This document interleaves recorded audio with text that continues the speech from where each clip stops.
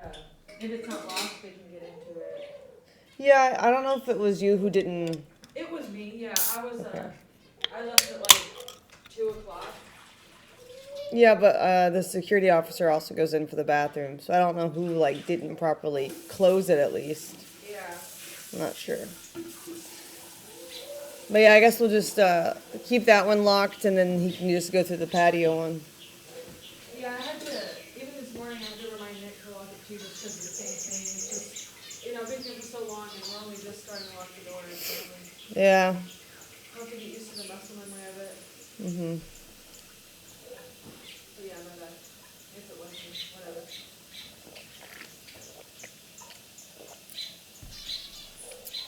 Maybe we'll put a note on it and be like, "Keep locked. Go through patio." Yeah. Or something.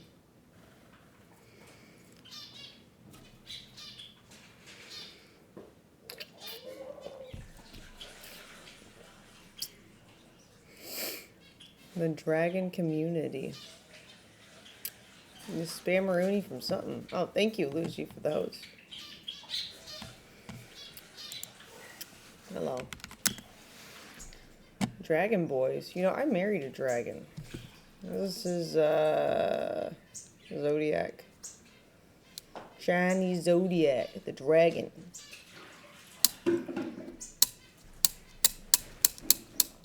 I don't remember. Is he a gold dragon?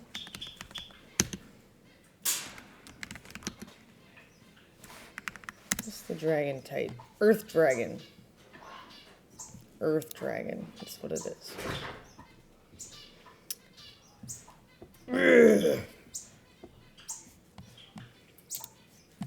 We got smart, ambitious, and hardworking. That's a good dragon. That's not a bad dragon. Is there a bad dragon in Chinese Zodiac? Well, there is in my OF room.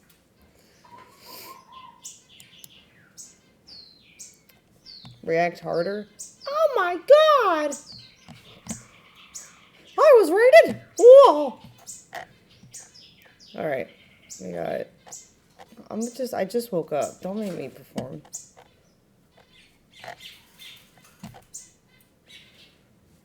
Wood dragon. Giggity. Oh, there's a gold dragon. 2000. Year 2000. That's cool. I got the most based one, though. Look. Grounded in stability, practicality, and resilience. Hell yeah, brother. Reliable.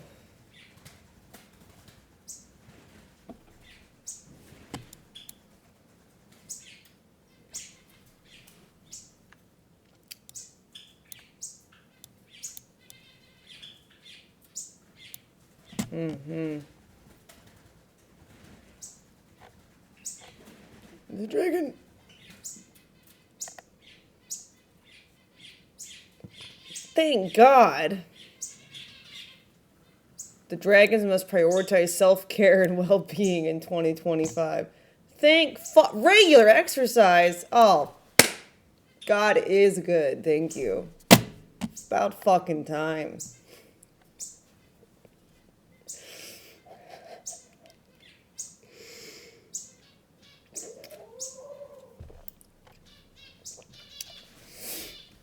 Thank fuck. Experience shifts in their relationships. Ooh, weird. Effective communication and mutual understanding. Wow. Greater harmony. Oh, thank God. Yeah, go to the fucking gym, bro. Okay. Be better sex for sure. What? I'm just saying. I need abs to grind on, okay? Give them back. Jesus Christ. Took them away, damn it.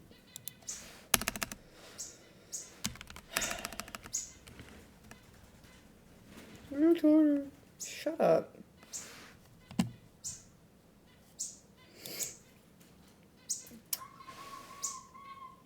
The fuck are you doing? I'm using the computer. What the fuck are you doing?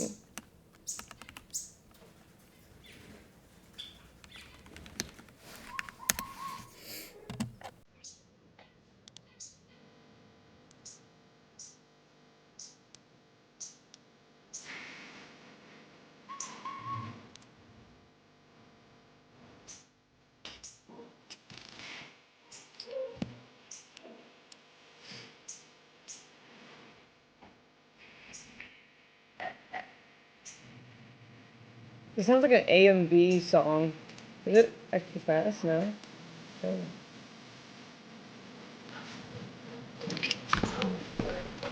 Hello. Hello.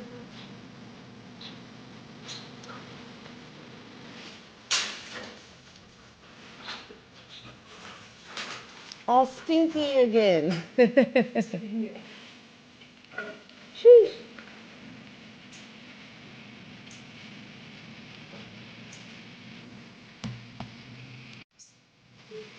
I thought that you ordered some of that instant dog food again, or you wanted to switch it back to that? I don't really care. I just think having a variety is good because sometimes they'll get bored of eating. Okay. I just know that when you, with dogs, you have to transition them Yeah. between food, so it'd just be like some of Yeah. that food, some of this food every once in a while. Yeah. Okay. Exactly.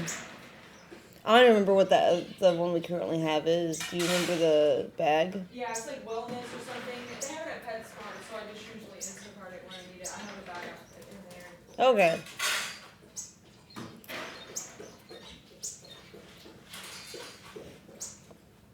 Yeah, I think using some on both is good, just so like if we ever run out of one or the other, it's not like a complete shock.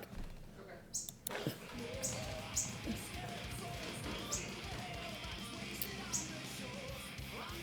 Maybe I'll get sponsored eventually by something like Farmer's Dog. Yeah. That'd be nice. Like that wet food one?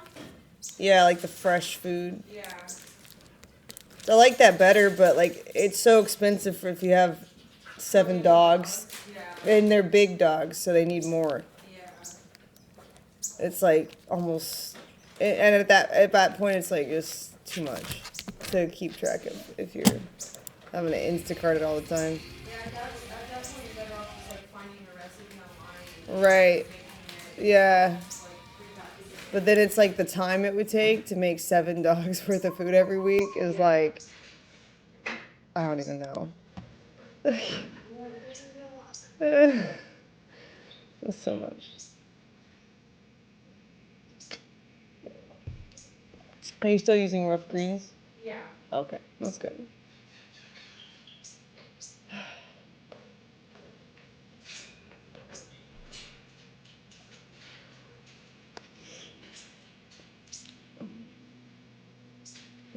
Those dogs come on Friday. Next Friday? This Friday, this coming Friday, yeah, I guess. Oh yeah, that'll be nice. It's Sunday now. So.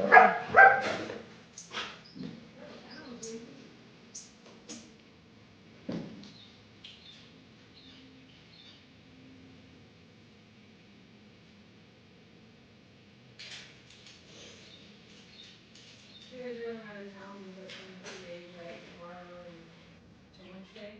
Yeah. I'll just have to pick up some of the pet food things. For like the dogs. Yeah.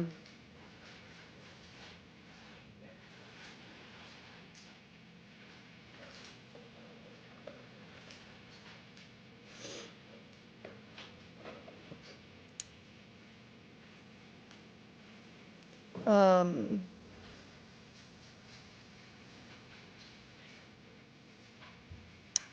On a day that you have time this week, maybe, could you also take, maybe with Maddie or someone, take the dogs to the vet for their shots? Everyone's due for some shots. That's like the second shot of their lepto vaccine, which is like a disease that rabies, it's not like rabies, but raccoons and stuff carry. Yeah. So they have one shot, they need their second one. And then Princess and Knox are due for rabies the March 30th, so I think it's just close enough Yeah. for their, If you guys can yeah. get Kristen to schedule the appointments, then Yeah, we could take them. okay. It'll just be easier if she does it. Yeah. All the information. But what, like, she'll want to know what day you're available to schedule it? Yeah, I mean, if it's just for a clean shoot, then it'd be Monday, Wednesday, or Friday. Okay. And do those days work for you?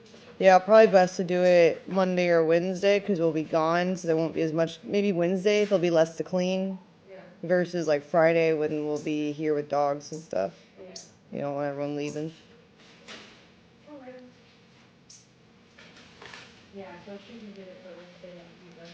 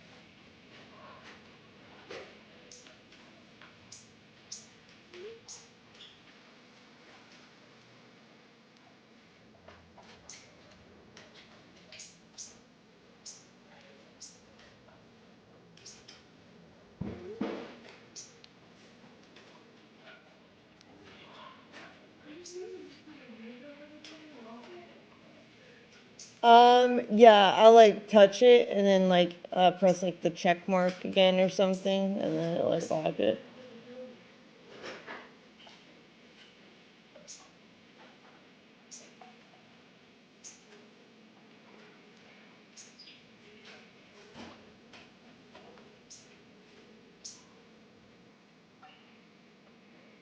Okay. And touch it on my go. I just do it actually. I slept in it.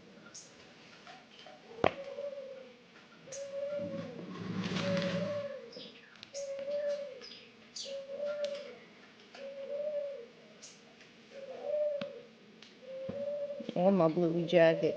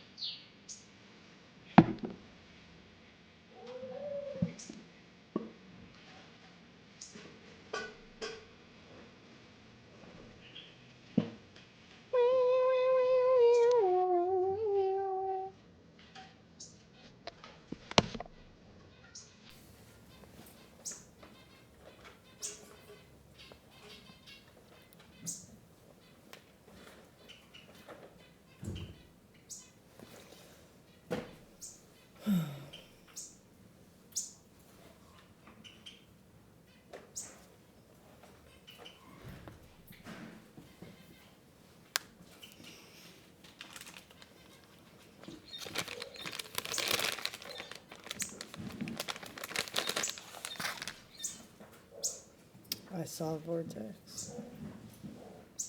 Cool.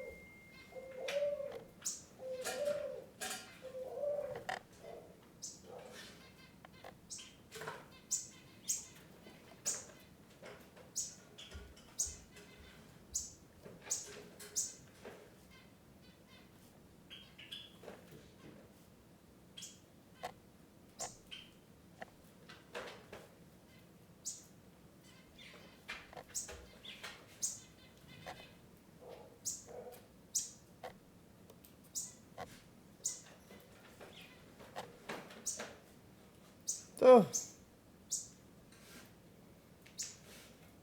Ooh.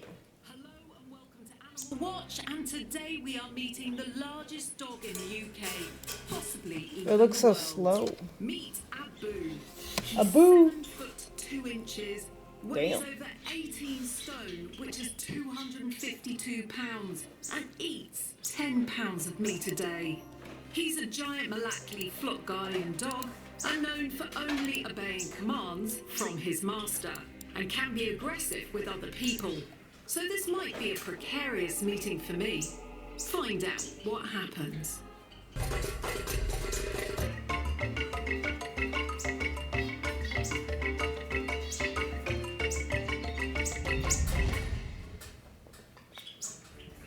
Dylan calls Abu his house horse, but the 2-year-old Turkish Malachley could still put on another 5 stone because he is far from fully grown.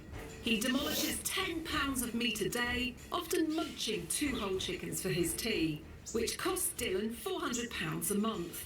Dylan Shaw spent £7,500 to fly Abu over from Turkey when he was just 4 months old, and already the size of an adult Labrador. Dylan claims that Abu is the largest dog in the UK and maybe even the world.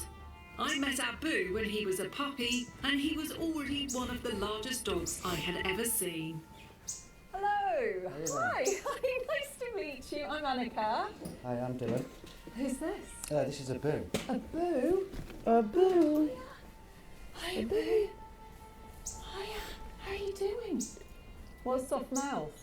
Very soft, isn't he? He's absolutely gorgeous, and he's a Turkish Malachley. Turkish Malachley. And he's really tall, isn't he? Like, He's very possibly, I've heard, the tallest Malachley in the UK. He is meant to be, yes, so I've heard of a couple of people, he's meant to be the tallest. Yeah, and he's 18 months old. He's, no, he's 16 months old. That's even younger. 16 months, yes. Oh, he's absolutely gorgeous. Hey, come here, baby. He's so big. Malachleys are known in Turkey for being a formidable flock guardian. To the inexperienced eye, they can look like giant kangaroos on steroids. In fact, the Malachley is more of a Mastiff mix, which makes his guarding instincts and muscle mass absolutely huge. Just meet this mature Malachley I met around the same time as Abu, and you can see how thick and heavily muscled they become. The Ascaray Malachlisi, or Malachley carabas, is a breed of large livestock guardian dog from the Ascaray province in central Anatolia, which is part of Turkey. They are also known as the Turkish Mastiff or Anatolian Lion. The Ascaray Malachlisi Breed Improvement Association claims that the breed is one of the oldest in the world, with a 3,500-year history in Anatolia. Apparently, the Ascaray Malachlisi was used as a war dog by the Assyrians 2,500 years ago. Genetic analysis has shown it to be a distinct breed from other Turkish livestock guardian dog breeds, including the Kangol, Akbash and Kars. The Malachley part of the breed name is said to be due to their pendulous jowls. But what is more incredible is their reputation as being devoted to only one master and his family, and that approaching them can be a perilous task. Even more perilous now, Dylan claims he is the UK's biggest dog, an 18-stone giant, which is 252 pounds, who eats an entire chicken for dinner every day. Abu now stands at 7 foot 2 inches when he's on his hind legs and weighs the same as a baby elephant. Abu's diet costs Dylan £11 a day, a little over £4,000 a year. But despite his size, Abu is a gentle giant who thinks he's a lapdog and loves snuggling with Dylan's kids on the sofa.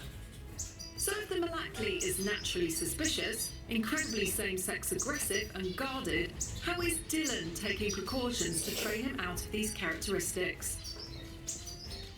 He doesn't know me at all, and he's met me beautifully today.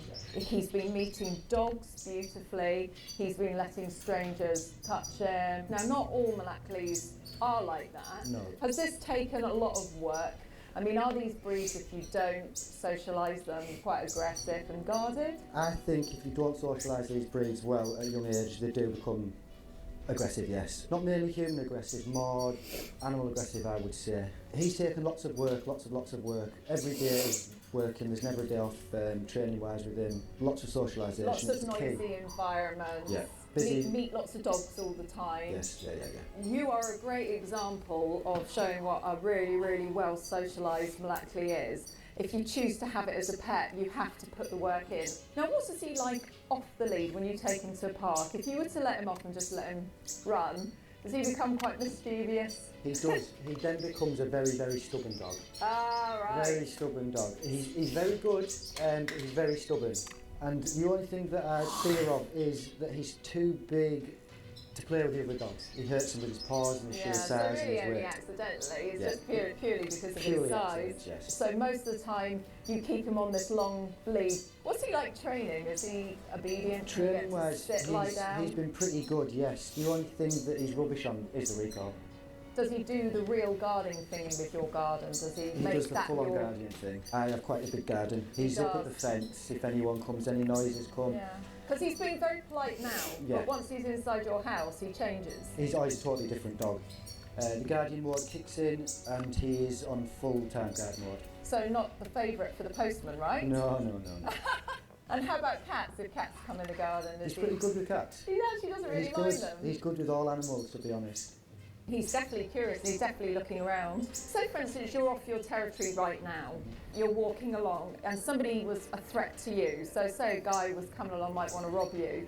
Will he guard you? Will he know and understand? He will. He's a different dog. I think he can feel the threat. I don't think too many people will come too close with him. And how about at night time? What's he like at night when you walk with him? As soon as the darkness hits and I take him out, he's a totally different animal. That guardian mode flicks on and he's watching everything. That's really, really interesting because of course, when they're looking after the flocks, the time that when the wolves come to pick off the sheep is night time. Nighttime. That would be a natural thing for them to be, would be awake at night when the wolves come. You were saying they actually quite likes water as He well. loves water. We've got a river here, so we're keeping him on a lead to make sure he doesn't go in the river, aren't we? We are.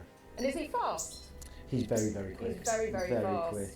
I mean, I think it's with his legs being so long as well that he covers a lot of ground fast. Yeah. But he is very quick. So you've got kids at home. Is he very careful around them? He's very cautious. When the kids are around, he flips into guardian mode and he's very, very cautious looks and after them calm. really He looks after well. them very well. And then when the kids aren't around, he's back to puppy mode and bouncing about. That's really, really beautiful to hear, actually. Dylan says that Abu is very energetic when he's out, but in the house you don't know he's there until you trip over him. When he stood on all fours, Abu's shoulders come above Dylan's hips. Despite this huge size, Dylan says that Abu thinks he's a lot smaller than he is. He tries to sit on his lap and crushes him. He's a really big softie. He cries when he gets told off. Many Malakleys are listed at weighing 143 to 187 pounds baby. and standing 30 to 33 inches tall. So Abu is exceptionally big for the breed. Dylan says currently he's outgrown every other dog that's come from the kennels he got him from. He's grown a lot more than he'd expect him to grow. He's very large for the breed. He dwarfs Great Danes. Balthazar, a blue Great Dane who weighed 15 stone and was 7 foot tall on his hind legs, has now sadly passed away. He was the current record holder for the UK's biggest dog. Now, Animal Watchers met Great Danes, which were definitely huge, but also this Irish Wolfhound Wilson out of Stoneleigh Irish Wolfhounds might be on his way to stealing the tallest crown from Abu. So do you think that you've got a bigger dog than Dylan has? If so, then Animal Watch would like to hear from you. Drop us a line at animalwatchagent@gmail.com. And if you'd like to watch our episode on the Turkish Kangal for comparison, then I will put a link at the end of this episode. And if you'd like a recap on our previous Malakli episode, I'll pop a link to it here at the end too. And if you enjoyed this episode, then please give us a big thumbs up and subscribe to the channel by clicking the link in the bottom hand corner, and tune in every week where I'll be bringing you more amazing episodes on dogs, wolves, animal rescue and conservation. Bye for now.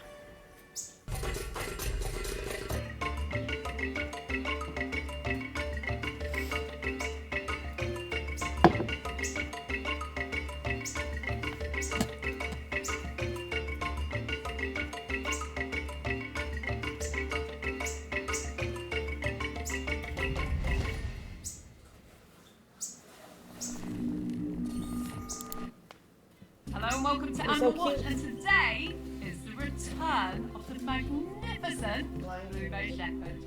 Is this the rarest and most beautiful wolf dog breed in the world? A colour so rare that when seen on a mythical looking canine, it can't help but evoke feelings of awe and fascination, especially set off against those piercing yellow eyes. Animal Watch is the only YouTube channel to have exclusive access to the founder of this incredible breed, our last documentary having millions of views. That was 6 years ago. So what's new with the Blue Bay Shepherd? Seeing photos of some of the unbelievably beautiful new faces on their website suggests that the breed is improving at an incredible rate. The dogs are becoming more breathtaking, more wolfy, and more otherworldly.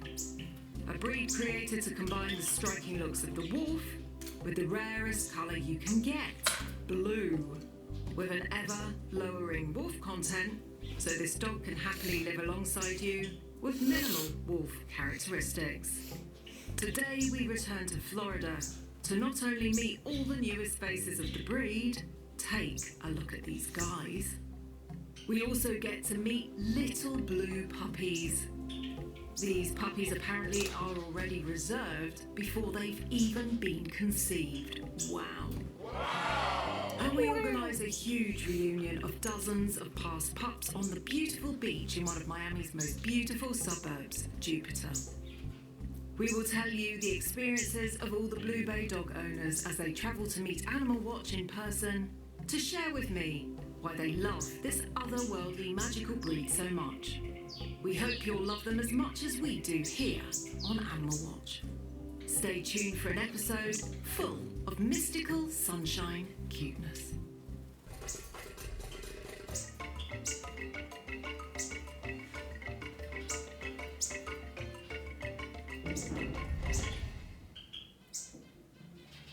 Six years ago, Animal Watch was granted access to one of the most wild dog breeds in the world. So rare that only one breeder has access to these dogs. Called the American Blue Bay Shepherd after the colour it possesses, blue, and Bay after Palm Bay in Florida to where they originated from. Shepherd comes from the German Shepherd content added to help with trainability. Firstly, this colour is super rare. A solid blue coat where a smoky blue-grey extends from the tips to the roots. It can be seen in some cats, rabbits, and pure breed pets. The dilution gene D is responsible for solid blue coat colour in dogs. This gene is recessive, so a dog must have 2 copies of the D allele to have a blue coat. This means both parents must have this gene in their ancestry, or the puppies will not be blue. How the dilution gene works. The dilution gene affects emulanin, the pigment that produces black and liver colours. When a black dog has 2 copies of the D allele, it becomes blue. When a liver dog has 2 copies of the D allele, it becomes Isabella, which is sort of a solid lilac colour. The interesting thing about the Blue Bays is that they also have a blackish blue pigmentation, which means the yellow eyes are really framed by what can only be described as looking like black eyeliner. So quickly let's make a clarification between a Blue Bay Shepherd and a Blue Wolf Dog, as there are many Blue Wolf Dogs out there in the world which are not Blue Bay Shepherds. A Blue Wolf Dog, like my Wolf Dog Ocean, is simply a wolf dog that has inherited the genes for a blue coat, much like a black coat, a gooty coat or grey coat.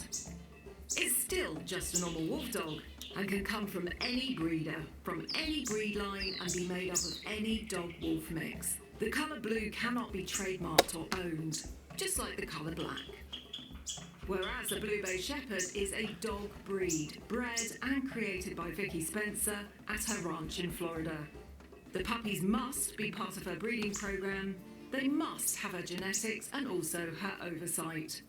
Vicky is attempting to lower wolf content while increasing wolfy looks. The issue both Vicky is having, which annoys her and me to be honest, is that any blue wolf dog in the world has recently been labelled as a Blue Bay, which simply is not the case. Until she has a registered line out there and registered approved breeders, any random blue coloured wolf dogs simply are not hers, bred by her or part of her plan. Unfortunately, some viral videos on TikTok labelled my blue wolf dog as a blue bay, causing a worldwide mania which we are still clearing up.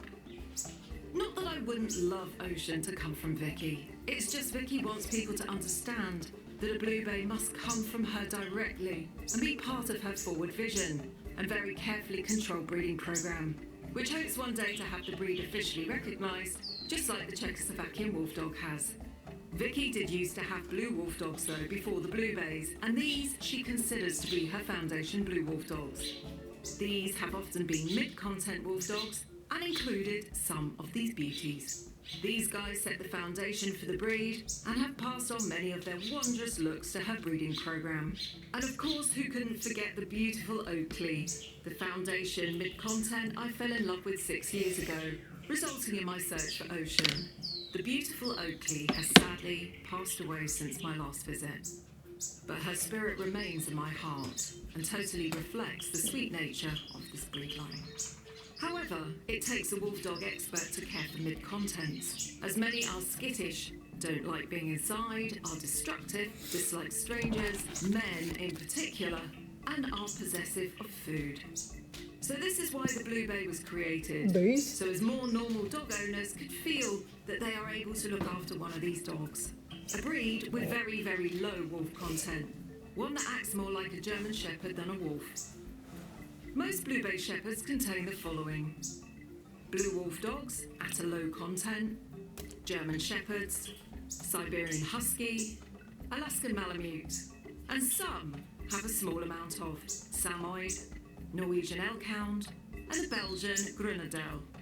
Also today we will be addressing the hundreds of scams online that have resulted in fake Facebook, Instagram, TikTok and YouTube pages. Scammers using photos of other people's already owned puppies to get people to put down huge deposits online for dogs that simply do not exist. We will explain how to get a genuine Blue Bay and that Vicky only accepts applications in writing to her house in Florida. Anything else online is a scam. So less chitty chat and more onto the visuals. I was so excited to have returned to sunny Florida, as the UK has been dark and rainy. Vicky lives close to the Space Coast and sunny Melbourne, in a wonderful natural location, so her dogs can have huge enclosures and peace and quiet away from neighbours. Hello! Hi! Long time no see. Nice to see you Been a guys. long time. Oh my god! Oh, hello! It's so good to see you. We got babies. In fact, look, We got I'm babies. going to come in the middle here. These are so cute. They're like little bears, and the colour is so gorgeous. Kind of a Oh Kind my of a heather goodness. grey. How old is this one? 6 weeks. 6 weeks. Can I hold? Yes, you can. Oh, hello. Hello. Oh, goodness me. So we're back here today to make another episode of the Blue Bay Shepherd because, of course, the Blue Bay Shepherd is so utterly popular. One of my most favourite breeds. The colour, the temperament, everything about them is absolutely magical. And it's been 6 years since we've come to visit, and we're just going to meet all the new dogs and also address a few things that have been going around on the internet. Yes. So we've had a lot of impersonation going on with poor Vicky here. So we're going to talk all about that, and we're going to refresh ourselves with everything that's happened and just have a load of fun because these are absolutely gorgeous dogs. So come on then, let's go and meet the pack. Let's go. Yay! So after being greeted in the best possible way with puppies, I was excited to meet some new faces I hadn't met before. Now on her website there were 3 handsome males that were taking centre stage for me: Skyjack, Wyatt and Stetson. So first up it was Cuddles with a derpy Skyjack.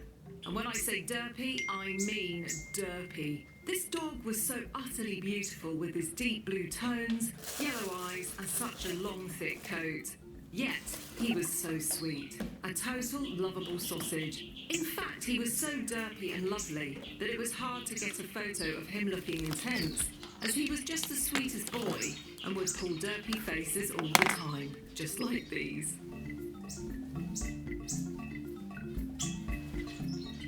Then it was the Shire Wyatt. Wyatt is one of Vicky's mid-content blues and not considered a Blue Bay. You can see he was quite shy with me. This is one of the reasons Vicky is lowering the wolf content, so she can remove a lot of the wolf shyness. I was assured that he was super cuddly with the family though, but oh my, wasn't he stunning? So large and regal. Then it was Crazy Town Stetson.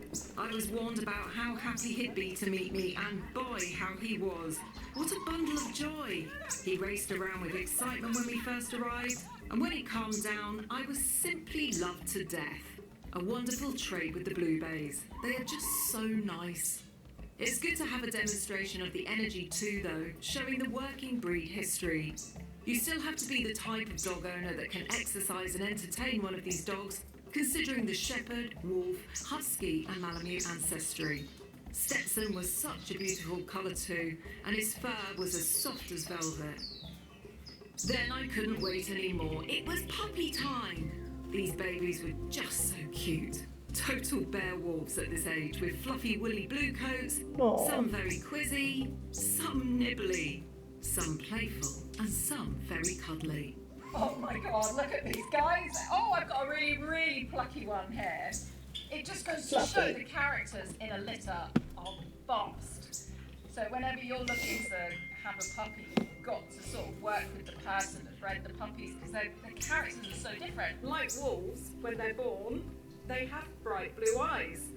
And as they get older, it mellows, sometimes change to light green, and then it ends up being a beautiful bright yellow or amber. I was in puppy heaven, and they all smelled of puppy milk and little toe beans. Talking of puppy milk, it was time for Mum to come in and feed her pride and joys. So pretty. So this is Nala and she's 4 months old. Oh my goodness me, so you can see how they change.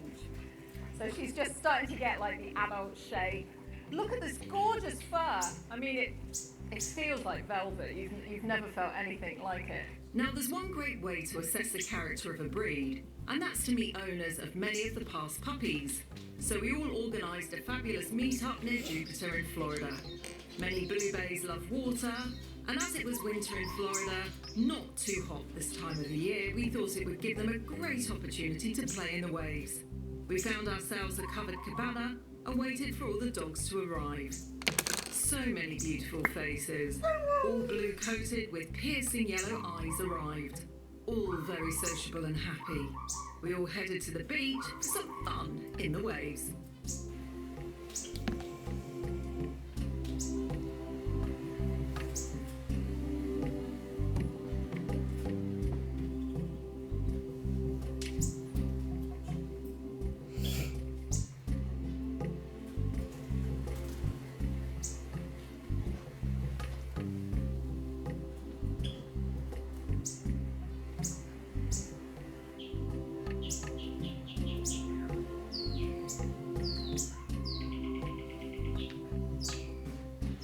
I decided to have a chat with some of the owners about their experiences with their Blue Bays. I'm here with Banks and this is Ava. And Banks is how old? He's 1. He's 1, so he's still a puppy. Yes. I think he is just such a beautiful example of a Blue Bay Shepherd because he's calm, he's easy to be around, but he looks so wolfy. So what's he like in public when you're walking him and other dogs come along? He's perfect. He doesn't really pay attention to other dogs. He's a service dog, so he comes everywhere with me. Airports, restaurants, like literally everywhere, and he doesn't pay attention to any other dogs. Really? So what sort of training have you been doing with him? We have a trainer, but it's also just his natural personality. Like, he's just so calm. Like, Really? at 7 months, we flew to Canada. It was 6 hours straight. Wow. He slept the entire time. Have you tried having him off the leash, or do you just walk him on the leash at the moment? Right now, we still do on the leash. That's the one thing with him. He just loves everyone and everything. He just wants to go say hi. I think that's an important thing to talk about because obviously the German Shepherd makes them very biddable to a degree. Yes. But then the Nordic breeds, they can be aloof. So you always have to have that little bit of caution. Yes. So we're here with Jackson and Jason, and of course you've got a lovely story, haven't you, about what inspired you to go and find him here. What is it? Everything about my boy is the best. He's from a vacation we took in Jackson Hole skiing, Wyoming, and we saw this picture in the store of a wolf in Wyoming in the wild, and it had such a serious look on his face, like he was probably gonna eat something, and it was just so cool. I was just like, that embodies the American spirit. I need a dog every day in my house that looks like that. And we went and got on the internet and found that there does exist such a thing, and it was this beautiful beast. We're blessed to do it, and we love him every day of our lives. He makes better. What's it been like having him in the house? What's he like to He's a just challenge. hang out He's with? got a sense of humor. He likes to steal my undershorts and parade around the living room with them until I'll chase him, because he loves to be chased. But he gives them back whenever I really insist on it. And how old is he at the moment? He's 1 year. Ah, so he's still a puppy. Yeah. What's he like in public when you get out there and you're meeting other dogs? He loves people. He loves human babies. He loves puppies and dogs. It's the son I'll never have. I love him. Yeah, he's the best. That's a wonderful story. Yeah. Thank you. Thank you. I'm here with Arlo, and this is Alexis. This dog is so relaxed. Is he this relaxed when he's in the house with Yes, you? he sleeps all day. He's been like this since we got him. He is the easiest dog I've ever had, and he is just such a vibe. And you were saying that he's a service dog. Yes, so we travel all the time. He's been to probably like 5 states so far. He's almost 2 years old, so we have a lot of plans to go up to different national parks and give him the best experience he can out in the wilderness. What was it like raising him from a puppy? Bloof. Honestly, it was the easiest thing I could have asked for. Everything came naturally. He just picked up things so quickly. Is he really confident, or has he got any spooky moments? He's so confident. Everywhere he goes, he explores, and he's just chilling. He has been the biggest blessing I could have ever asked for. Well, it had been a busy day, but I was eager to get all the newest updates from Blue Bay founder Vicky Spencer and all her hopes and plans for the future of the breed.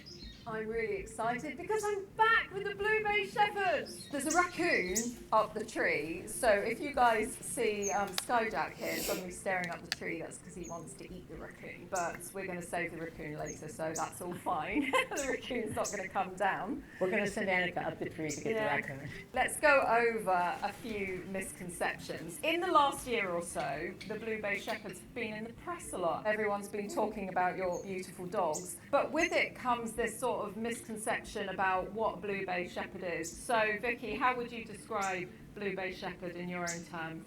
Well, it's a breed in progress. Obviously, everybody knows it does have wolf in its background and its history, along with the German Shepherds and 5 other breeds. And the purpose is really not to develop anything new as far as what dogs can or can't be, but just a different look, a good, stable, trustworthy family dog. So what we're saying is Blue Bay Shepherds belong to Vicky. They come from here. They were bred here, random wolf dogs all over the world. Just because they're the colour blue does not mean they're a Blue Bay Shepherd. The blue is simply the color, the coat color. Do you know what I think is just so interesting is what you were saying to me, that you can get it in the wild. The Eastern Timber Wolf so far is the only wolf that I've been able to find that does produce blue. That's and it's insane. very rare, very rare. Yeah, I imagine it's so rare. I believe it was 1993 when they reintroduced them into Yellowstone. There was one female that was blue. Wow. She was that slate color. I can't remember what her number was. They didn't give her names, female number. But she had a blue coat. She was the prettiest thing. The pictures that I saw of her, she was solid. But like most wolves, the solid coat, the black wolves do the same thing. They don't stay black. They don't stay blue. They start phasing out, getting the white around the muzzle. It's not from age, it's from maturity. And sometimes, down the legs, and then they get the undercoat that has the lighter coat. Whereas with blue German Shepherds, they're born blue as puppies, and they most always get darker, and then they look black. They don't even look blue. That's amazing. The next thing we want to talk about is they've got so popular, the Blue Bay Shepherd, that it's led to a spate of impersonation. Yeah. We've had huge amounts of Facebook pages pop up that all say that they're Vicky or Southern Breeze or Blue Bay Shepherds, and taking deposits of people, vast amounts of money, to reserve dogs that don't exist. So if anybody wants to actually have a true Blue Bay Shepherd, there is literally only one way you can do this. And what's that, Vicky? Check my website, bluebayshepherds.com, and that's where the puppies are listed when they become available. They're always sold prior to being bred. So you were saying Yeah. people actually have to write to you Yes. at this address? Yes. So And if there's something payments else... are always sent to this address. It's sent to my personal address, which is on the website as well. If they're asked to make payments Yeah. to Damn. anybody besides Southern Breeze Kennels, and They're so send it cute. anywhere other than my Y'all, address, she's old. they are dealing with a scammer. If you want one, you gotta write to her before she dies. So I'm just being real. please, please, please Because when she's gone, who knows if the breeding will be maintained. don't get sucked in by all of this. Just go to her official website and you can deal straight with Vicky. How long has the Blue Bay Shepherd been around? I put the first litter on the ground in March of 2011. That was with the foundation animals, the German Shepherds, and my blue wolf dogs. For the first few years, German Shepherd was the only purebred in the breeding program. You know, the wolves were wolf dogs, Amen, I care. 5 generations back, so the first Blue Bays on the ground were 6 generations. Now there's 7, 8 generations, and there's altogether Does not 7 look that old. breeds. No, this Now old we woman. added 2 full breed She is the dogs, breeder. which was the German Shepherd first, and the Belgian Groenendael several years later. And then we've got other things Yeah. like Husky is Husky, in there and Malamute, Norwegian Elkhound, a little bit of Collie. When you put a little bit of German Shepherd in, you get some Yeah. very, very biddable dogs. It's the fine line, isn't it, Right. between stopping them from getting too shepherdy Right, and in then appearance, in appearance, but correct, yeah. keeping that lovely biddable Uh-huh. nature that you get from Yeah. the German Shepherds. Yeah, it's worth it to most people because you have to stop and think when you get a dog. You're pretty sure you're going to have the dog 12 to 15 years. You don't want to buy something just because of its looks. So to me and to most people that get the Blue Bays, it's worth giving up a little bit of that extreme wolfy look for the trainability and animal that you can live with in the house and enjoy that can be a part of the family. What would be your ideal wolf content that you would get to eventually? My ideal, I think, is impossible. My ideal would be DNA-wise for no wolf at all to show That'd up. be amazing. And right now, each litter is a little different because I am still, adding to build the gene pool. They're so cute. Every one isn't, exactly the same. But right now, what I'm having the best luck with, I think, is anywhere between 15% to 20. As well as him being completely Uh-huh, relaxed right, like this, he has his bursts of energy, and it's really Here important comes to this tell one. the viewers out there that these dogs originate Fluffy. from working dog breeds. So they're not just pretty dogs for you to have in the house. You have to be under the mentality of somebody that's going to get out there with your dog and you're going to train it. There's also a level of stubbornness, and of Yes, course uh-huh. I feel that's obviously Right. from the sled dog breeds. Yeah. Some of the Blue Bays do really well off Yeah, the lead, uh-huh. some are Right. more Right. like a Right, yeah, sled because I don't dog. want anybody to think that if you get a Blue Bay, it's going to look like a wolf and it's going to be perfect and it's not going to eat your couch and it's not going to do this or do that because a German Shepherd will do that. Pretty much any breed Yeah. will if they're left alone and they're not trained. Look at this They're little so baby. cute. But there's one thing I can say is that they're so affectionate. Yeah. Yeah, they Aren't are. they just Uh-huh. the sweetest little things? Look at you! Look at you! No, she's one of the more calm, laid back ones. He's a little more energetic, this one is. What you've got spot on, Vicky, is the eyes. Some of the boys, they're Uh-huh, big. yeah. I've had 2 of them get to 130 pounds. That's not the average. The average, I would say, for the males is probably 85 to 100. Okay. Yeah, And then so, the females are more. and the petite, females, right? yeah, generally speaking, yes, they are. Somebody's coming to get a Blue Bay Shepherd off you, and they're taking them home, and the first thing you say to them is socialisation. Is that the most important thing? Yeah, but they pretty much know that by the time they come because when people come to pick up their pups, I've had contact with them for generally a year, so I know what they're looking for, and it's not that I'm going to say, okay, this is the pup that I picked for you, that's the best for you, but most of those people want my opinion because they've told me what they want for their family life, what type of animal they're looking for. Because these dogs are descended from Yeah. pack Yeah. animals, they Yeah. also love Yeah, well, company, right? because in the wild, wolves are a family. Yeah. They don't want to be So, loners. do you Yeah. get some people that have them on their own? A lot of people take them with them everywhere, but there again, So if you cute. get one that's got that rowdy temperament, it's going to be kind of hard Yeah. to do. So it's Um, nicer to get yeah. some other canine Uh-huh. members to be Yeah. in the family. Oh yeah. Then when you have to go somewhere that you can't take your animal with Yeah. you, you're not leaving them alone.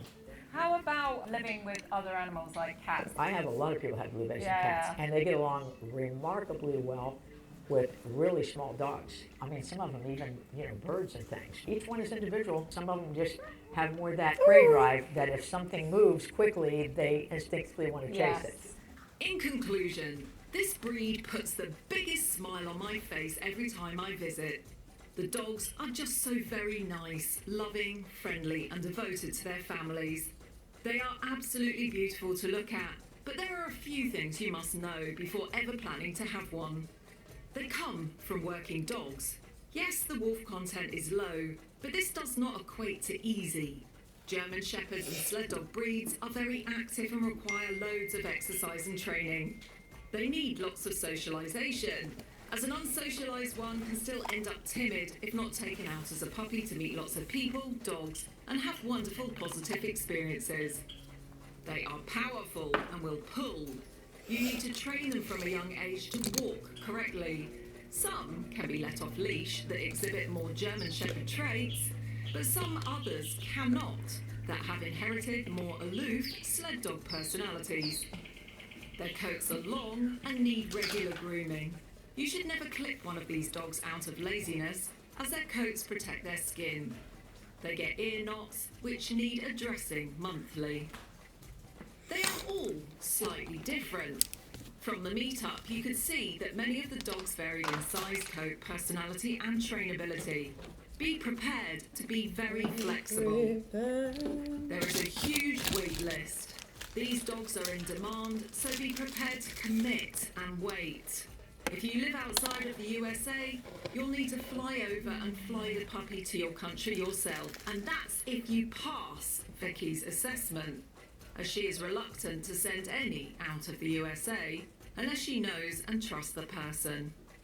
Vicky takes all applications in writing only to her address. This is how you know it's a genuine Blue Bay Shepherd. If someone is trying to sell you a Blue Bay online, it's most probably a scam. You must go visit Vicky if you want a puppy. Her screening is thorough to make sure only the best people have a puppy. And finally, if the dog is not from Vicky in Florida, it is not a Blue Bay Shepherd.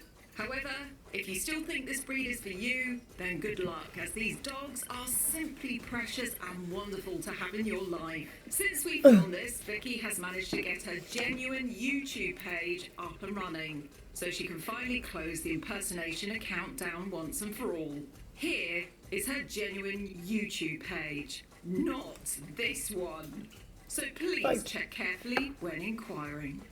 You also have a Facebook page, don't you? Yes, but they probably won't get in touch with me now. My daughter Karen, if somebody gets on there and they join the group and they want to know where they can get one, obviously she contacts them and lets them know. But it's a good place to look at pictures and to talk to people that actually own them and find out, is this really what I want? Yeah. So the website is www.bluebayshepherd.com. That's it. Well, I have .com. I have .net as well. Do you? Okay. Well, we're going to write that on the screen. That is the only place that the Blue Bay Shepherds come from.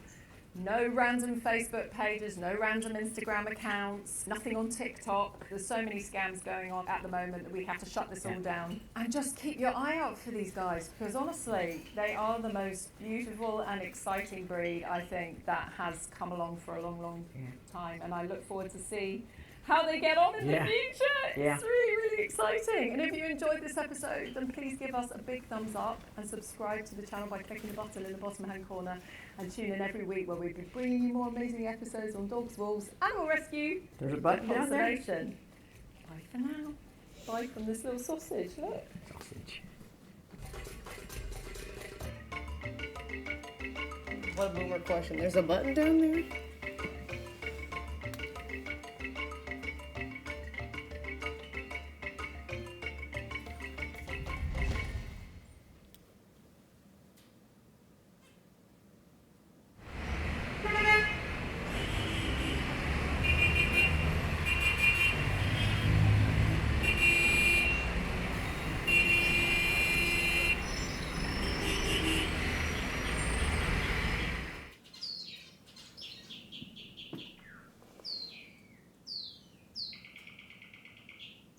Have you ever wondered just what it's like to watch a wolf dog pup grow?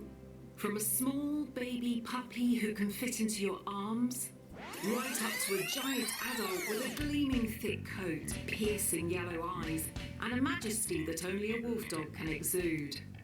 In this special 6-part series, Animal Watch will follow the life of a small wolf dog pup, from 10 weeks right up to 10 months old.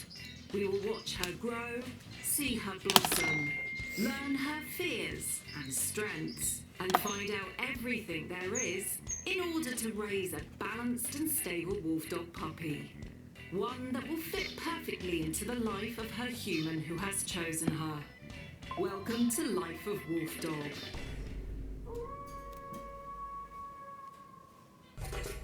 Oh.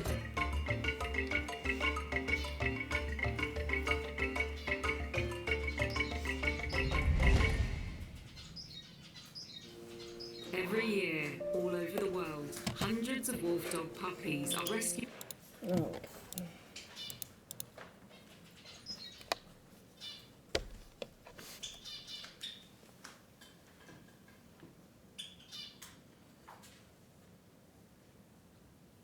Can you change your water fountain and cups? Change it out? Yeah. Kind of dirty in there. Got like poopy. Should I unplug it Yeah, you can unplug it. You just like lift that little door when you want to take it out.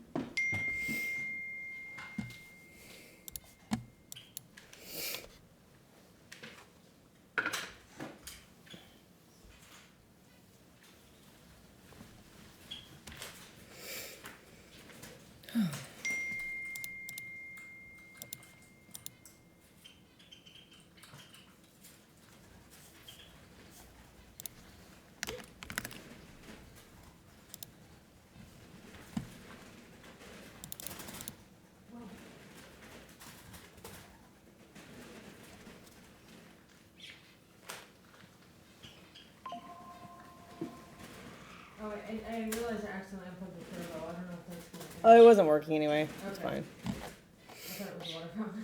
No. Unplugged it.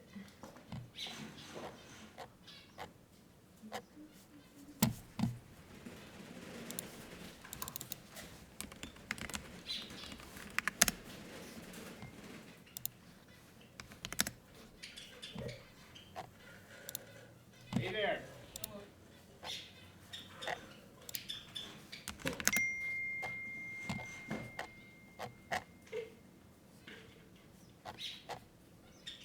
My shepherd chat.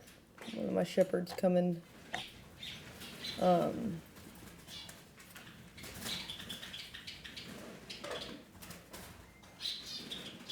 This week is so pretty.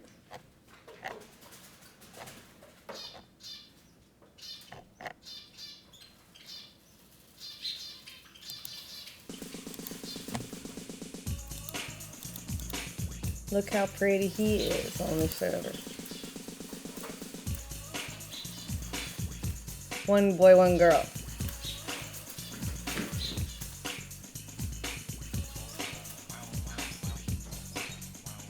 It's just trumps.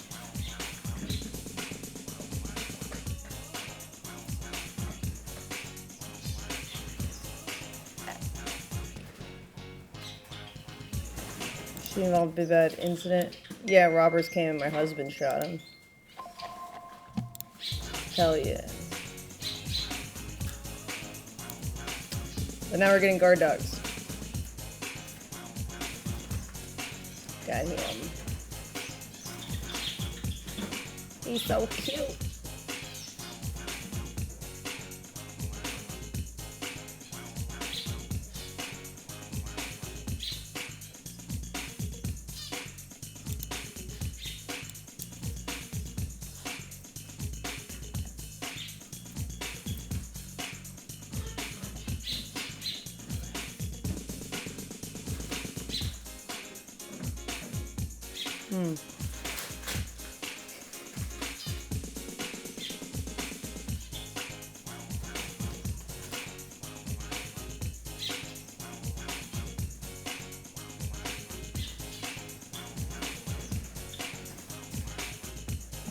Should have had a guard dog. I did until cancer.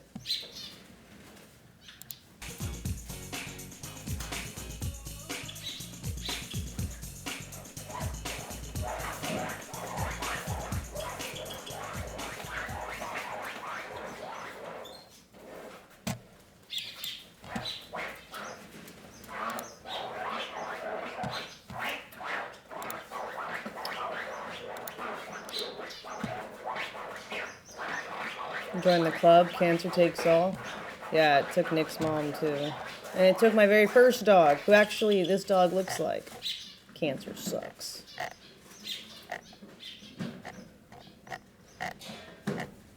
My very first dog looked a lot like Trump's. He was a flat coat retriever chow mix. So he had floppy ears, but everything else looks similar. What's up? Is there anyone new doing packages? Because I got a lot of your packages on my side. I have no idea. Interesting. Not that I know of, but. Oh, okay, you're still here. Cool. Yeah, sorry. Yeah, there's like 5 or 6 John Adam over there, and then Yeah, it could have been because I had Natalie subbing from That's fine. last Yeah. week, so. I opened one just to see, but there's dog leash. Weird, I didn't even order this. What is it? Retractable? Oh, sorry, what? Oh, I didn't know. I'm still expecting that remote that I ordered. But Oh, it's in the lounge right now. Oh, okay. On the floor with the instructions and stuff. Okay. What was it for again? The AC thing? Yeah, Splitter? the AC that's on the patio. Here, I'll bring it down. Okay. I did not order a retractable leash. It also, Angelica ordered stuff, so who knows, like, if. It could have been she ordered it and then it came in later. Yeah, exactly. She ordered it for her then. Well, you could just take a look at the Amazon and see when it was ordered. I could. But I never order a retractable leash on I Amazon. mean, it might be smart too, so you know. Right. What is it? A retractable dog leash. Oh, yeah. I hate those. Yeah, me too. Who the We use fuck? those, right? We have 1 or 2? Well, yeah, you have some, but they're not good. I mean, they're not. Yeah. You're not really meant to use them for dogs because Interesting. they don't learn very well with them. Yeah, you should check when. Or like, if there's something dumb on it, like a reoccurring purchase every couple months. Could they break, right?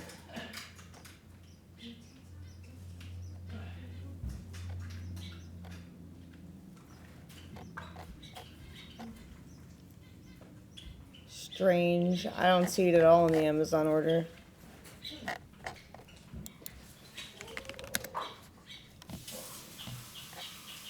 Very weird. It's not in the Amazon orders at all. Usually when I order stuff, I just put it under my name just so you know that I ordered it. The other innocent possibility is that it was ordered a long time ago, misplaced and not opened, and then they sorted it over there. Yeah, but it still should be in my Amazon orders. Well, also it's like it depends, right? Because I've done searches on Amazon before. Some products they jam so many keywords in the top that your search for the used or the past orders won't actually show up for like really obvious categories. Oh, it's right here. I'll put it Okay, cool. Thanks. I don't know. here. Guys, you ready for a gun stream? Woohoo! Horrible images in Discord emote channel. Huh? I don't know. Horrible as in just bad suggestions or Oh like... fuck, I'm on it. Alright, well, she'll look at it. That's fine.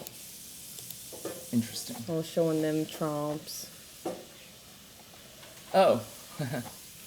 Damn, that's a lot of videos. Yeah, they have a lot of videos. Look at Trumps with the kitty. He looks so innocent. He's like, He's hmm. like, He's like, it's a weird looking dog. I feel bad. Like that poor dog. Why it look like that though? He's like, it smells kind of funny too. So, when you have a dog and you have a cat, what do you do? That cat has to do something. Damn, like the cat went like, and he was like, oop. But they need to both. He's so cute. He is. He's like, all right, that's The enough. cat doesn't know what to do with the dog. So eventually something happens. But you can obviously see that 15 seconds has already occurred. Yes, right, buddy? Oh, It's like, cat is weird, don't like it. how heavy is he? I don't know, probably, I would guess like maybe 100 pounds, but I don't know. So you already know there's a cat there, right? Yep. You see that he is not aggressive, obviously. Now we'll see what happens. Oh shoot, Yeah. that's pretty brave. Some weird pussy. He doesn't want to get in the way of that cat. But you know what? German shepherds don't really care about cats, especially when you have, they're so well trained. Even though they've never seen a cat, it's not a threat. The cat feels threatened, but obviously it's not being threatened. He's so cute.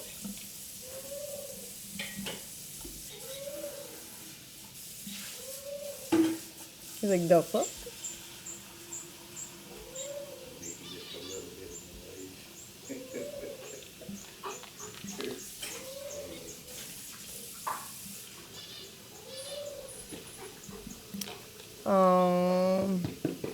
We have a mod already doing it. Page.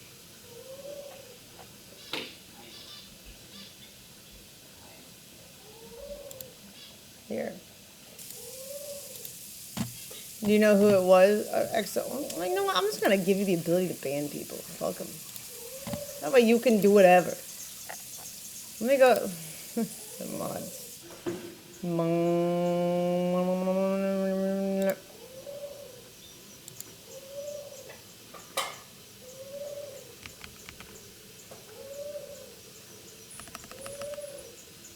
What's your Discord name again? Is it the same? Oh, there it is. Okay, I found it. I had to type the whole thing. Rolls.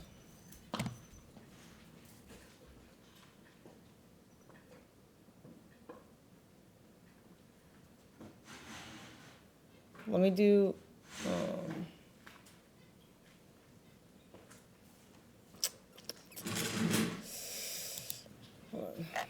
Let me make like a new roll, because I don't want all mods to have band power, just because like some are more trigger happy than others, but I feel like you're pretty reasonable.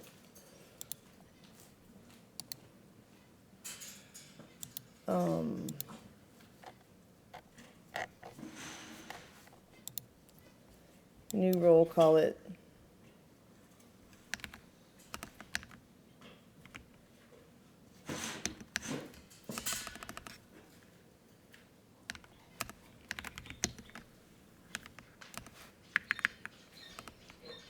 mods who ban.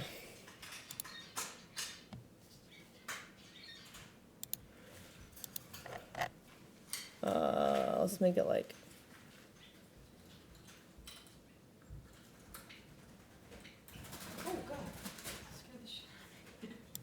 green.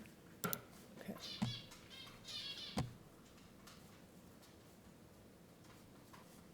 Permission.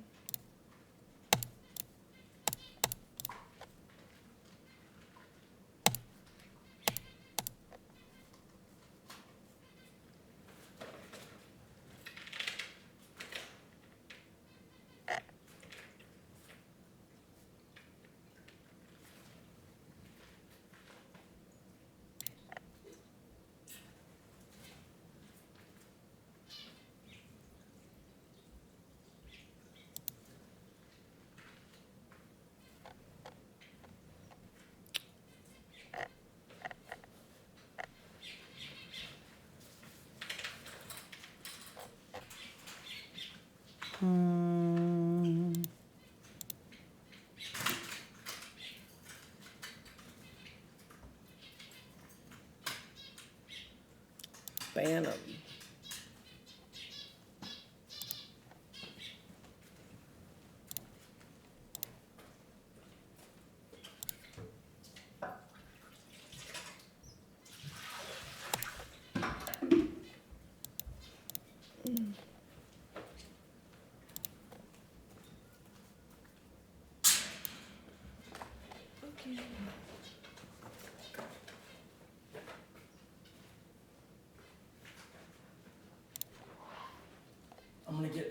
comedic value out of this, and I'm gonna throw them away.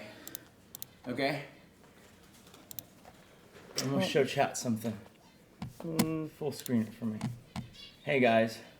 So when I started losing weight not that long ago, actually it was quite a long time ago, but about 6 months ago, as I was slimming down, I needed to buy, new underwear because mine was too big, all right? And I hadn't been, buying clothes like for many years because when I got fat, I kind of just wore like gym clothes and stuff. And so I wasn't really sure, oh, maybe there's like a new underwear brand. And so I bought some underwear. And when I got them and I put it on, I was like, what the fuck is this? Like, why does my butt look like that? Right? And it turns out, I guess I should have been clued in by the name. I thought it was just like a brand where they had like less restrictive, glute lining. But it turns out that those are padded butt underwear for men. For men. To make your butt look more pert. But man butt shape, I didn't know not they female made that. butt shape. Yeah. Like, it's so crazy. And then it actually makes my pants not fit because the... Let me see what they look like. No. Have you tried them? I have tried them. Do they look like your younger self caked up? Hey. See, look at it. Rounder bottom. Rounder bum. Sheesh. You didn't need those back in the day. I know. This is the one I had tried. I'm going to throw them all away unless someone in chat wants me to send them to them. They're size medium. I don't know. I either throw them away or give them away. They're not expensive or anything, but they're like 20, 25 bucks each. But for men. Look at that shit. Any men out there If want to look? anyone wants this, Anyone want a little booty? I guess a mod. They're going to get terrible messages now. And tell them, and I will absolutely ship these to you. And you can start enjoying a new butt. Hold on. Can you just I'm going to hold it up. I just want to see what it feels like if I were to. It's not that much padding. It's like it's a little bit. It's kind of but like it makes it look like, so look, on the margins, things look different, right? Like, so if you just had like, half an inch more ass, especially like protruding and coming out and really making that shape rounder bummed, it could make a big difference, right? Sure. You could score a girl like Amaranth because she's staring at it. Yeah, I actually went out with him for a second date because his butt was so nice. Yeah. See, you can save the situation where she hated your first kiss. It was bad, but his butt was really nice, and his abs are nice. So get yourself an ab shirt. Isn't it silly? Like, she's a virgin. She's just like, oh, I'm an admirer of aesthetics. It's like, what are you gonna do with it? Hey, you can't do anything with it. It's just nice to look at. Go buy yourself a statue of David. Hey, then. I have a nice butt, and you don't do stuff with it. So point made. It's aesthetic. But at least other people do. What? No one does anything with my butt. The fuck? I'm kidding. The fuck? No, I'm serious. You've been colonoscopied. I have not, sir. Well, because I'm old. I know. Okay, yeah, like, I'm serious, though. Like, I'm going to throw them away tomorrow unless someone actually wants them. And, I'll ship them to you free of charge. I'll pay the postage. Okay? Otherwise, I'm just throwing them all out. He'll sign them for you, too. She'll sign them for you. Now, I don't really want to split it up. I just want it all to go one place or just all to go in the trash. So let a mod know and then somehow get my attention on stream. Even if you don't want to wear them, you could frame them. That's true. That's a good conversation piece. You could even say, like, look, I stole some of Nick Lee's underwear. His butt isn't even real. You can say, I broke into Nick Lee's house. What if I took his undies? That's true. The cake is a lie. They took my MacBook and my rounder bums. No, okay, hey, so what would you have done if that first time I took my, underwear off, you realized the butt wasn't real? What would you have done? Well, at least the abs are real. Contouring and body paint. Again, not real. Damn. Then what? You gotta really work on that kiss, boy, or else it ain't gonna work. All right, guys, I have a real quick errand to run. We're still waiting for word, but then we'll do a gun stream shortly thereafter. Okay, we got some fun ones for you guys. Yeah. We got another 9mm handgun, practical. We have that Korth revolver, which has a hell of a kick. How's your hand? Yeah, I can try it. Sure, but like don't push yourself because I don't really want it to snap back and like start shooting in the air. Right. And then we have a Knight's Armament, basically SR-15, basically an AR-15, military grade, but I made the colors kind of fruity.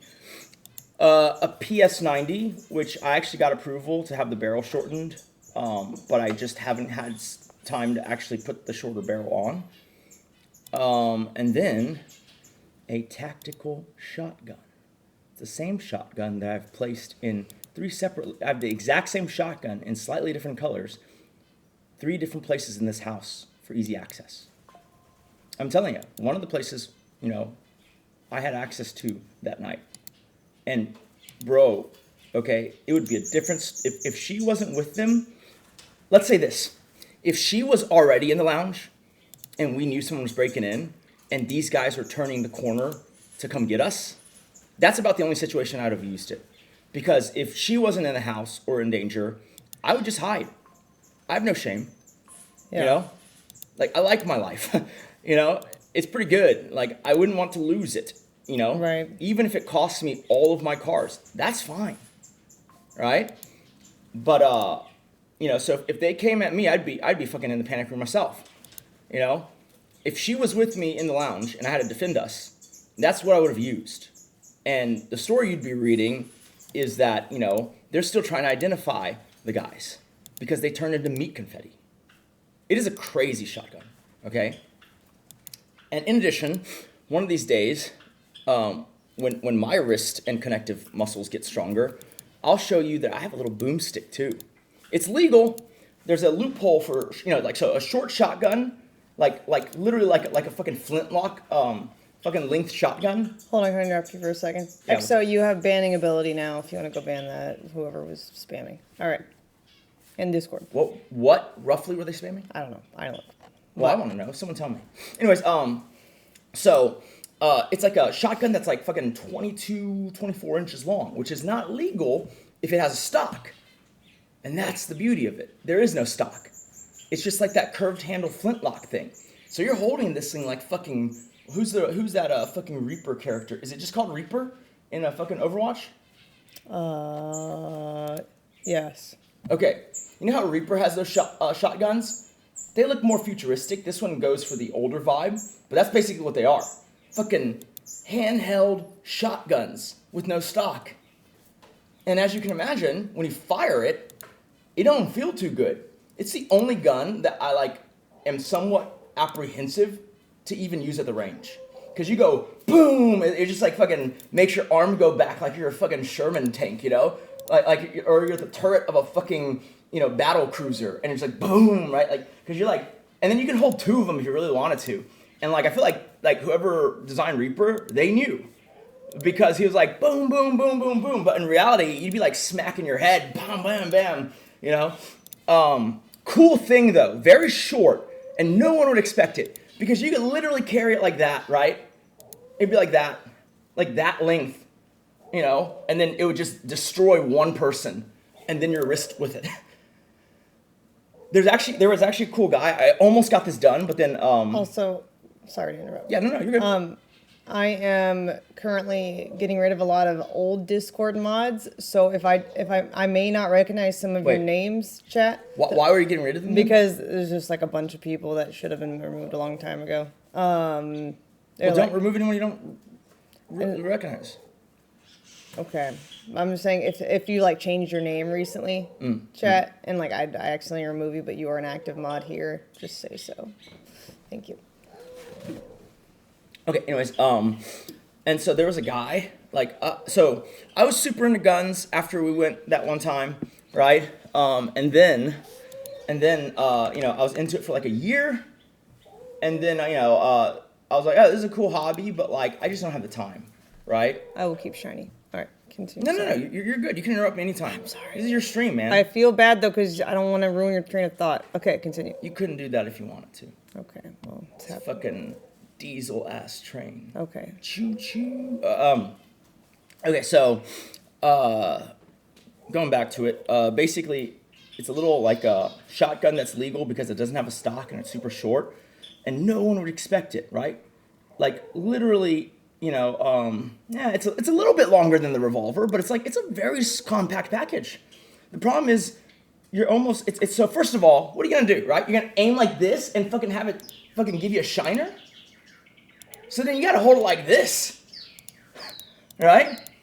And then you're basically like going in tight corners, and then you're gonna just gut someone, one guy, and break your wrist, right? But there's a guy. Do they like me talking today? I don't know. Are you mad 'cause they're not responding to you? No. I'm just trying to entertain them. And like at any time, if it's not good, I can switch topics or stop, right? Like I'm here for your viewing pleasure.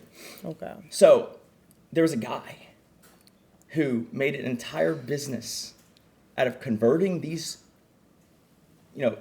small, compact shotguns into perfect clones of various Reaper shotgun skins. The fuck? He was making Overwatch guns. Damn. Aesthetically, at least. And I wanted one so fucking bad. But the wait list was so long, and by the time, it came up, I was not as interested in guns anymore, and I was too busy. So I didn't do it. Shit. I kind of want to, though. I kind of want to buy a second one. And I kind of want to fucking buy... Can you make me a Reaper cosplay?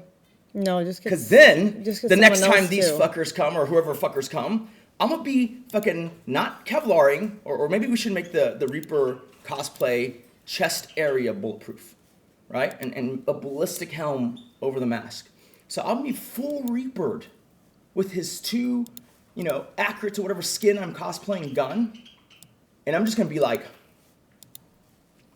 And I'm going to be standing next to that door. So when it opens, I'm going to be like, die. So if they have you hostage next time and they open a door, just drop to the floor. I don't want no friendly fire. Okay? And if you start hearing die, don't worry. It's just me being true to character. Okay. Dude, I really, though, I was like, man, I fucking missed my build spot. I kind of want one just to be like, fucking Reaper, right? And then also, yesterday's gun, right? The Korth, there's a smaller Korth that doesn't look as crazy. I almost wanted to turn it into McCree's gun. I love playing McCree. Chat, do you know who Druden Fub is? Overwatch was On probably Discord? Sorry. the last game I played even semi-seriously to date myself. What is that, 2016? 15? I don't know. Dude, that game was so good when it first came out. So different. I love the fuck out of that game. I love Genji, I love fucking McCree, and I love doing random ass Bastion cheese. Fucking, dude, Bastion is so fun. Fucking minigun on demand. I didn't even get to try Overwatch 2. Like, I haven't played games in like forever. Other than like briefly Diablo. Like, there's like a few games I just have to touch for nostalgia reasons. Okay. Dude, order bulletproof fabric then. Hey, it's funny you should mention that. I was joking with that. So remember, we're gonna do that bespoke fitting upstairs in April. I gotta write back to him for the date confirmation. It's looking like Easter Sunday. Wait, actually, is there anyone French in chat? How sacred do the French hold Easter? I don't want to offend this guy.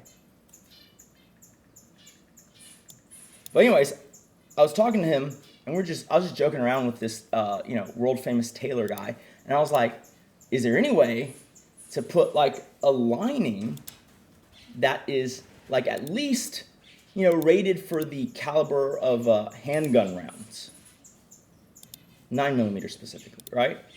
Anything like that? And he laughed and he said, yeah, I mean, like, he's had one guy who is a authoritarian in a third world country ask about that. Who's Butt Coogee? Anyways, continue. I'm gonna send him the rounder bomb. So And he was just like, yeah, we can do it, but like it gets you, it's hard to avoid. It depends on your build, right? If you're a big fat guy, it might be unnoticeable. But if you're a pretty thin guy with not too broad of shoulders and you do the padding for the handgun rounds and stab resistance, right? It looks like you stepped out of an 80s movie wearing an Armani suit, power suit from the 80s. Super structured shoulders, super padded. I don't know if that's the look, guys. Akuji, is he still active, Kibbo? And who's Moonlit Graveyard in Discord? Are they still active? From any kind of practical standpoint, the Glock. The Desert Eagle is more of a novelty. Cool look at though. Very good in Counter-Strike 1. Literally, what is he saying? I'm trying to give y'all a stream of information so that y'all become worldly and enlightened. I want you to vicariously live and learn through us. Yeah, no, Deagle's really cool in video games. Did they ever, I don't remember, in Counter-Strike 1, they don't really look at the rounds in terms of measuring damage, I feel. They just have, like, this gun does this much damage. Oh, shit. Anybody know if the Discord user Toy or Finks with a PHYNX are active? 50 GI Glock. I have a few Guncrafter industry items. I'll just leave it at that. It's cool. Blink once if you made a mistake marrying Nick. I'm gonna blink eventually before I die. Fuck. You're just salty Grinch. Take a breath if you regret marrying Nick. Eat food. Damn it, I can't do it. I'm just gonna die. Eat food if you regret marrying your husband. Wow. Wait, you're good though, as long as you blink a second time at some point. Yeah, I've blinked many times in a row. So. Okay, good. So we're good. Okay. Because now no one can say you only blinked once. You blinked like fucking a dozen times. Okay. Damn, man, fucking You using know our what? brains. I'm just gonna do. And you can get past the second, the first breath one too. You can be like, done. Okay. Dude, that reminds me of like when our nephews used to play like and Do y'all kids. recognize any of these names being active, or can I just get rid of all of them? When you get rid of them, do you ban them or do you? No, remove I'm the just stars? removing them on. Okay. Roll. That's all. Stars active. When my nephews are like at our house and they're like, step on a crack, break your mother's back, and they're trying to avoid all the cracks. That's like you guys. Blink once if you regret marrying Nick. It's like now I have to go do this fucking really inconvenient thing so that I don't confirm this thing you just said without any proof whatsoever.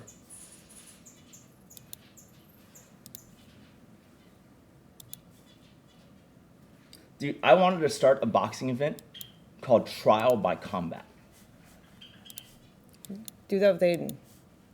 He already has a production company. Yeah, I know. Ours is just a sub-event under it. You have a grudge against someone, and you want to settle it in the ring, and make a little bit of, ganoush on the side? Trial by combat. It's like power slap, but better. Let the gods decide your fate. We're just sitting in an arena waiting for the gods to smite people? Sounds fun. It's like it's like the Amun-Ra thing, right? I know you love Egyptian history. Lady Gaga? What about this Marie or Joanne's? Are either of them active still? Oh, Joanne was the name of one of those girls that went to Vegas. Okay, I'm definitely removing her then. I kind of regret my original choice of focusing on Chloe. I should have gone with Joanne. I'd be hanging out with Paris Hilton and Sean Kingston.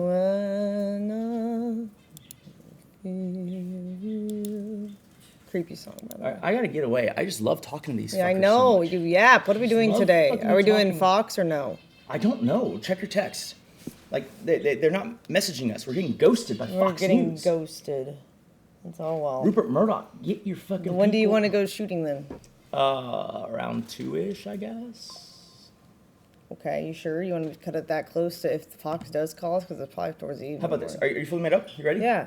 I'm ready. I'm waiting for you. Yeah, let's do it too. Just be ready at 2. Okay. It's fine. All right. Sure. Luckily, I have all but one of the guns ready, and the one that I don't have ready is a shotgun, so it's not like you can preload any mags. So I think we're good. Okay. All right, chat. Just let me know if you want my rounder bum. That's not code for anything. No homo. Just if you want my rounder bum. Lauren and Diane and Wendy. I don't know any of these to people. go to you. How do I not know any of these people? Who modded them? I don't think I Let did. a mod know. The fuck? I'm serious. I will send you a whole fucking lifetime supply of rounder bum. I will send my rounder bum to you. I will let you try my rounder bum on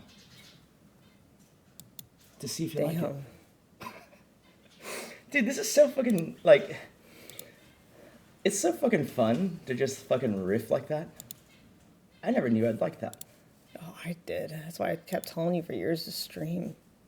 What if in the fucking parallel universe that is the one where you didn't call me gay? Who the fuck is Film Life? Okay. Where you didn't call me gay, okay? And I, you know... You are kind of gay, though. Where you didn't call me gay, and I wasn't so self-conscious about being on stream for work. What if in that world, the me and you... The fuck is Bunny Lennox and Sachi Girl and L? No one knows? In that world, me and you became the biggest streaming influencer power couple there ever existed. We can still do that. And you had a bajillion horses already. And you already had your horse sanctuary. That's what I wanted. But you were like, being It engineers could more happen. reliable. It is more reliable. And then we already started I'm the risk adverse. Patreon, and you were like, I don't want to be associated with that in case I have to go back to work. Hell no. In case I have to go back that's to your work. thing, honey. We can't I look ain't no like... Patreon sloot. Did you remember that? This is how different the world was, right? When I first read that what's her name? Jessica Negri made $8,000 a month on Patreon. Yeah, crazy. I was like, are you fucking shitting me? Honey, listen, get your She tits makes out. as much as me, and I'm calculating... Wait, you made $8,000 a month? Well, it depends. I see, when she says that, is it after fees? Is it before fees? It kind of depends, right? Sure. But like if it's after fees, yeah, it's real close. I mean, she makes $1,000 more than me. I didn't know base you were salary. that rich. Wait, Damn. what? I No. didn't know Hey, stop. The difference is this, okay? Be very aware of this, chat. When an influencer quotes their numbers at you, if you're a W-2 employee like I was, you were really wallet watching me back then, man. So you were correct, Kate, and I'm not lying. The checks you saw were smaller, but that's because W-2, makes it so that you do a withholding. So they're taking out Medicaid, FICA, federal income tax out of my paycheck. That's the paycheck you see. Whereas Patreon, you don't have that taken out. You have to do it yourself. And so you get the whole raw number. It's the same. $8K a month is $96K a year, right? And I was making $95K. What the fuck is Dr. Dilly? So, but I was just like, are you fucking kidding me? I'm over here calculating the minimum diameter needed based on, the relative viscosity of water and how big the water pipe has to be. How big does the ethylene pipe have to be? And I'm calculating that for this, engineering plant that if you put all the pipes end over end, it could go from here to Pluto. All right, do we know any of these check marks, chat?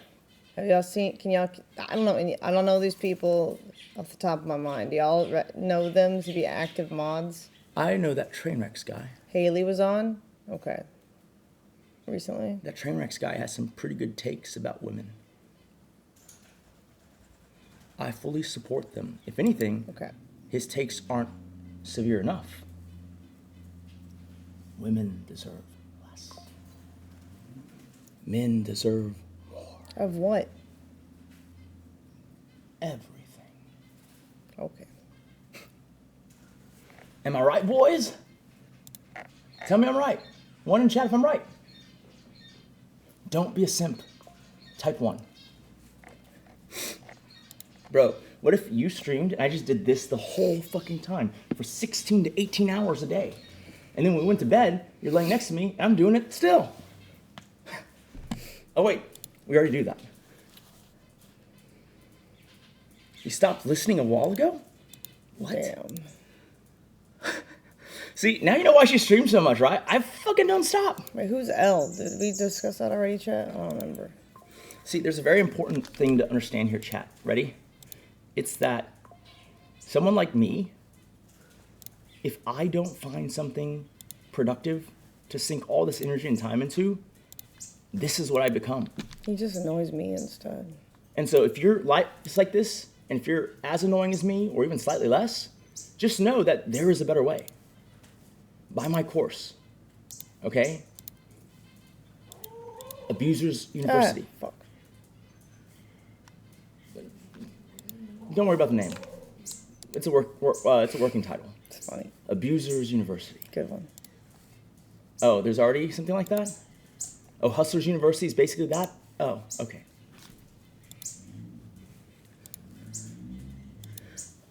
I would hate your life? Nah, bro.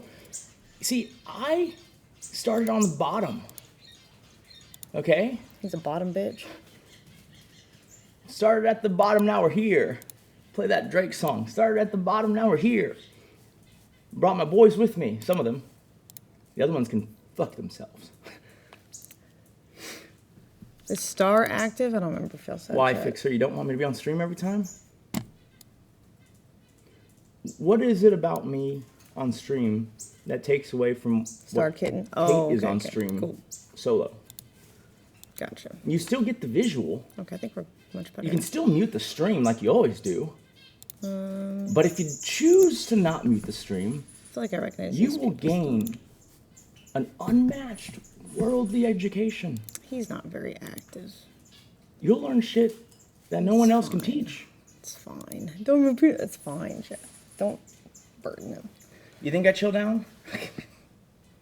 Baby, you probably thought I was going to chill out at some point too, didn't you? What do you mean chill out? Someone said that I will chill out eventually. This is just me being hyper early on. Oh, I don't know. I mean, that could be true. I feel like you'll be more natural acting later on. I am natural. What the fuck? No, you're try hard right now. It's okay. No. See, I've studied this for years. Okay. And I told you this for years. My point is this, guys. See if y'all believe with me or Kate. I believe that a vast majority of the big content creators, be it YouTube or Twitch, the most, like the ones that are true to their personality, I still consider true to their personality if the only thing they change is the intensity that they present themselves with, and maybe, I actually think that talking fast is probably not a good thing. But like, I feel like they just increase the intensity because, and that they're not trying to do it to be like any which way. They're just trying to match the, electric feeling you have when you're standing across from someone. I think it's not being yourself if you just kind of enunciate more, upplay, Sure. and just No, I don't think you're more. not being yourself. I just feel like it's more performancey than you normally would be speaking like. Well, it is only in the sense that, like, when you see me hanging out with people I know, they already know all this about me. And so it's like, cool, we can just talk about the new thing. Mm-hmm. You know? Sure. How am I like with you every day? It's true, isn't it? Like, at night in bed, I get to my max annoyingness. Oh, that is. And you're like, why are you so hyper right now? No, that is true. Why When are you you're so annoying hyper, right now? you are like this. Can you stop? I was like, I'm trying to sleep. He Can was you like, stop? I'm just like, calm down. It's true. Well, it's because, like, you spend all day with these guys, and I don't get to do that to you then. And so I got to do it to you sometime. Well, now you'll get to I do it think it's whenever. fine. Like, I do upplay it a little bit, but, like, a lot of it's just, like, fun to talk about. Like, yeah, I don't know. Yeah, chat, if you don't like it, obviously let me know. But, like, I'm just curious. Just throw some answers in chat, and I'll read it as I slink away in dejection. Look, this is my other dog chat while he yaps. As I slink away in dejection, what is it about me being on stream that makes it worse than when she's just solo? No, it's not worse. There are no wrong answers. It's not worse. Like, and what I say by that is, like, obviously some things are better, some things are worse, but I'm saying, like, net. Is it more watchable? Is it more watchable for longer? Is it more likely to induce like-minded people forming a clique? I just think you could do better with being more precise in your storytelling and No, your, that I agree with. your shit. You're spot on. When you just tend to ramble about shit, Yes. and then you lose people. because I fear that people don't have context, and I really need to stop fearing that. Stop fearing that. Exactly. If they don't have context, they'll tell me. You can't give people enough context because someone could be coming in mid-story anyway. So stop worrying about that. So you want to know the reason why I'm that way? Like, I'm 100% sure, because I used to not be that way. It's because when I started having to train employees all the goddamn time, actually, I want to talk about that later, Trishawn. Like, nah, fuck, I abused her. She don't lie. Yeah. I did that shit. Yeah. Not physically, just... Yeah, no, I want to talk about that, because it's like... Emotionally. It's crazy, because if you listen to what she said, that I'm okay with. But then instantly, even in the very first 24 hours, right, there were people tweeting, and they embellished it. Yeah, they were saying shit I didn't say. And then news articles took the people's tweets who weren't primary sources and embellished it further. It was like a very unfortunate, for me, game of telephone, right? Yeah. Like, I was verbally abusive, yes, and I'm not going to make an excuse for it. I'm just going to give you a little bit of context, which is that growing up, my parents believed that whole kids dictum of, sticks and stones may break my bones, but words can never hurt me. And they use hella words on me. That's true. There were no words that were off limits. Mm-hmm. And for me, I guess, growing up like that, it worked. Yeah. And it's actually really good. You know why? Because when I got into the real world, occasionally, back then, you'd meet some racist people who had some choice words for you. Nothing could hurt you. You've already heard it from your mom and dad. You're fucking immune to anything anyone can say to you. You can be, and like, I remember when I was the only Asian kid in class, and like, I was ostracized like fuck. People say, oh, there's racism against blacks, right? That is absolutely true, especially with historical context. But like, in the places I was in, the black kids were way cooler than me. Hold on. Trishawn says, just for Aaron, with all the options in the world, she chose to do crazy work. Well, he wasn't obviously an asshole to me, until like halfway into the marriage career, okay? So it's not like I was like, this guy says mean things, I'ma fuck this guy. Nah, I think that period where he was, prioritizing work and efficiency over our relationship was when he got fucked the least. And that's why his dick stopped working, because he was emotionally detached. Don't tell him that. It's true. Now the cute girls in the audience won't fucking message me. Look, you need to talk me up a little more, so I'm like seen as a more eligible bachelor. What? Why do you need to be? What do you mean? What, you planning to leave? Seen. You just saved my life. Now you're gonna leave? You should be thankful. Yeah, but you'll never find someone else to make you feel this masculine again. That's true. And also, she kind of thanked me last night, if you know what I mean. Didn't you? Yeah. Didn't you? Yeah. Like, afterwards. Left him soulless. Yeah, no, afterwards she came in. The mentor's kiss. It's funny, afterwards, right? Like, you were like washing up for like a good 10 minutes. Afterwards, she came out, and I was still lying motionless right where she left me. And then she wiped me off. You know that meme where it's like, it's a girl waiting for a towel? No, it's always him waiting for a towel. I'll tell you that much. It's always him. Bro, I was done. Like, I slept right there and woke up this morning in the lounge. Because that's where it happened. Yeah. It's the only place right now that the guard doesn't see on his camera. I'm telling you, it was just so crazy. Like, everyone just embellished the fuck out of it. And then people would quote the tweets about it as if it was primary sources. And then pretty soon, you were off to the races. I was fucking beating her. I was killing the actual animals. According to them, not, he wasn't doing Yeah, like it was like crazy. And like, here's the thing, right? I don't know if I call it a mistake. The mistake that I think was made was that, and for good reason, we didn't refute any of it. I didn't come out and say anything. She didn't say anything about it. We never addressed any of the fucking people twisting it and making it way more severe than it was. Like in terms of like, perpetuating like things that didn't happen. If you go back and watch the primary source, her, I don't have, I'm the, in theory, I'm the one who is at detriment for her saying that, right? I do not have a problem in terms of accuracy with what she said. I do have a thing with accuracy for like a lot of the things like, and I don't want to name any names, but like a lot of these news aggregator Twitter accounts that just talk about whatever, crazy drama's happening, they love embellishing. I was beating the fuck out of her, I was fucking sex trafficking her, right? And on and on and on and on and on. I do want to go over that at some point if you guys crazy. actually want to hear it. But basically, like, no. So people think she's lying because... So, again, context. This is what people were saying, not what he was actually doing. Yeah. And also not what I said he was doing. Yeah. And so it's like, so what is she supposed to do? Like, you know, she's like super sad, doesn't want to stream, but she has to go and correct all these people? No, so we didn't correct anyone. But then they took it as fucking fact. And now it's crystallized and everyone thinks this is fact. This is indisputable fact. Right? They go, this robbery story is fake because she lied about that thing in the past. It's like, okay, so what if she didn't lie about that thing? Then what? Fucko. Yeah. No, it doesn't make sense to lie about that kind of stuff. People just need to stop adding like, more go than I watch said. the video. It's like say a kid, I don't know, what's something kids do they shouldn't do? Throws a ball in the house, breaks a vase. And then now people are like, oh my God, the kid took the syrup, poured it all over the house, smeared dog shit on the wall, broke a vase, and kicked his dad in the nuts. It's like, no, wait, stop. Only one of those is true. You see, like... Calm down. And then the worst part is when unsavory characters who weren't even around during that time, for their own benefit, will cite it. I'm talking about Angelica. She's like, are you saying you didn't shove her? It's like, first of all. It's like, he did not. He's never shoved me. And she's like acting like it's on the camera. Oh, what about the camera? It's like, she's just saying shit. All of that shit happened before you were even in the org.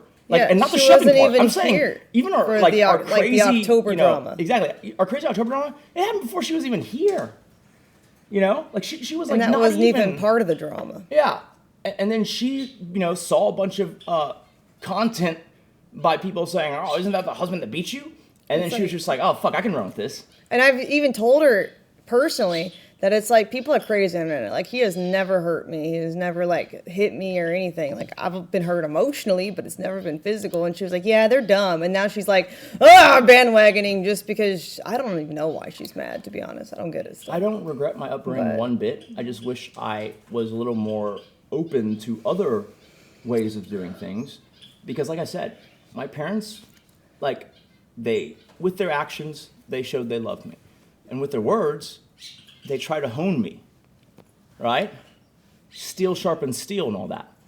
And when I got into the real world, nothing word-wise could ever hurt me again. The marks on the OFs are just makeup. What do you mean? There's no marks? There's no hitting marks? Yeah, no, like, so they had this, like, funny thing where, like, every time you used to bruise, they would say, like, I beat her. Oh, my God. I beat her. And it's just like, what? I First just of all, bruise easy. I fucking fell on my ass on the stairs. Yeah, you did. I run into the counters. I get massages. To this day, if it's not carpeted stairs, we have to put grip tape on it because this motherfucker I fell off a horse. Slides right off. Like, and just lands on multiple steps with her ass. It made like lines on my ass. Also, maybe we're just into kinky shit, man. Maybe I just like spanking her real fucking hard, I don't think bruised butts can be seen as evidence of abuse without further context. No, definitely not. If anything, it could have been the paddle from the OF video. But no, it was definitely the stairs. Yeah, that was the worst bruise I've ever had. I've never laid a hand on her. That's just not my kink. Unless he was squeezing my titty affectionately. After asking for permission, yes. Yes. Now, like, I don't regret the way I was raised. I do regret thinking that it was applicable, in our situation. Right? Right. And that ain't an excuse. I'm just saying, if you want context for why I felt it would be potentially okay, which it's not. Okay? But yeah, it's so crazy to watch people run with it and then merely accept us not wanting to comment on it further as evidence that they're right. Yeah. Yeah. It's like when the pig says, oh, you're not rolling in the mud with me, huh? Because you're a fucko. Yeah. Farmer. Old MacDonald. If you were a real farmer, you would have rolled in the mud with the pigs. And I'm ready now. I'm oiled up and ready to roll with the pigs. No. He didn't think what he said Come was on, okay. Casey Tron. Hold on. Let's address square this off in a sumo wrestling. Address this. You didn't think what you said was okay. I can't, hold on. Somehow thought you said that back then was okay. Hold on, you. No. Oh, no. Yeah. So basically, what I'm saying is, that was the way I was used to being communicated very serious things, and so As a child, he means. I just like mindlessly translated you it, need to get that. right? Because I'm just gonna say full stop, okay? And you're gonna be mad, but this is what my thought process was at the time. Because a lot of the things she did, even when we were married as young adults, were quite childlike. The her that put her best foot forward and started a business, and the relationship part before she moved in, I was 100% cool with. I didn't realize though that she had all this like, Child I don't know if I'd call behavior. it baggage, but like when she moved Immature behavior. bro, like she just watched TV all fucking day. Degen and ate fucking like behavior. cereal and shit. I was like, what the hell is this? This person just like deep. What? Like this? Are you legal? Like, did you lie to me? This person just like lost 10 years of age, right? And then, dude, I mean, okay, I don't want to fucking say overshare, but it's like you used to like, and then like you would sometimes, even though you were a hard worker, sometimes you would spend the entire day just messaging people on Facebook Messenger. Yeah, I was just talking to my cosplay friends. And then you'd be like, oh, I didn't get anything done. And I'm then coming home. You'd be like, were you wasting time? Like, no. Then I would just go and delete my conversations with my cosplay friends. But like, see, nothing, I'm not procrastinating at all. That's very immature. And then she'd sometimes go and visit her parents or whoever she was visiting, maybe a boyfriend or something like that. What? And then No. she'd just not be home and she wouldn't say anything. And I'd come home from work, No. right? And I'd be like, wait, where? And then you'd come home later. I'd be like, okay, thanks. I was just doing my Also, thing. not one time. Oh yeah, that was bad. When That I really bad. was the breadwinner, the sole breadwinner, providing for all of her needs, not one time My bad. did she greet me in any capacity. And see, now I feel bad after, in hindsight. But also, if we're using the childhood cope, my mother never did that to my father either. He came home, he's like, I'm home, and she's like, hey, and kept watching TV on her ass in the recliner. Okay, so that's also my childhood raising, and I didn't know that really mattered to you. But when you have a small enough house, that's That's okay. true. You're right. We had a bigger house, and so I'd come home from work and say, I'm home, and no one would say anything. And I'd be like, huh. And I'd walk around the house, and I'd find her, camped out watching TV in one of the rooms. Yeah. I'd be like, hey, I'm home, and then she would say the thing. It's a little different. Like, if you open the door and you can see your wife, and she turns around, I mean, it's fine. She's never once greeted me back from work. I'd go find her after, well, I have to walk to the huge house. I'd like work 8 or 9 hours a day and then drive 90 minutes to get home. Too much work. And then 90 minutes to get there initially, right? Because of where she wanted to live. I'm sorry, you're right. No, it was it's ungrateful. fine. None of that warrants It was abuse. ungrateful. And to answer your question, Jim, I don't think it was right, and I wish I hadn't done it. Because not only, with the benefit of hindsight and age and mellowing out, I see that there's always a better way. Yeah. What I did probably worked, but I now believe that there is a way to make it work, potentially even better, not being like that. Yeah. And that was what I was lacking when I was like in my 20s, we'll call it. Right? Yeah. Like I said, guys, if you want to think I'm a shitty human being, like, you're not going to get any objection from me, right? But I can't change the past, just like you can, right? All I can do is own it and keep moving forward. Yeah. And if she didn't want to be with me, I mean, that's her right, right? Even in non-abusive situations, someone can choose not to want to be with you. That is a choice that she makes basically every day, whether she wants to continue or not, like we all implicitly do.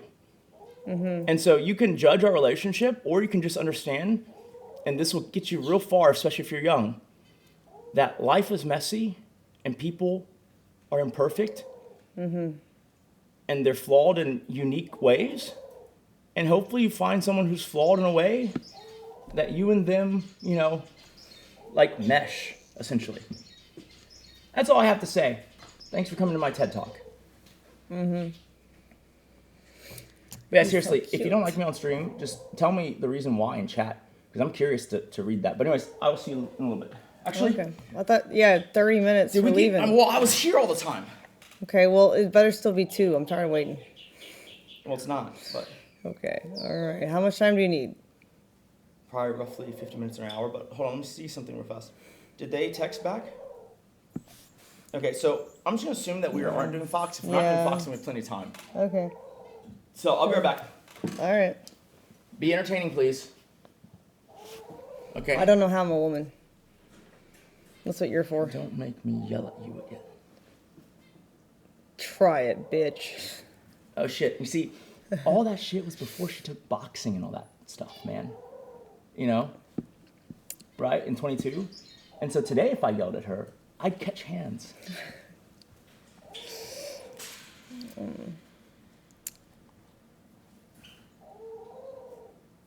About to catch these dogs. I don't think they're gonna take that shit.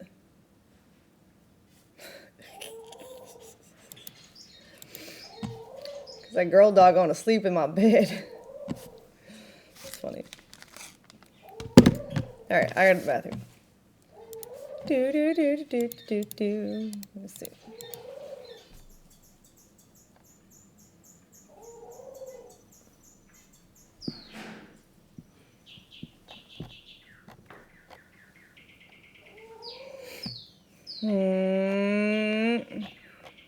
What should I play for y'all while I go to the bathroom?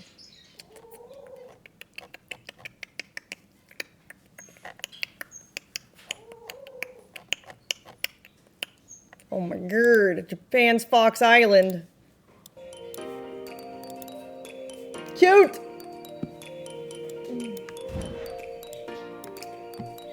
Okay. Go back to bathroom. I want to go there and stream it. Originally, we weren't going to stream our family Japan trip, but now that, you know, this all happened, I guess we can. At least part of it.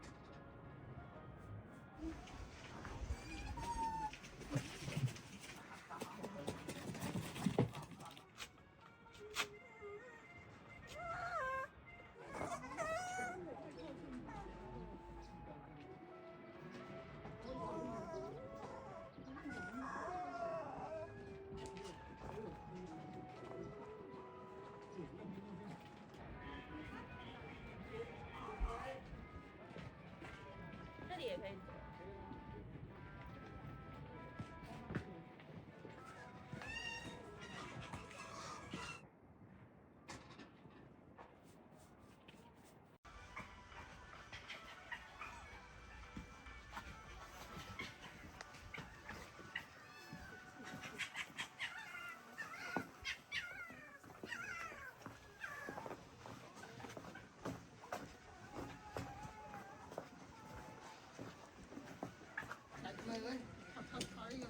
Vẽ tầm bản giam hơi khó hay.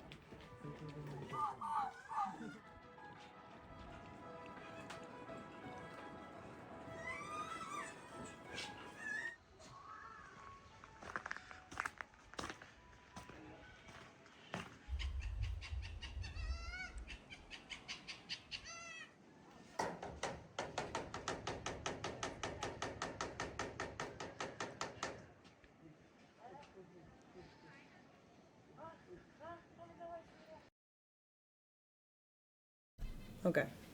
By sheer coincidence, this is also the length of my dick. What? What did it say? 2 3/4 of an inch. Okay, but maybe flaccid.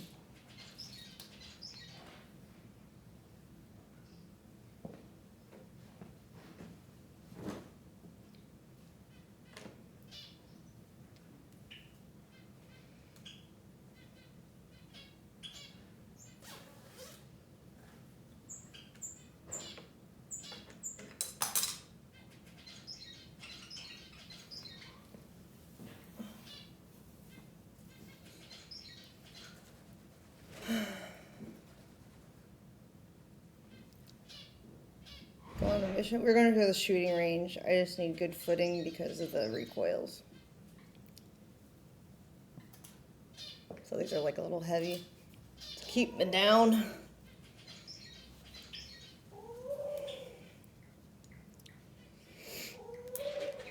Blue.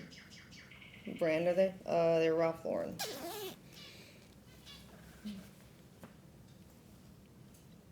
They're not like actually military. They're just kind of look like it.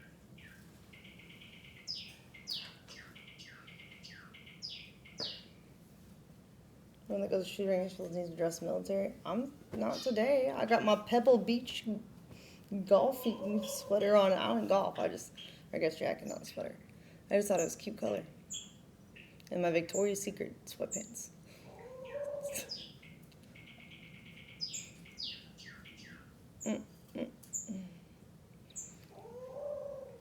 Not even military. They got fur. The jeans and the boots with the fur. Get the whole range looking at her.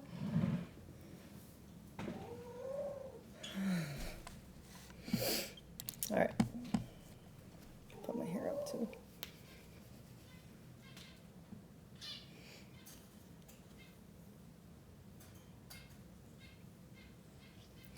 Ugh. Back is so stiff. Ugh. My legs are sore from my workout still a few days ago. It was a heavy workout. And do some rowing. Open the back up.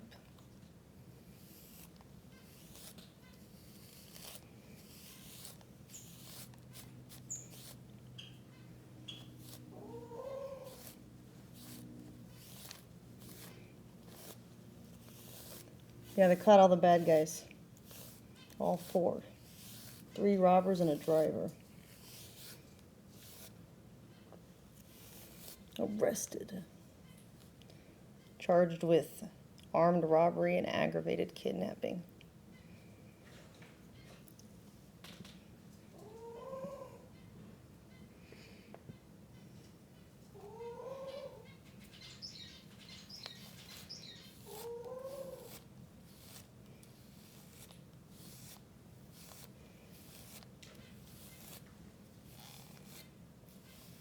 I don't know where the one guy was shot at. I don't know if they told the Nick even or not.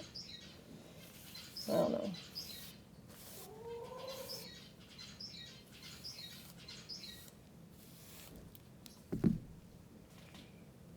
didn't even see the guy get hit because I was running upstairs. I just heard the gunshots.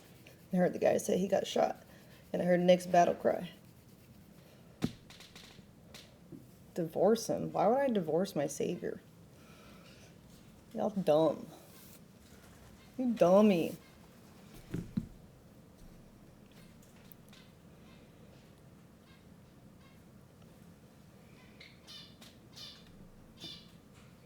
How many people would leave their toilet mid-shit, not even wipe, to come and save your life? Not many. Alright? Not many. No need to divorce. You could just... Why would I want to separate?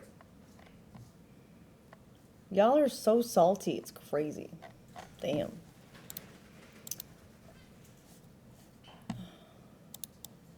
Can't stand the fact that people can be rich and smart and badass and have love in their life. Ugh. Main character shit. Fuck us, right? So mad about it.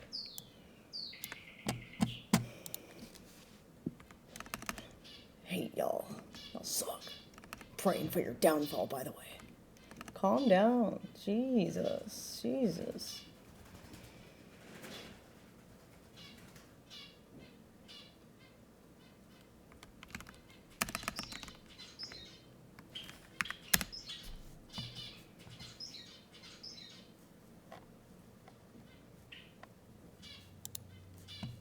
With Verizon, when you bundle mobile and home internet, you save $15 a month and can get the entertainment you love included.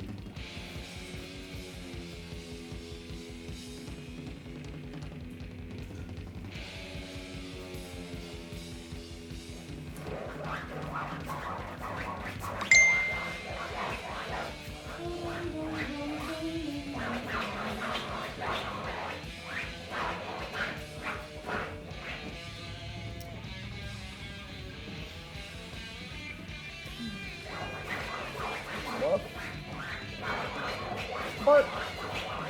Scratch, scratch.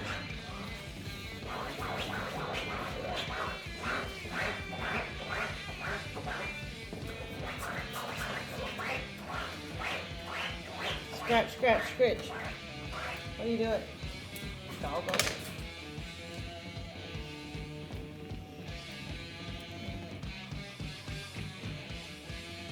It's too thick. Yeah, it is. Too thick for this, for a hat thing. Right now at AT&T, trade in your iPhone. Any year, any condition. And save up to $1,000 towards your new iPhone.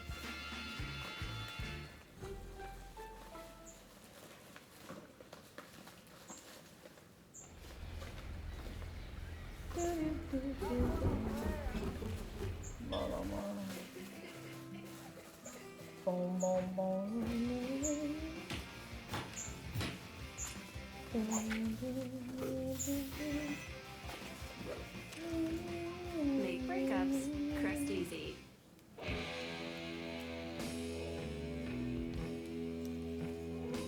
A bow. Ooh, the bow. Hell yeah. Oh, it's a clip bow? Damn, I thought it was a tie bow. Yeah, I got no powder.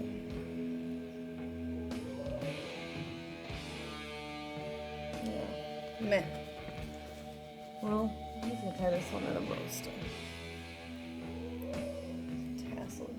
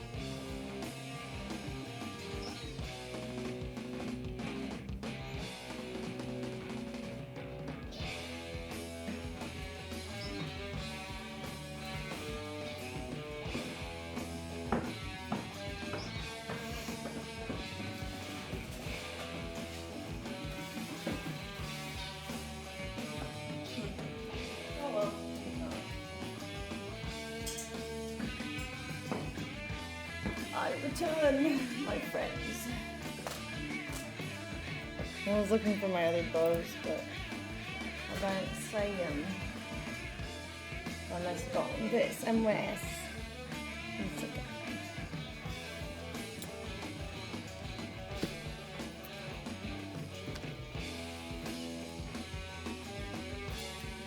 Too white.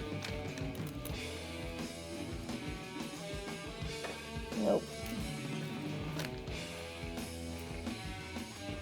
Nope.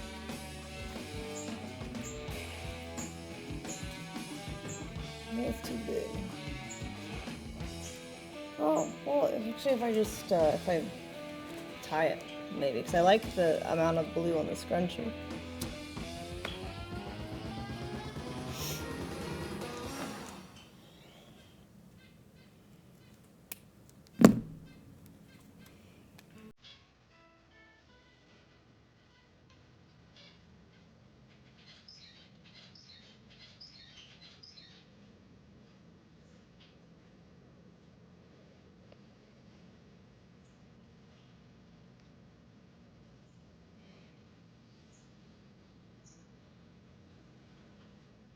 Revolver? Nick does. I believe.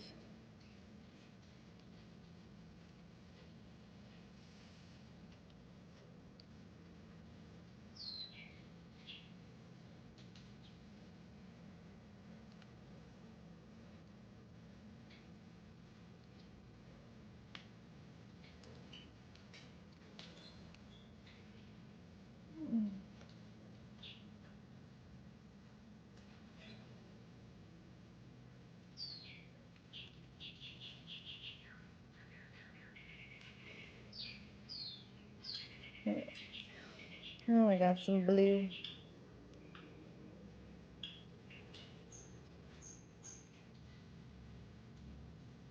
There we go.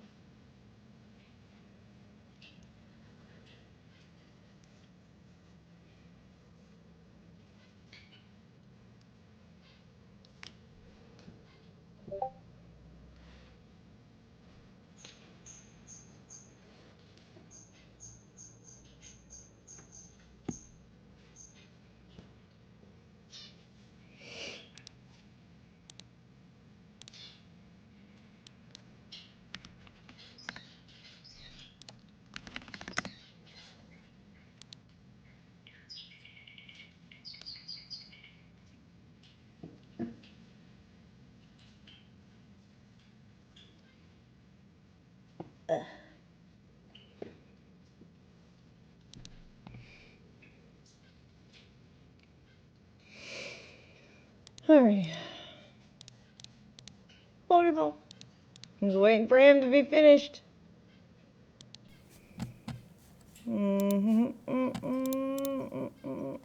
Let's make sure my IRL stuff is together. Oh, shit. Oops. This wasn't charging. Fuck! I think I have a fast charger. You know what? He can take his time, actually. I thought I had charged it last night. I forgot. Well, you know. It is what it is.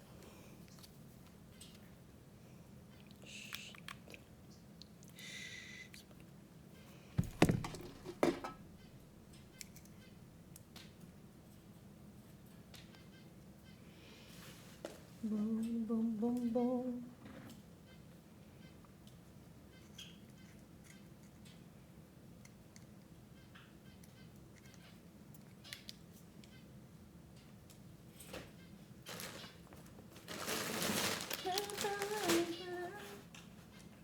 This still is charged, so it's all right.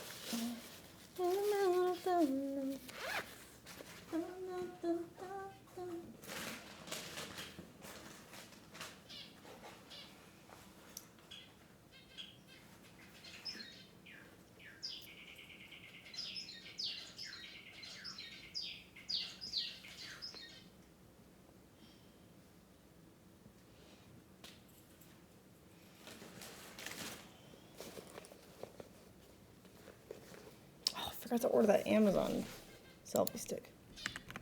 Sheet. No, not that one. This one. This tripod click. Where is it? Is this one?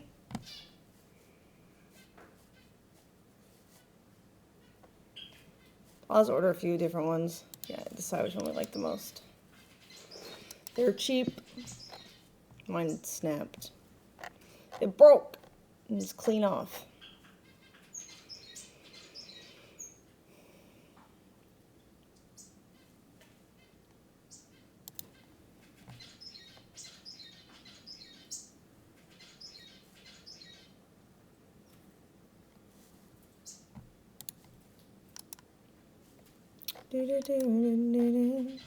Blue, my favorite color. I actually like green more, but I like blue more when I was a kid. But now that I'm an adult, I like green. Greens.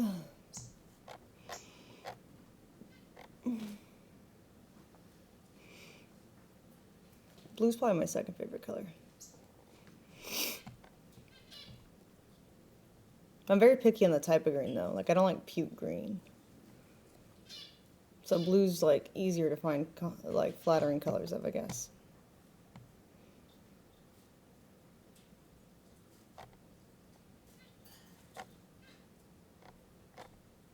Like forest greens, seafoam greens,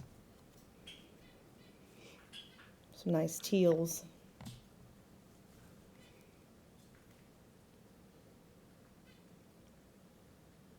Olive is pretty.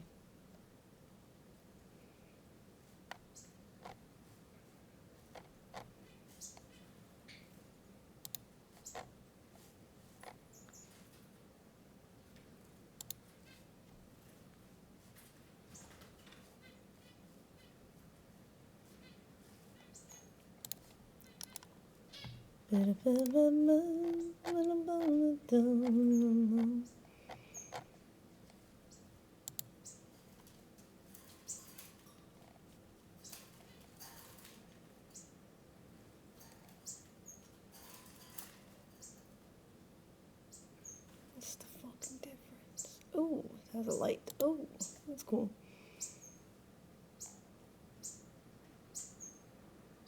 Or it can hook up to a light. Does it come with one? It's cool though.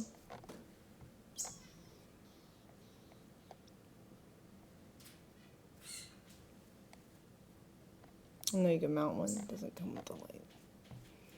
Ooh, this one is nice.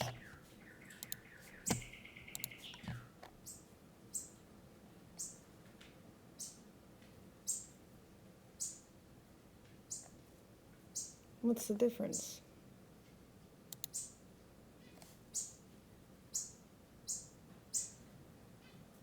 $60 light beads.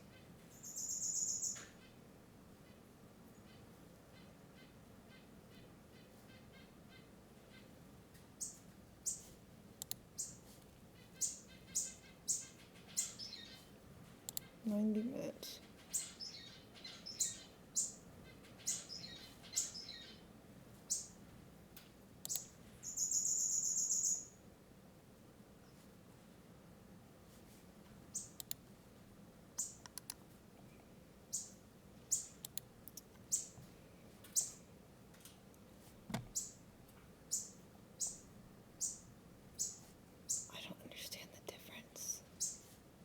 Try both. I don't know. Fuck it.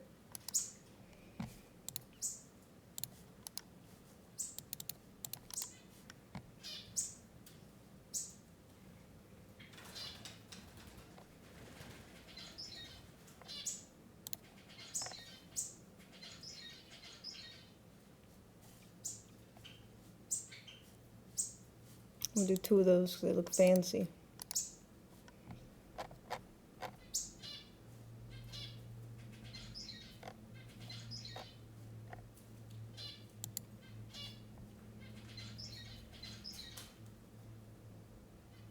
White one, less hot.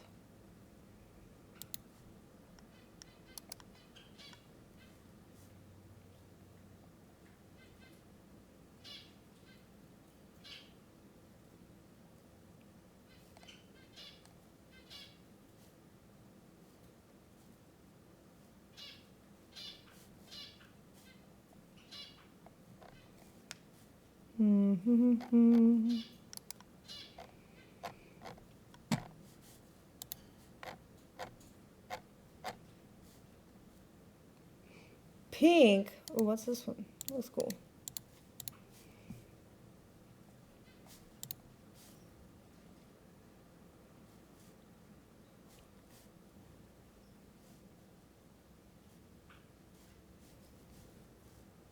This is like the others. What does this do? Oh, they're lights. Ooh.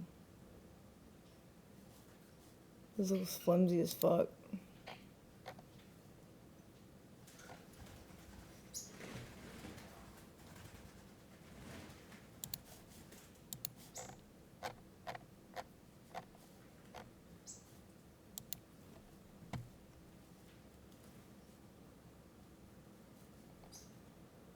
This looks more sturdy.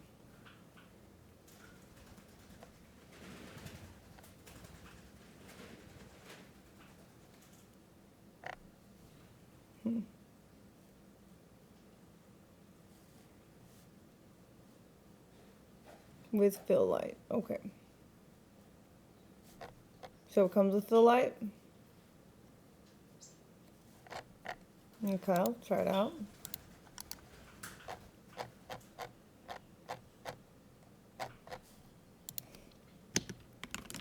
Light.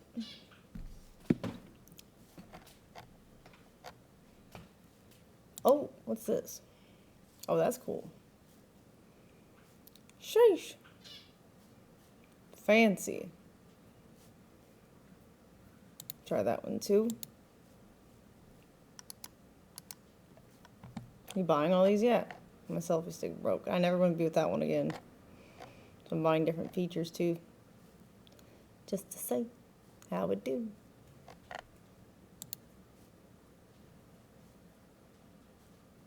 That looks flimsy.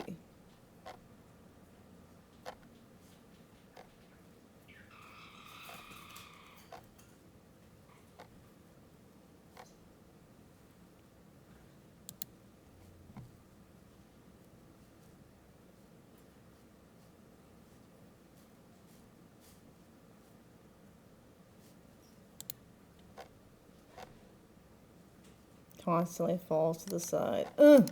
Yeah, too heavy. Ooh. That looks good. Well, I don't like that metal rod. Sturdy. Okay, alright. Works, but not great.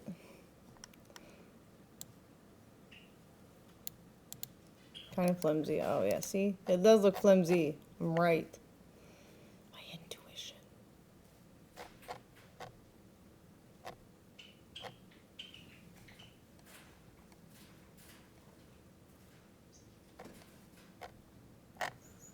Be nice for the car, maybe. Ooh, that looks pretty sturdy. Shit.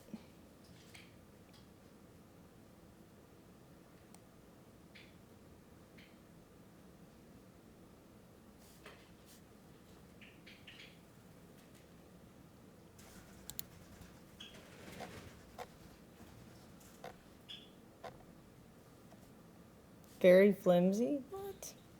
Top heavy, tips over. Oh. I would just use it for like road trips. Because we're going this week. So that's not a big deal for me. This one looks more sturdy.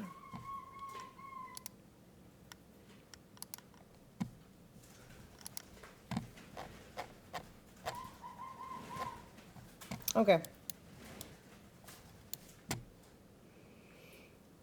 Stick lights.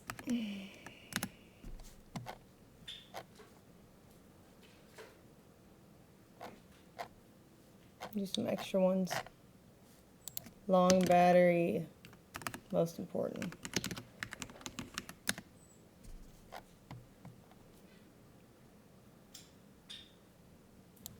MagSafe. Did I already have this one?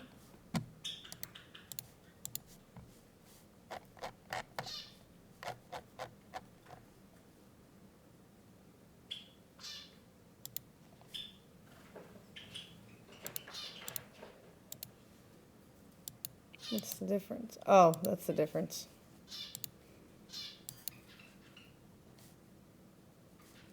Does that look more sturdy? It does.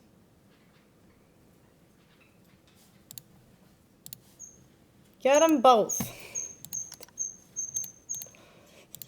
You never know. You have travel ones, home ones, car ones. Fuck it. I'm not broke, but my selfie stick is. You see the problem? Need to buy more.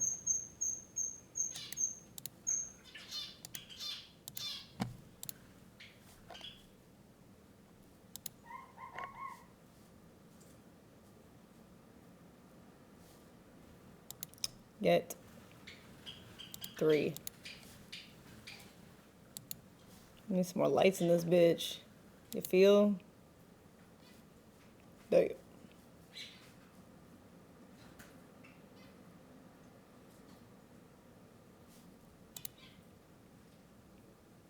Three.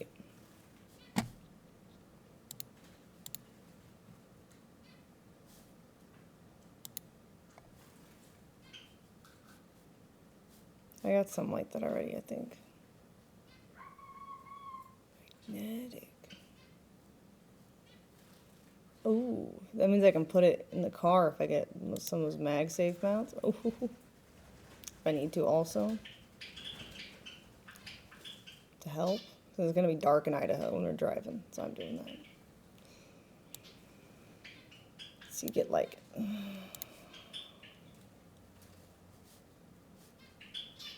Fuck it, I'm just going to get 4 of them. Car mount.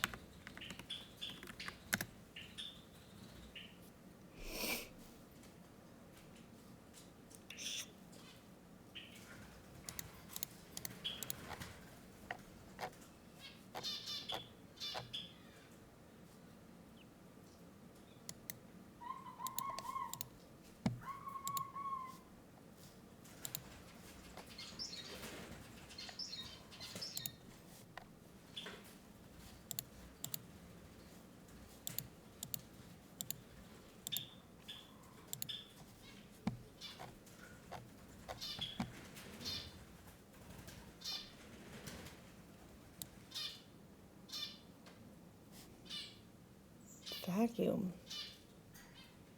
Windshield or smooth surface of central screen. Ah, I'll try it.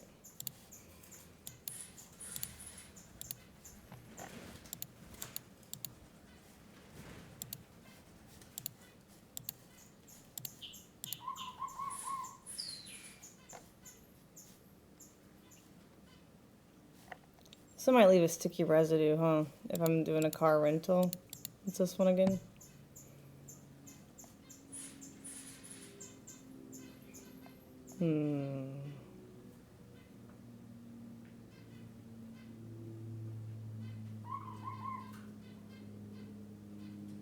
We're going to the gun range soon. He should be ready soon.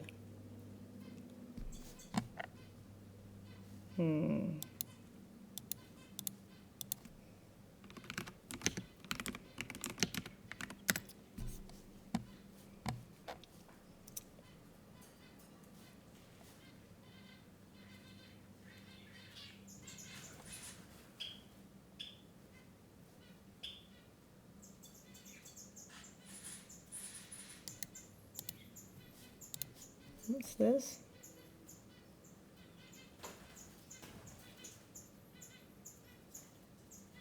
Ooh.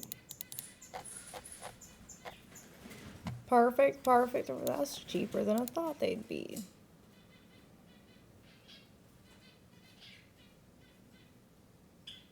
Ooh, the gray. Worth it.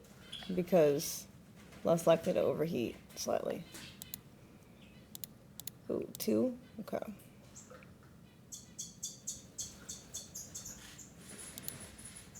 These are on sale.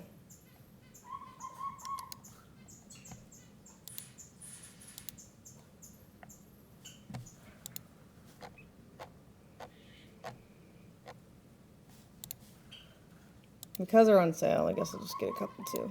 They're so cheap. Oh, I have one for every car.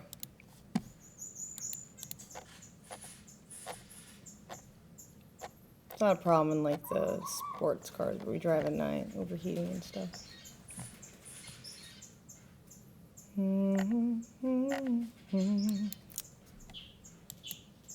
So let's see, iPhone. Oh. Super case magnet. Get some MagSafe ones.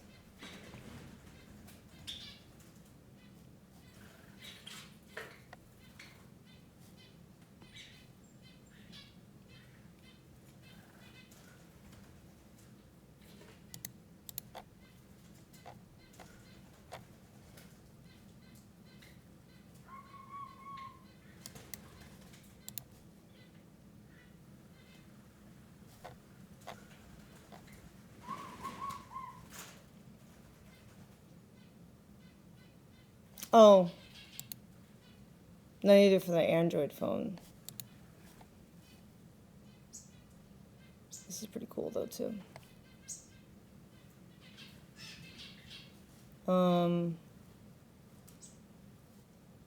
Not that.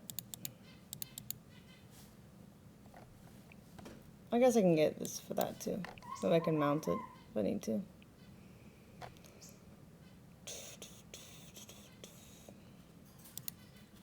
This is pretty cool.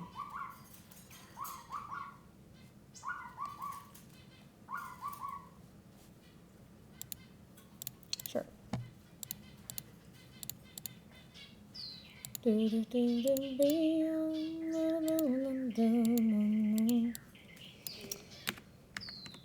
Meg. Android.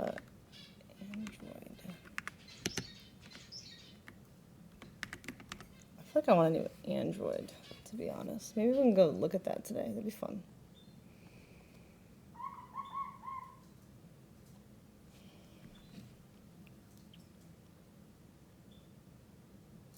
For the road trip, so it's better battery life. They're flying out tomorrow. Newest Samsung phone. Is it already out?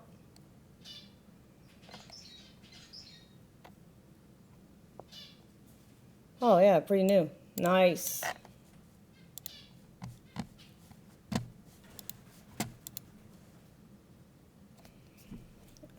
S25 Ultra case.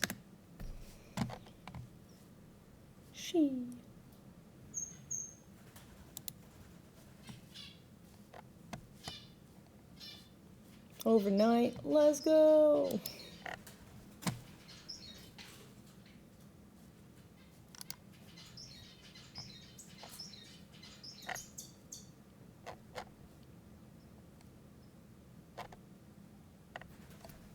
Which model is this also? You think it'd work for this one too? I don't even know which one this is. I don't remember. I think this is the S23 maybe? I think so.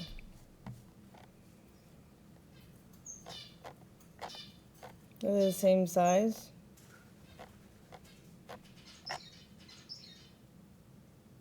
I'll just get this one in case. Just in case! Magnetic. Fuck it. No, Android wireless charging. I don't know. I'm doing magnet for the car mount, not for the wireless charging. I don't care about that. Just so I can mount it easier if I need to.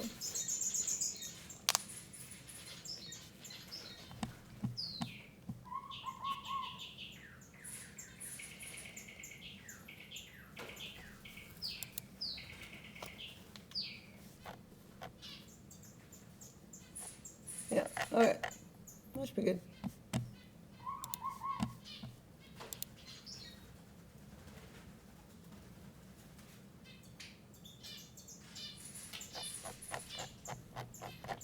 Everything delivers tomorrow, I believe. Or at least most of it.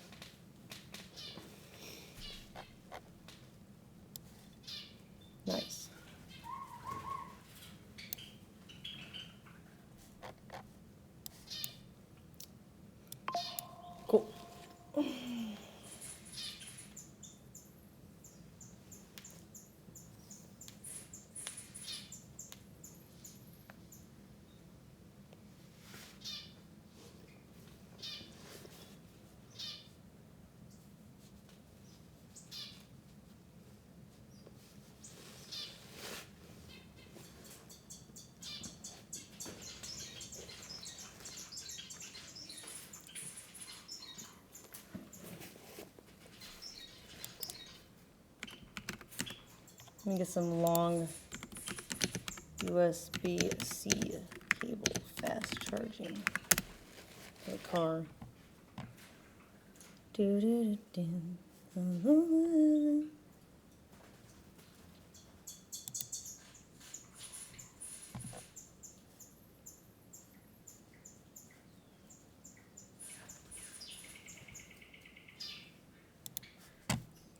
Okay.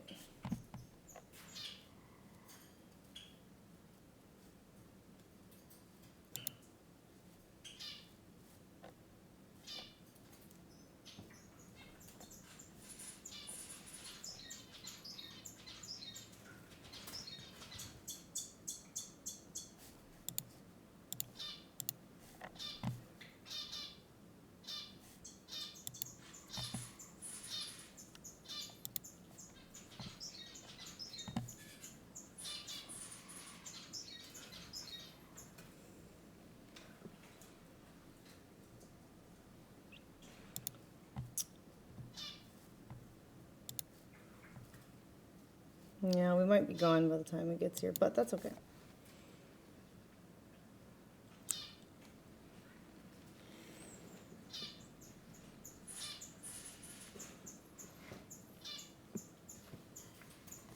Should have ordered it yesterday. I meant to, and then I forgot, but that's okay.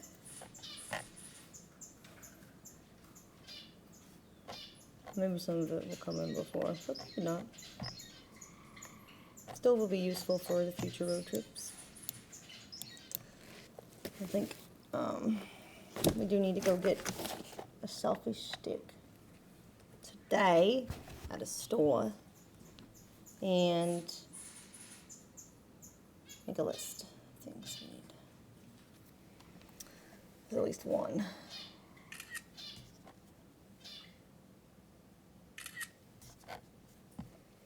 These are types of things that we could use.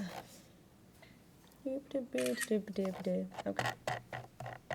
And maybe a new phone, if we have time. We'll cope, if not, it's okay.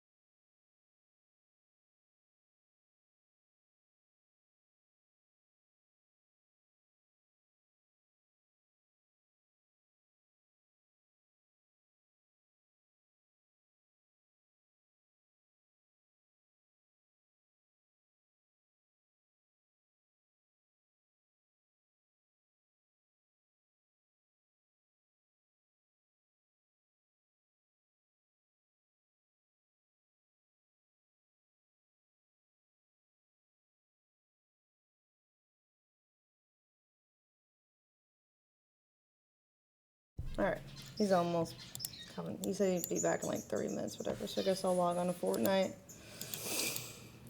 I didn't even know he left, bitch. He went to go run an errand. And then we're going to the range. Then we're gonna go to Best Buy.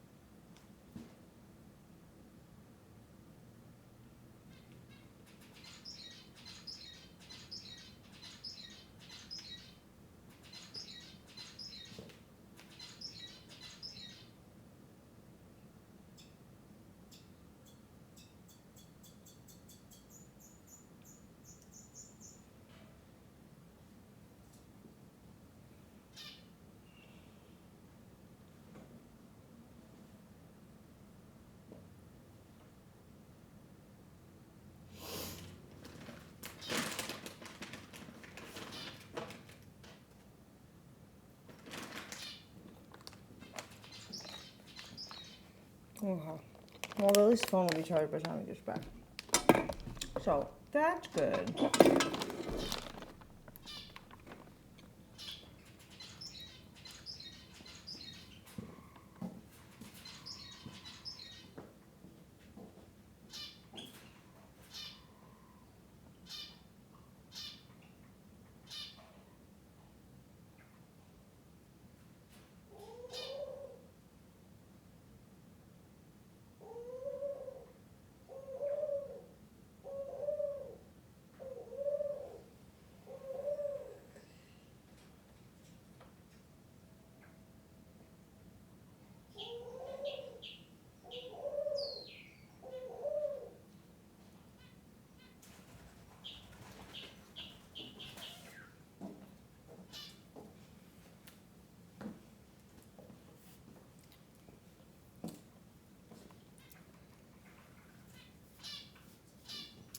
Goldfish.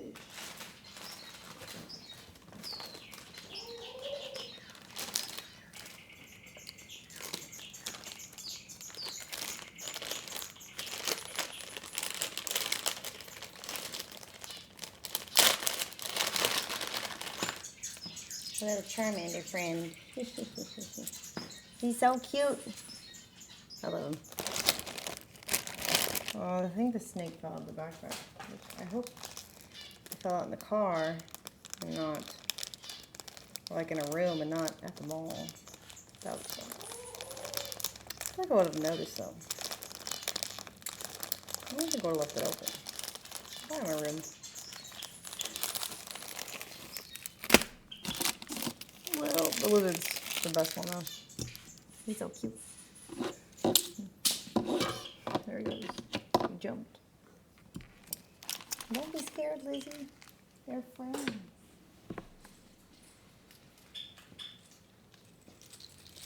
Hey.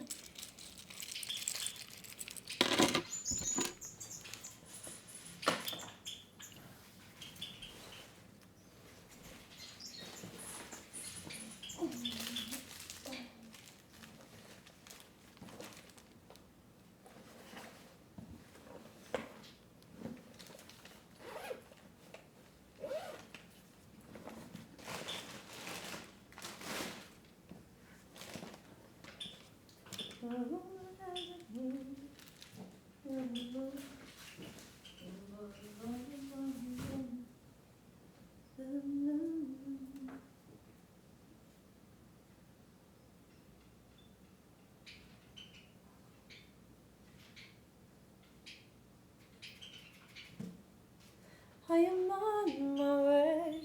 I can go the distance. I'll be there someday if I can feel strong. And every man will be worth my while. This poor little selfie stick broke. I would go most anywhere to feel like I belong.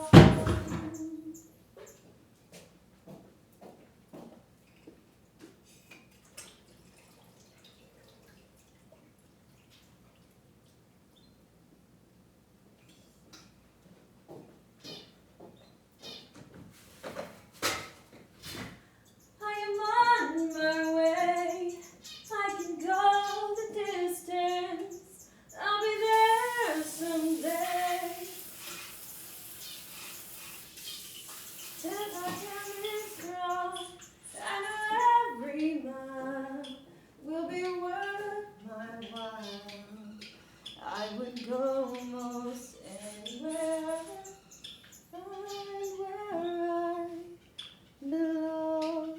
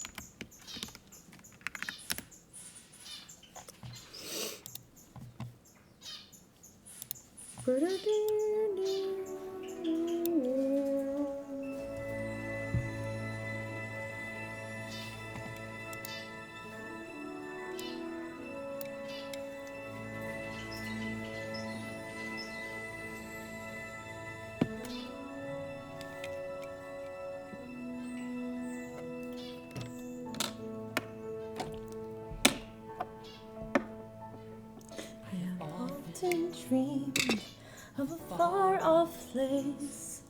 Great warm welcome will be waiting for me. The crowds will cheer when they see my face. And the voice keeps saying, this is where I'm meant to be. I will find my way. I can go the distance. I'll be there someday. If I can be strong, I know every mile will be worth my while. I would go most anywhere to feel like I belong.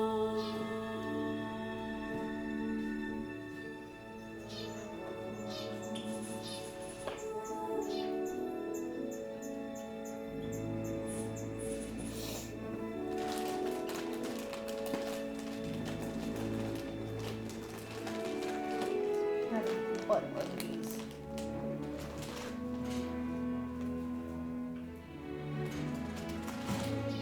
It's not mine.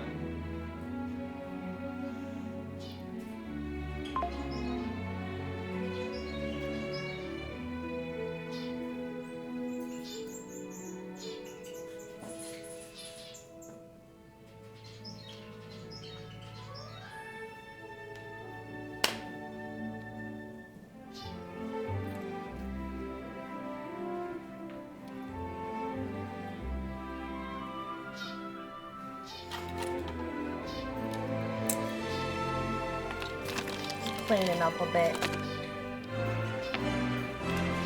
I am on my way. I can go the distance. I don't care how far. Somehow I'll be strong. I know every mile will be worth my while. I would go most anywhere to find where I belong.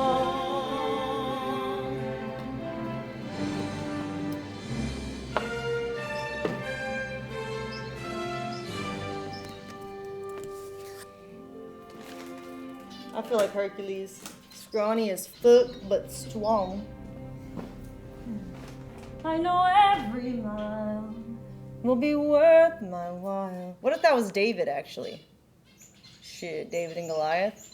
He's small and skinny, but maybe he was actually stronger than Goliath, built different. Grammarly now uses AI to help you write. And that's how not he just actually revise. slew him. Type a prompt and generate a persuasive, mistake-free draft in seconds, personalized to your unique writing style. Download it for free at Grammarly.com. I know every mile will be worth my while.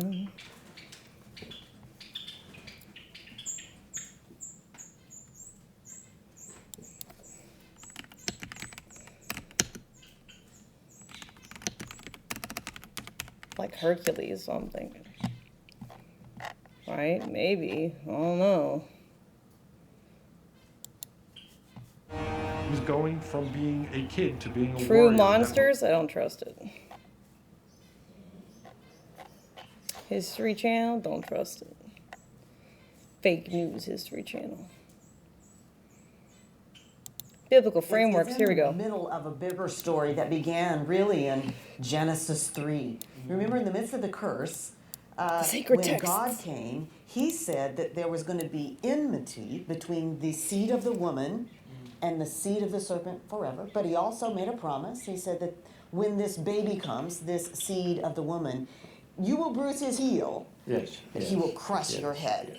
And so then but we recognize there's going to be this battle always going on between God's person and the God's people and those that come are the seed of the serpent. And so here we are. Here's Goliath. And he comes out. He's a giant of a Philistine, and he has a big threat.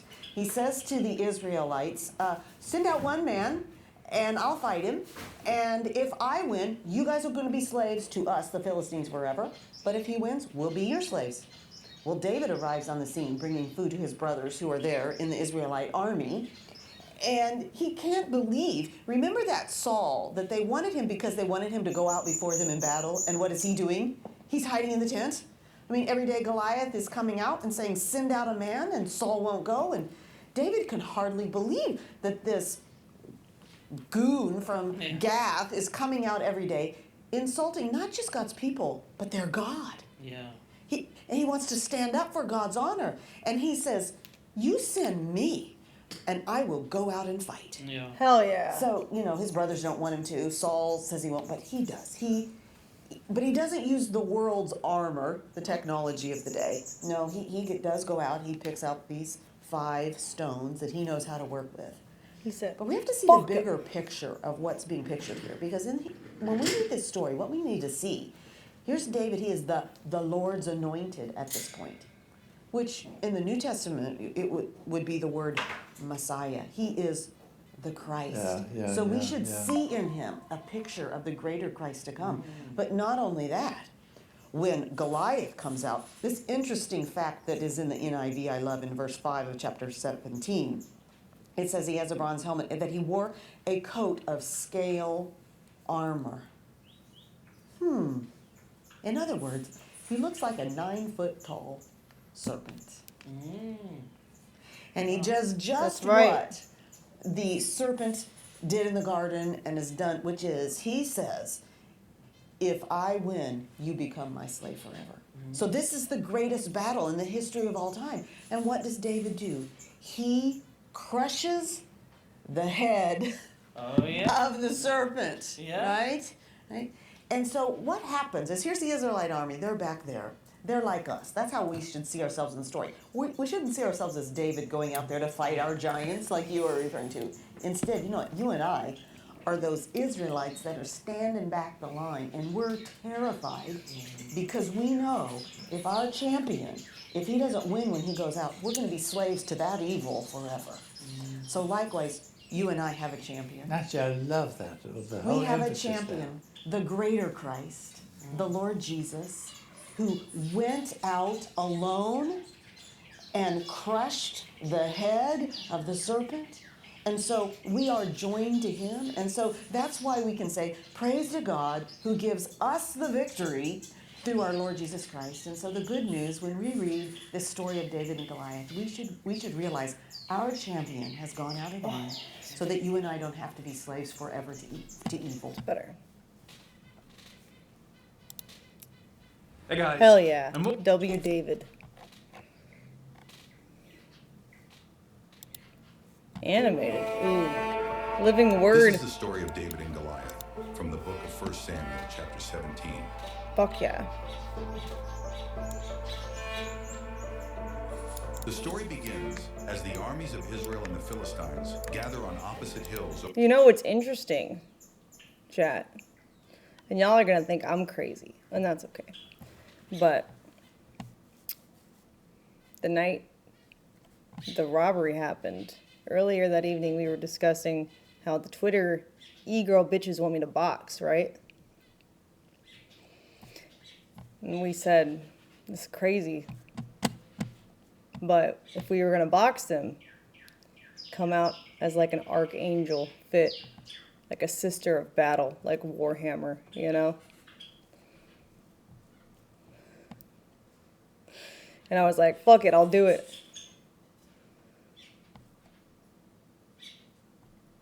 Fuck those woke bitches.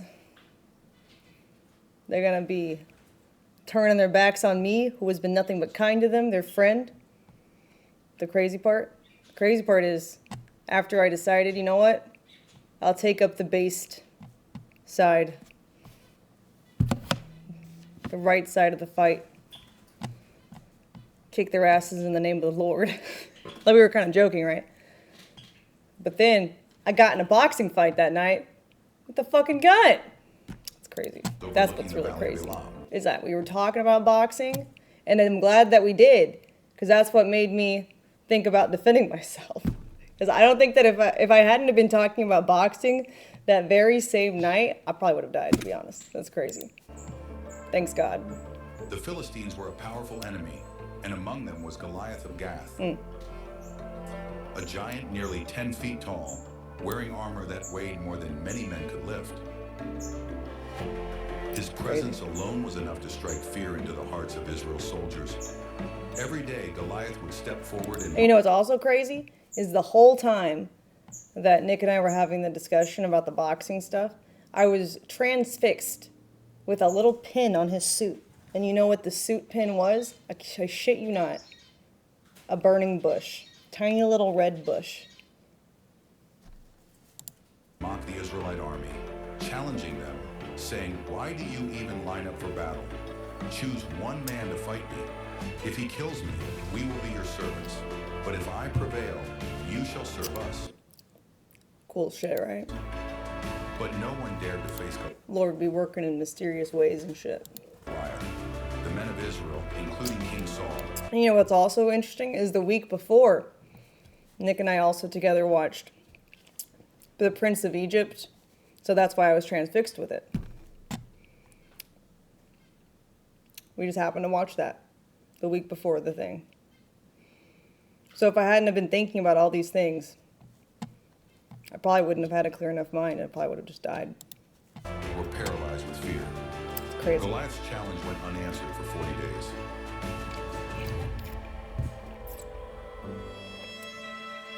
But there was hope. A young shepherd named David, the youngest son of Jesse, arrived at the battlefield to bring food to his brothers who served in Saul's army. When David heard Goliath's taunts and saw the fear in the soldiers, he was outraged. "Who is this Philistine that he should defy the armies of the living God?" he asked. Though others mocked him for his boldness, David's faith did not waver. He told King Saul, "The Lord who rescued me from the paw of the lion and the bear will deliver me from the hand of this Philistine." Refusing Saul's arm. You mean God saved it? You got extremely lucky? Both. Isn't the fact that God loves us so much also extremely lucky for us? Both. Armor. David.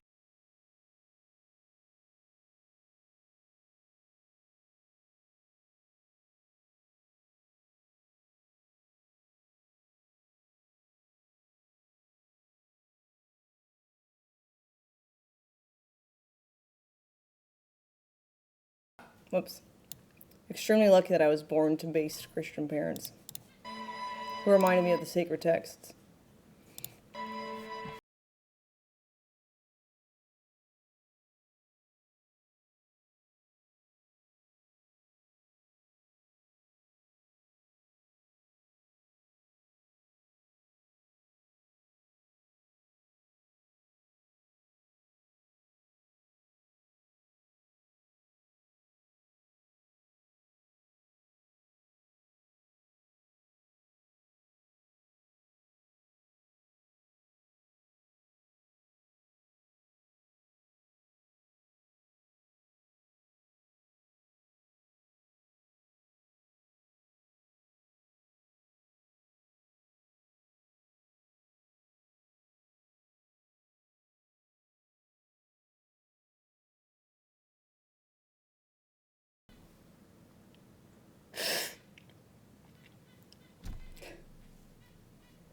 This reminds me of going to Vegas and they have like the statue of David, right? Or I think that's what it is. Or is that a Greek god? I don't know. I don't remember.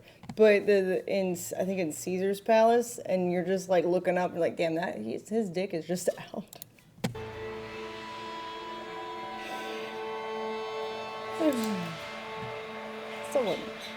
Someone up there. With one stone and unwavering faith, David triumphed, proving that the battle belongs to the Lord.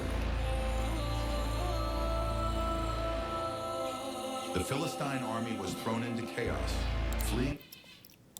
Are you Hercules in truth of service? Well, I didn't do anything. Like, I didn't fight back. I defended myself and ran, so I don't think that's a good comparison. In fear.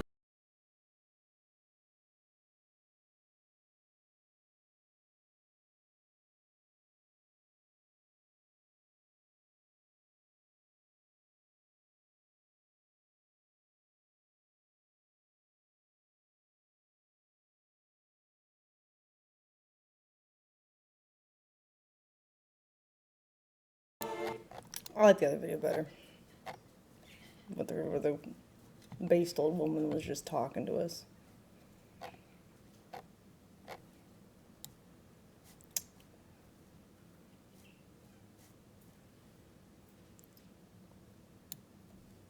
Bible stories. The story of David.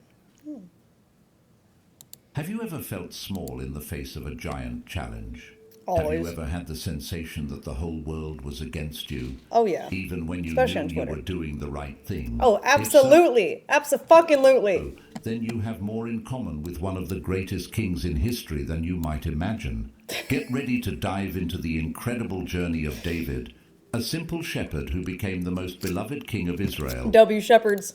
And a man after God's own heart. But don't be fooled. David was not perfect. His story is filled with ups and downs, crushing victories and devastating failures. And that's exactly what makes his journey so fascinating and relevant to us today. Let's begin from... It's actually weird because, like, I remember on Twitter, one of the comments who was discussing my stuff, it's like, does she feel like all of her friends have turned against her? And I'm just like, yeah, kind of, actually. The start, with the unlikely rise Yeah, of a it's young kinda- shepherd to it the is like king's that. court. Our story begins in Bethlehem, a small town on the outskirts of Jerusalem. It is here that we find the family of Jesse, an ordinary man, but whose lineage was about to change the course of Israel's history. In 1 Samuel 16:1, we read that the Lord sent the prophet Samuel to Bethlehem, to the house of Jesse, with a secret and crucial mission, to anoint the new king of Israel. Et tu, Angelica? Jesse had 8 sons, and David was the youngest. While his older brothers stood Damn. out for their strength and stature, I'll give you a David puppy. spent his days in the fields, tending to his father's sheep. This seemingly insignificant task was shaping the character of the future king. In the fields of Bethlehem, David learned lessons that no palace could teach. He developed courage while protecting the flock from predators, compassion while caring for the weaker sheep, Hell yeah. and leadership while guiding the flock to green pastures and still waters. Unbeknownst to him, he was being prepared to lead a nation. Oh, I don't want In that. 1 Samuel 16:11, when Samuel Oh, no. arrived at Jesse's house, Too all much, the too older much. sons were presented one by one. But the Lord had not chosen any of them. I guess David Intrigued, didn't want it either. Samuel asked Jesse if he had any more sons. "There is still the youngest," Jesse replied, "but he is tending the sheep." When David finally arrived, Samuel's heart must have leaped. There stood a young man with W, a ruddy youngest. appearance, beautiful eyes, and good looks. But what really mattered was what the Lord saw. "Rise and anoint him," the Lord said to Samuel, "for this is the one chosen." In 1 Samuel 16:13, we read the moment that would forever change David's life and the destiny of Nick gets Samuel's verses inscripted on his guns. Aw. What a coincidence. Israel. Samuel took the horn of oil and anointed David in the presence of his brothers. At that moment, the Spirit of the Lord came powerfully upon David. Imagine the scene. A young shepherd, probably confused and surprised, being anointed as the future king of Israel. His brothers, who had always seen him as the little brother, were now witnessing something extraordinary. But David's journey was just beginning. After his anointing, David returned to the fields. Externally, nothing had changed. He was still a shepherd, still tending the sheep. But internally, a transformation had begun. The Spirit of the Lord was with him, preparing him for what was to come. Meanwhile, in King Saul's court, darkness was settling in. In 1 Samuel 16:14-23, we read that the Spirit... I'm gonna see how far away he is. Let puppies out.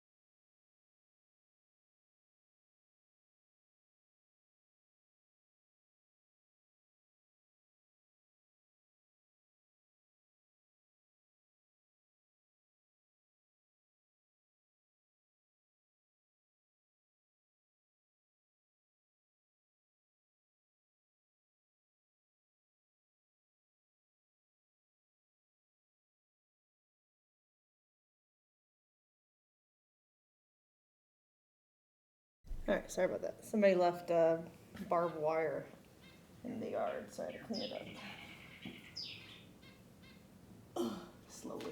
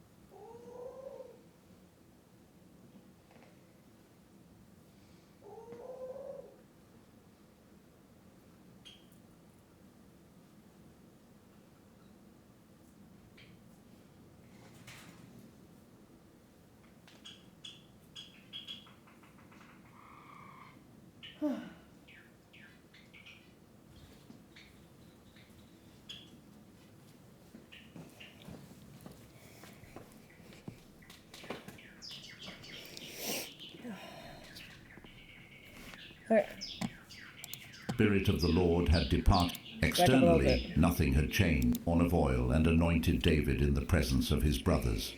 At that moment, the Spirit of the Lord came powerfully upon David. Imagine the scene. A young shepherd, probably confused and surprised, being anointed as the future king of Israel. His brothers, who had always seen him as the little brother, were now witnessing something extraordinary. But David's journey was just beginning. After his anointing, David returned to the fields. Externally, nothing had changed. He was still a shepherd, still tending the sheep, but internally a transformation had begun. The Spirit of the Lord was with him, preparing him for what was to come. Meanwhile, in King Saul's court, darkness was settling in. In 1 Samuel 16:14-23, we read that the Spirit of the Lord had departed from Saul, and an evil spirit tormented him. Saul's servants, seeking a solution, suggested that someone skilled in playing the harp be found, believing that music could calm the disturbed king. It was then that David's name came up. One of the servants knew him and described him as someone who not only played well, but was also brave, a warrior, wise in speech, and of good appearance. I saw war. I saw... Brave warrior, wise in speech and of good appearance. Most importantly, the Lord is with him. Thus, David was summoned to Saul's court. The young shepherd, who had recently spent his days in the fields of Bethlehem, now found himself in the royal palace, playing to soothe the tormented spirit of the king. Saul was impressed with David and made him his armor-bearer. At this point in the story, we see how God was orchestrating events. David's musical talent, developed during the long hours in the fields, now positioned him to learn about the court and leadership, preparing him for his future role. But the moment that would truly define David's youth was yet to come. In 1 Samuel 17, we find the famous confrontation between David and Goliath. The Israelite army was at war with the Philistines, and a Philistine champion named Goliath challenged the Israelites daily to send out a champion for single combat. Goliath was a giant, standing about 3 meters tall. His armor weighed over 50 kilograms, and the tip of his spear was like a weaver's beam. For 40 days, he mocked the Israelite army, challenging them to send a champion to fight him. David, who had temporarily returned to tend his father's sheep, was sent to the battlefield to bring supplies to his older brothers. Upon arrival, he heard Goliath's challenge and was indignant. "Who is this uncircumcised Philistine that he should defy the armies of the living God?" he asked. David's courage in the face of the giant did not arise in that moment. It had been forged in the fields of Bethlehem, where he had faced lions and bears to protect his flock. When questioned about his ability to face Goliath, David confidently replied, "The Lord who delivered me from the paw of the lion and the bear will deliver me from the hand of this Philistine." Armed only with his sling, 5 smooth stones from the brook, and an unwavering faith in God, David advanced to face Goliath. The contrast could not have been greater. A young shepherd against an experienced warrior, a sling against a sword, faith against brute strength. When Goliath saw David, he scorned him for his youth. "Am I a dog that you come to me with sticks?" mocked the giant. But David replied with words that would echo through the ages. "You come against me with sword, spear, and javelin, but I come against you in the name of the Lord of hosts, the God of the armies of Israel, whom you have defied." With a single stone from his sling, David struck Goliath in the forehead, and the giant fell. In an instant, the improbable had happened. The shepherd had defeated the warrior. Faith had triumphed over fear. David's victory over Goliath was not just a military triumph, but a powerful testimony of the strength that comes from faith in God. It showed Israel and the world that the Lord does not see as man sees. While others looked at outward appearances, God looked at the heart. This event marked the true beginning of David's rise. From an obscure shepherd in Bethlehem, he became a national hero overnight. Women sang in the streets. Saul struck down his thousands, and David his 10,000s. David's youth, from his secret anointing to his public victory over Goliath, laid the foundation for all that was to come. It teaches us powerful lessons about preparation, courage, and trust in God. David did not become a great leader overnight. Each experience in his youth, tending sheep, playing for Saul, facing Goliath, was a building block in the construction of his character and leadership. He faced his Goliaths long before stepping onto the battlefield. The story of David's youth reminds us that God often works behind the scenes, preparing us for a purpose greater than we can imagine. In moments of apparent insignificance, when we feel forgotten or underestimated, God may be shaping our character and developing the skills we will need for our future. David's courage in the face of Goliath challenges us to confront our own giants with faith. What are the Goliaths in our lives? Fears, insecurities, seemingly insurmountable challenges. David's story reminds us that, with God, no obstacle is too great. Finally, David's youth teaches us about the importance of faithfulness in small things. Before leading armies, David led sheep. Before playing before crowds, he played in solitary fields. His faithfulness in these seemingly insignificant tasks prepared him for the great responsibilities that would come. As we move forward in David's story, we will see how these early years shaped the map. Think so, Kat?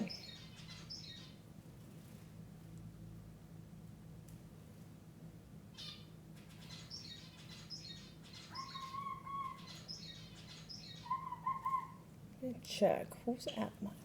Here. Is that the security? Is that?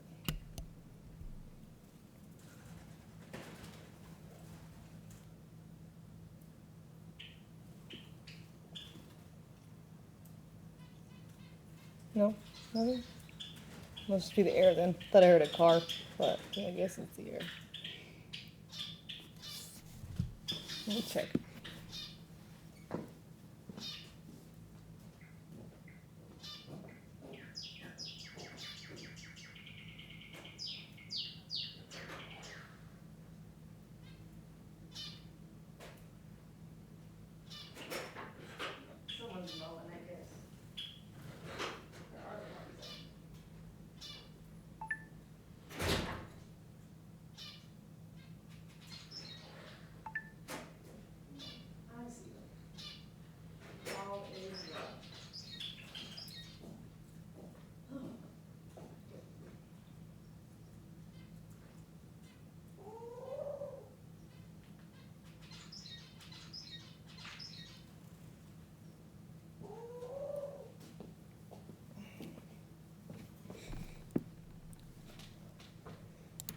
He would become.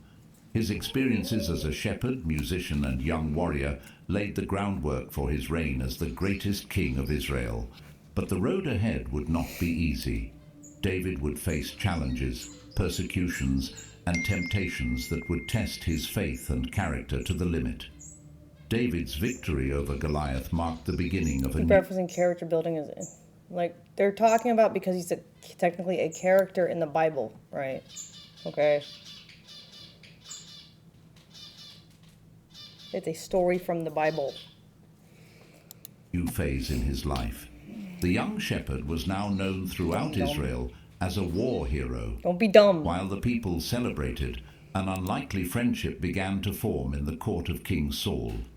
Jonathan, Saul's son and heir to the throne, was deeply impressed by David. The biblical text gives us a beautiful description of this friendship in 1 Samuel 18:1. There we read, after David had finished talking with Saul, repent and stop sinning. You see, that's the part where you're wrong. You can't stop sinning. That would cease to be human. All right, we're all sinners. We're born in sin, we live in sin, we'll die in sin too. All right. Jonathan became one in spirit with David, and he loved him as himself. This was not a superficial friendship, but a deep bond based on mutual respect and admiration. The depth of this friendship is demonstrated in Jonathan's actions. In 1 Samuel 18:4, we see a symbolic and significant gesture. Jonathan took off the robe he was wearing and gave it to David, along with his tunic, and even his sword, his bow, and his belt. This act was not just a gift between friends. In the culture of the time, it was a recognition of David's right to the throne. Jonathan, the royal heir, was essentially abdicating his right in favor of David. As this friendship blossomed, David also gained favor in the eyes of King Saul and the people. In 1 Samuel 18:5 we read, whatever mission Saul sent him on, David was so successful that Saul gave him a high rank in the army. This pleased all the troops, and Saul's officers as well. David demonstrated not only courage on the battlefield, but also wisdom and skill in leadership. However, David's success would soon become a source of trouble. After a significant military victory, the women of Israel came out to celebrate, singing, if Jesus sinned, why can't I? See, that's, he had a baby out of wedlock. You see, I don't think, that's the thing though, right? The Bible just says, do not covet another, right? So it's, who made the wedlock decision? Men. God didn't say you have to be married because he didn't make Eve and Adam married by default. Marriage and weddings and shit are something man created, not God. All right. God's message was love thy neighbor, you know, all that stuff. Showing compassion. That whole wedding thing was made, you know, like to shame other people, and even people like you're not supposed to cast the first stone, right? So it's like Jesus was like, don't do that shit. Don't stone people just because they're loving others. You know, like that's not like a thing where it's like, oh, Jesus, and what can do? It's like, okay, hold on. Let's agree about marriage. I mean, my God, no, I mean, okay, like the whole thing, like, oh, now this kid is unclean, because like if you think about it, like it's as far as like having the baby, you know, because Joseph and Mary weren't even married, and she had a baby, and it wasn't Joseph's, it was God. So it's like, that doesn't make sense, right? They blur the lines, men do. Okay, so it's like all these things you hear about, it doesn't add up. Where it's like the control of man and the law versus like what God wanted. It's not like you can only have a baby if you're married to that person. So like that would defy what Jesus even is. If you think about it, like that doesn't make any fucking sense. I don't know. It's like, Saul has slain like what? His thousands, and David his tens. Why are we in church today? It's Sunday. What do you mean? Of thousands. When else do you go to church if not 18:7. Sunday? This song, while celebrating both Saul and David, stirred jealousy in the heart of the king. Saul's reaction to this song marks the beginning of a... See, the whole idea, though, of like, it's complicated because yes, you're not supposed to, you know, like cheating on your partner is wrong, right? Betraying anyone you love who trusts you is wrong, okay? But also, the whole reason why men are mad if a woman, or like society, I guess, not men, I say men as in humans, are mad if a woman has someone else's baby is because then the father is likely to take care of it. We see that in the animal kingdom too, right? But God doesn't love the mother less. He doesn't love the child less. He has compassion for all humans. So it's, you see what it's like, it's complicated. It's not that like God hates you now if you have someone's baby. It's like, no, that's a man thing. Like not man as in gender, I mean human kind. A dramatic shift in his relationship with David. In 1 Samuel 18, 8-9 we read, Saul was very angry. This refrain displeased him. They have credited David with tens of thousands, he thought, but me with only thousands. What more can he get but the kingdom? And from that time on, Saul... Not like he approves it either. True. But it's not like he disapproves of the love between a man and a woman just because maybe they aren't married. Because it can be a consenting relationship full of love without being legally tied to each other. You know, I feel like God would be more upset at like the betrayal of people who love you. You know? Kept a close eye on David. Saul's jealousy quickly turned into hostile actions against David. I don't think Adam and Eve had a wedding, you know? As we are told in 1 Samuel 18, 10-11, an evil spirit from God came forcefully on Saul. He was prophesying in his house, and David was playing the lyre, as he usually did. Saul had a spear in his hand and hurled it, saying to himself, I'll pin David to the wall. But David eluded him twice.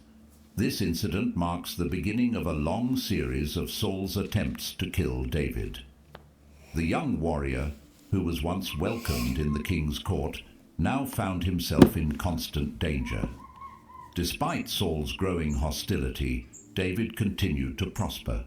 In 1 Samuel 18, 14-16 we read, In everything he did, he had great success, because the Lord was with him. When Saul saw how successful he was afraid of him. But all Israel and Judah loved David, because he led them in their campaigns. See, everyone sees how successful I am, and they're all afraid, and so they hate me. That's why they're trying to get someone who's like 50 pounds heavier than me to fight me. Seeing that he could not eliminate David directly, Saul began to scheme in more subtle ways to eliminate him. You have to make it unfair. One of these attempts involved his own daughter, Michal. In 1 Samuel 18, 20-21, we read, Now Saul's daughter Michal was in love with David, and when they told Saul about it, he was pleased. I will give her to him, he thought, so that she may be a snare to him, and so that the hand of the Philistines may be against him. Saul offered Michal in marriage to David, but with a dangerous condition. He demanded as a dowry 100 foreskins of Philistines, hoping that David would die in the attempt to fulfill this task. However, David not only survived, but exceeded the requirement, bringing back 200 foreskins. Saul then had no choice but to give Michal in marriage to David. The marriage to Michal, damn, David's an overachiever. David. However, did not bring safety to David. Saul's hostility continued to grow. In 1 Samuel 19:1 we read, Saul told his son Jonathan and all his officials to kill David, but Jonathan was very fond of David. Here we see how the friendship between David and Jonathan... It's a lot of circumcisions. Do you think that he killed all those men too? Because, like, I'm just thinking, like, you know, that's the easiest way to take someone's foreskin is if they're already dead. Would become crucial for David's survival. Like Jonathan, risking his own position, interceded for David with his father. In 1 Samuel 19, 4-5, he argued, Let not the king... I'm just imagining, like, an RPG game, video game, where it's like every time you kill a man, you just loot his foreskin and your inventory just starts stacking and you're like over encumbered by foreskin. Do wrong to his servant David. He has not wronged you, and what he And has they're, like, done has slowly walking benefited back you to the greatly. king. He took his life in his hands there a when he fast travel? killed the Anyone? Philistine. The Lord won a great victory for all Israel, and you saw it and were glad. Yeah, Bethesda, where's my biblically accurate RPG? Let's go. Why then would you do wrong to an innocent man like David by killing him for no reason? Temporarily convinced by Jonathan's arguments, Saul swore, "As surely as the Lord lives, David Dude, I would will play the fuck out of a game where you get to be David, starting from like being a boy in the, shepherding your sheep to rising to be king. Fuck yeah, that'd be sick. not be put to death." And then the post game just becomes a sandbox game, like Sims almost, but still like RPG style. 1 Samuel 19:6. However, the peace would be short-lived. Soon the evil spirit returned to torment You Saul, just have kids and stuff, get to play as your kids, blah blah blah blah. and he once again tried to kill David with Thanks his Vortex spear. for gifting sub. David managed to escape, but it was clear that he was Damn! Just chillin' said he didn't think he's getting into heaven, and Vortex was like, well, at least you get to sub to Amaranth while you're alive on Earth. What a nice guy. How are the foreskins kept fresh? I think dehydrated foreskin would be the way to go. Probably last longer. longer safe in Saul's Dried court. like turkey. At this point, Michal, David's wife, played a crucial role in his escape. In 1 Samuel 19:11-12, we read, Kind of like my Saul dried sent mangoes. messengers to you know? David's house to watch it and to kill him in the morning. But Oh, Michal, what happened? but it was clear that he was no. As surely as the Lord lives, David will not be put to death. Okay, there we go. 1 Samuel Subtitles. 19:6. However, the peace would be short-lived. Soon the evil spirit returned to torment Saul, and he once again tried to kill David with his spear. Bitch! David managed to escape, but it was clear that he was no longer safe in Saul's court. At this point, Michal, David's wife, played a crucial role in his escape. In 1 Samuel 19:11-12, we read, Saul sent messengers to David's house to watch it and to kill him in the morning. But Michal, David's wife, warned him, if you don't run for your life tonight, tomorrow... Damn! I warned Nick, and then he shot him. Hey, there we go. Strangers in the night. You will be killed. So Michal let David down through a window, and he fled. And Damn! escaped. Nick's more brave than David. What a pussy. Ran away. Thus began David's Do what you must, I guess. Do what you must. period of There were exile. no guns back in those days. The man who had once been the hero of Israel and the favorite of the court now found himself forced to live as a fugitive in his own country. During this time, David sought help in various places. First, he went to the priest Ahimelech at Nob. Not wanting to reveal his situation, David lied about being on a secret mission from the king. Ahimelech, unaware of the danger, provided David with the consecrated bread and the sword of Goliath. This event, although seemingly insignificant, would have tragic consequences later. Ahimelech's period of exile. The man who had once been the hero of Israel and the favorite of the court now found himself forced to live as a fugitive in his own country. Damn. During this time, David sought help in various places. First, he went to the priest Ahimelech at Nob. Not wanting to reveal his situation, David lied about being on a secret mission from the king. Ahimelech, unaware of the danger, I just think of Andrew Tate meme being like, I'm a liar and I'm a cheat. I'm above the law. provided David with the consecrated bread and the sword I'm a of liar. Goliath. This event, although seemingly insignificant, would have tragic consequences later. Doeg the Edomite, one of Saul's servants, was present and later reported the incident to Saul, leading to the execution of Ahimelech and many other priests. From Nob, David fled to Gath, Philistine territory, where he pretended to be insane to avoid being recognized as the famous Israelite warrior. After that, he took refuge in the cave of Adullam, where he was joined by his family and by everyone who was in distress or in debt or discontented. 1 Samuel 22:2. Meanwhile, Saul continued his relentless pursuit of David. The king's obsession with eliminating David led to extreme acts of cruelty, including the massacre of the priests of Nob, who had unknowingly helped David. During this period of flight, David had two notable opportunities to kill Saul, but he refused to do so. The first occurred in the cave of En-Gedi. Saul entered the cave to relieve himself, unaware that David and his men were hiding there.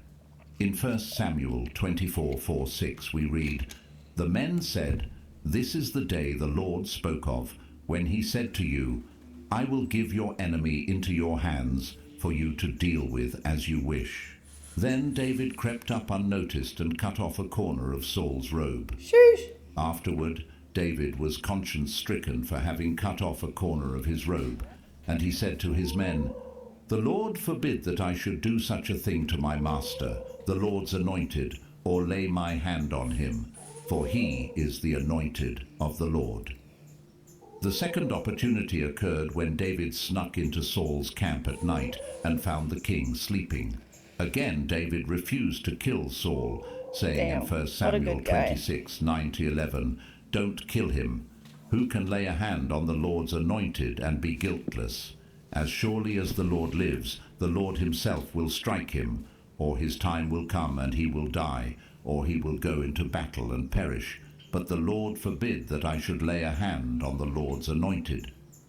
These actions demonstrate David's deep respect for the authority established by God, even when that authority was being unjustly used against him. David recognized that, despite Saul's flaws, he was still the anointed king of God, and it was not up to David to take the kingdom by force.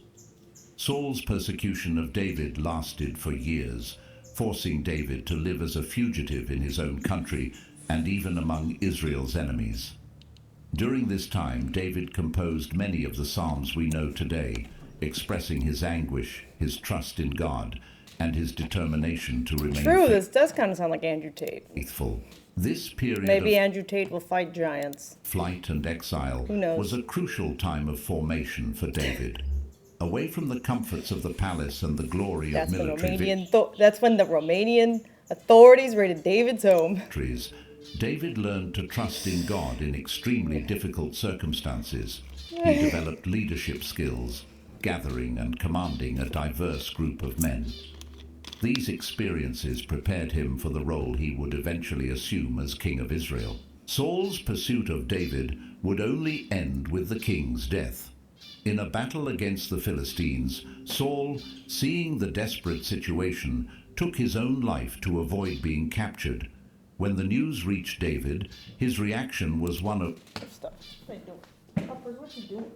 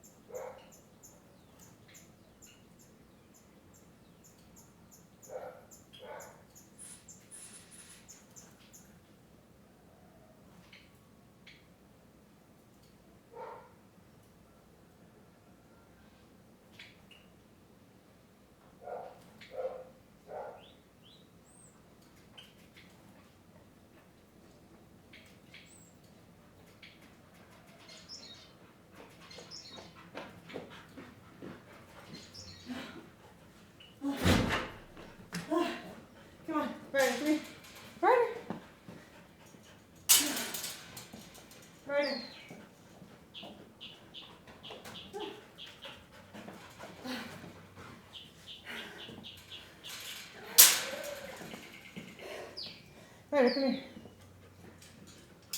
Come on. Stay up with me.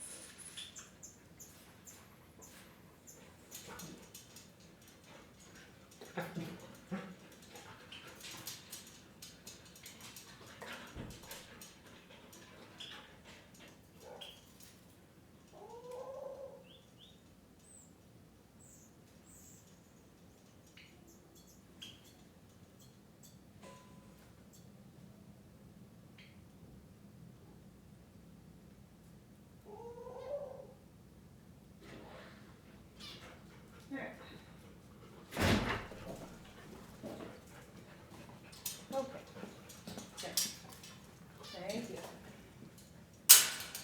Oh man. Well, I'm good boy. You too, huh? There. Some water.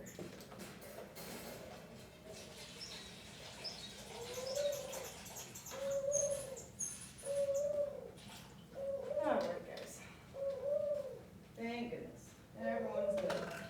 Had a Jason security guard came and the gate opened and they all ran out.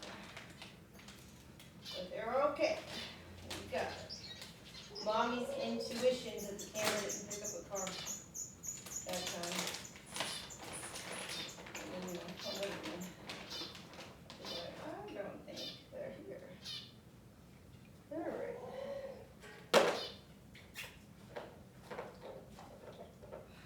This camera's gonna put this stuff. It's on the fritz. Right here. Sit.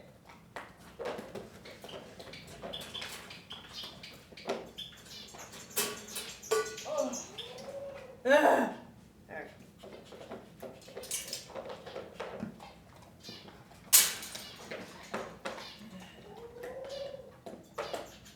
Yeah, I was yelling at them because they were running.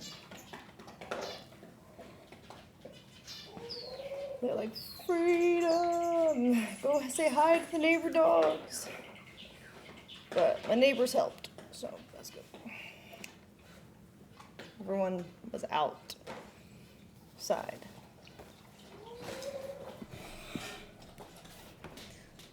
Oh, God. Little cardio. Oof.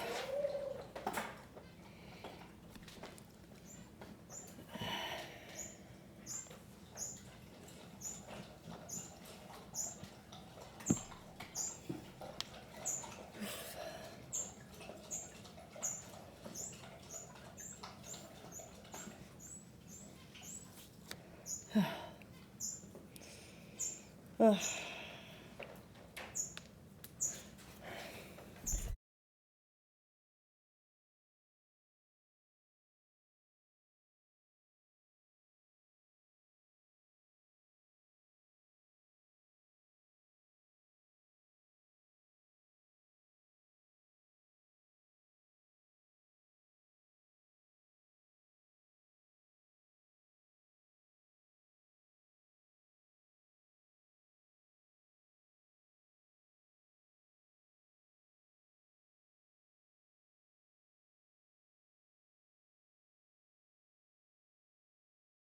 Nick's almost here. Of lament, not joy. In 2 Samuel 1:19, 23 to 24, we read part of David's lament. Your glory, Israel, lies slain on your heights. How the mighty have fallen.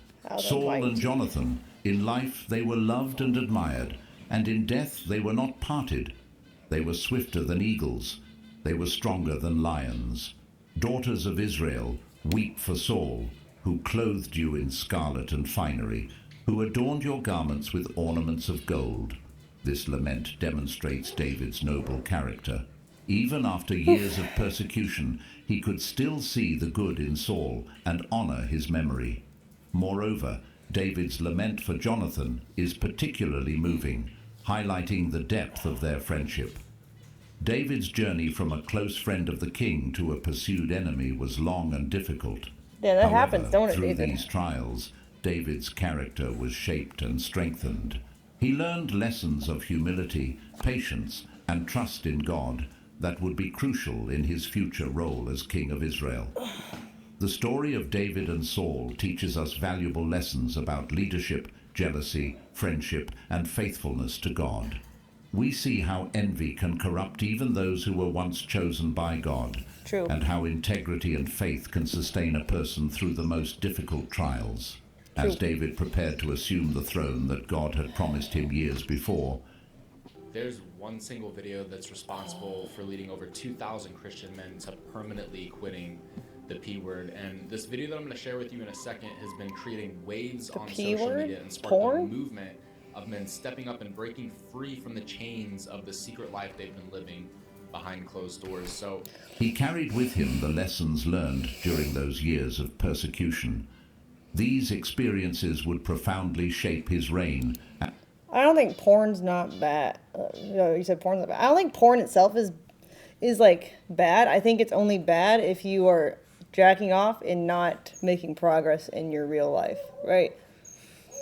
Like if you're just using porn as a release, I think it doesn't matter. But if you're using porn as like your cope and you keep going back to the porn instead of doing something about your life to improve it and be happy and find a girl, blah, blah, blah, then that's crazy. And his relationship with God in the years to come. The news of Saul and Jonathan's death reached David through a young Amalekite. The messenger, hoping for a reward, claimed to have dealt the final blow to Saul at the king's request. However, his expectation of reward was thwarted by David's reaction. In 2 Samuel 1:14-16 we read, Then David asked him, Why weren't you afraid to lift your hand to destroy the Lord's anointed? Then David called one of his soldiers and said, Go, kill him. So he struck him down, and he died. For David had said to the Amalekite, You are responsible for your own death. For your own mouth testified against you when you said, I killed the Lord's anointed. This action of David demonstrated his deep respect for the authority anointed by God, even when that authority had been used against him. It also served as a clear warning to all that any attempt to gain favor with David through violence against his enemies would be severely punished. After a period of mourning, David sought divine guidance for his next step. In 2 Samuel 2:1 we read, In the course of time, David inquired of the Lord, Shall I go up to one of the towns of Judah? The Lord said, Go up. David asked, Where shall I go? To Hebron, the Lord answered. This consultation with God before acting would be a hallmark of David's reign, distinguishing him from Saul, who often acted on his own. Upon arriving in Hebron, David was Hebron. anointed king over the tribe of Judah. In 2 Samuel 2:4 it is written, "Then the men of Judah came to Hebron, and there they anointed David king over the tribe of Judah." This was the first step in the fulfillment of the promise that God had made to David years before, when he was secretly anointed by Samuel. However, David's ascent to the throne of all Israel would not be immediate or easy. Abner, the commander of Saul's army, had proclaimed Ishbosheth, Saul's son, as king over the other tribes of Israel. This initiated a period of civil war between Saul's house and David's house. In 2 Samuel 3:1 we read, "The war between the house of Saul and the house of David lasted a long time. David grew stronger and stronger, while the house of Saul grew weaker and weaker." This verse summarizes well the general course of events during this period. But the details of this civil war are marked by tragedy and complexity. One of the most notable events of this period was the death of Abner. After a disagreement with Ishbosheth, Abner decided to change his allegiance to David. He was well received by David and sent away in peace. However, Joab, David's military commander, saw Abner as a threat and assassinated him in revenge for his brother's death. David's reaction to this assassination is revealing. In 2 Samuel 3:28-29, David declares, "Later, when David heard about this, he said, 'I and my kingdom are forever innocent before the Lord concerning the death of Abner, son of Ner. It is Joab and his family who are guilty. May Joab's family never be free of someone who has a running sore or leprosy, or who leans on a crutch, or who falls by the sword, or who lacks food.'" This statement shows David's commitment to justice and his refusal to tolerate unnecessary violence, even when perpetrated by his own men. The civil war finally came to an end with the assassination of Ishbosheth by two of his own captains. Hoping to receive a reward from David, they brought Ishbosheth's head to Hebron. Once again, David's reaction surprised everyone. In 2 Samuel 4:9-12 we read, "But David answered Rechab and his brother Baanah, the sons of Rimmon the Beerothite, 'As surely as the Lord lives, who has delivered me out of all trouble, when someone told me, Saul is dead, and thought he was bringing good news, I seized him and put him to death at Ziklag. That was the reward I gave him for his news. How much more when wicked men have killed an innocent man in his own house and on his own bed? Shouldn't I now demand his blood from your hand and rid the earth of you?' So David gave an order to his men, and they killed them. They cut off their hands and feet and hung the bodies by the pool in Hebron. But they took the head of Ishbosheth and buried it in Abner's tomb at Hebron." With Ishbosheth's death, the way was open for David to become king over all Israel. In 2 Samuel 5:1-3, we see the unification of the kingdom. All the tribes of Israel came to David at Hebron and said, "We are your own flesh and blood. In the past, while Saul was king over us, you were the one who led Israel on their military campaigns. And the Lord said to you, 'You will shepherd my people Israel, and you will become their ruler.'" When all the elders of Israel had come to King David at Hebron, the king made a covenant with them at Hebron before the Lord, and they anointed David king over Israel. This anointing at Hebron marked the fulfillment of the promise that God had made to David years before. The shepherd of sheep, the court musician, the fugitive warrior, was now the king of all Israel. One of David's first actions as king of unified Israel was the conquest of Jerusalem.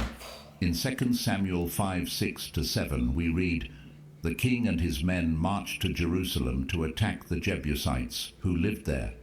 The Jebusites said to David, 'You will not get in here. Even the blind and the lame can ward you off.' Lame. They thought, 'David cannot get in here.' Nevertheless, David captured the fortress of Zion, which is the city of David. The choice of Jerusalem as the capital was strategically brilliant.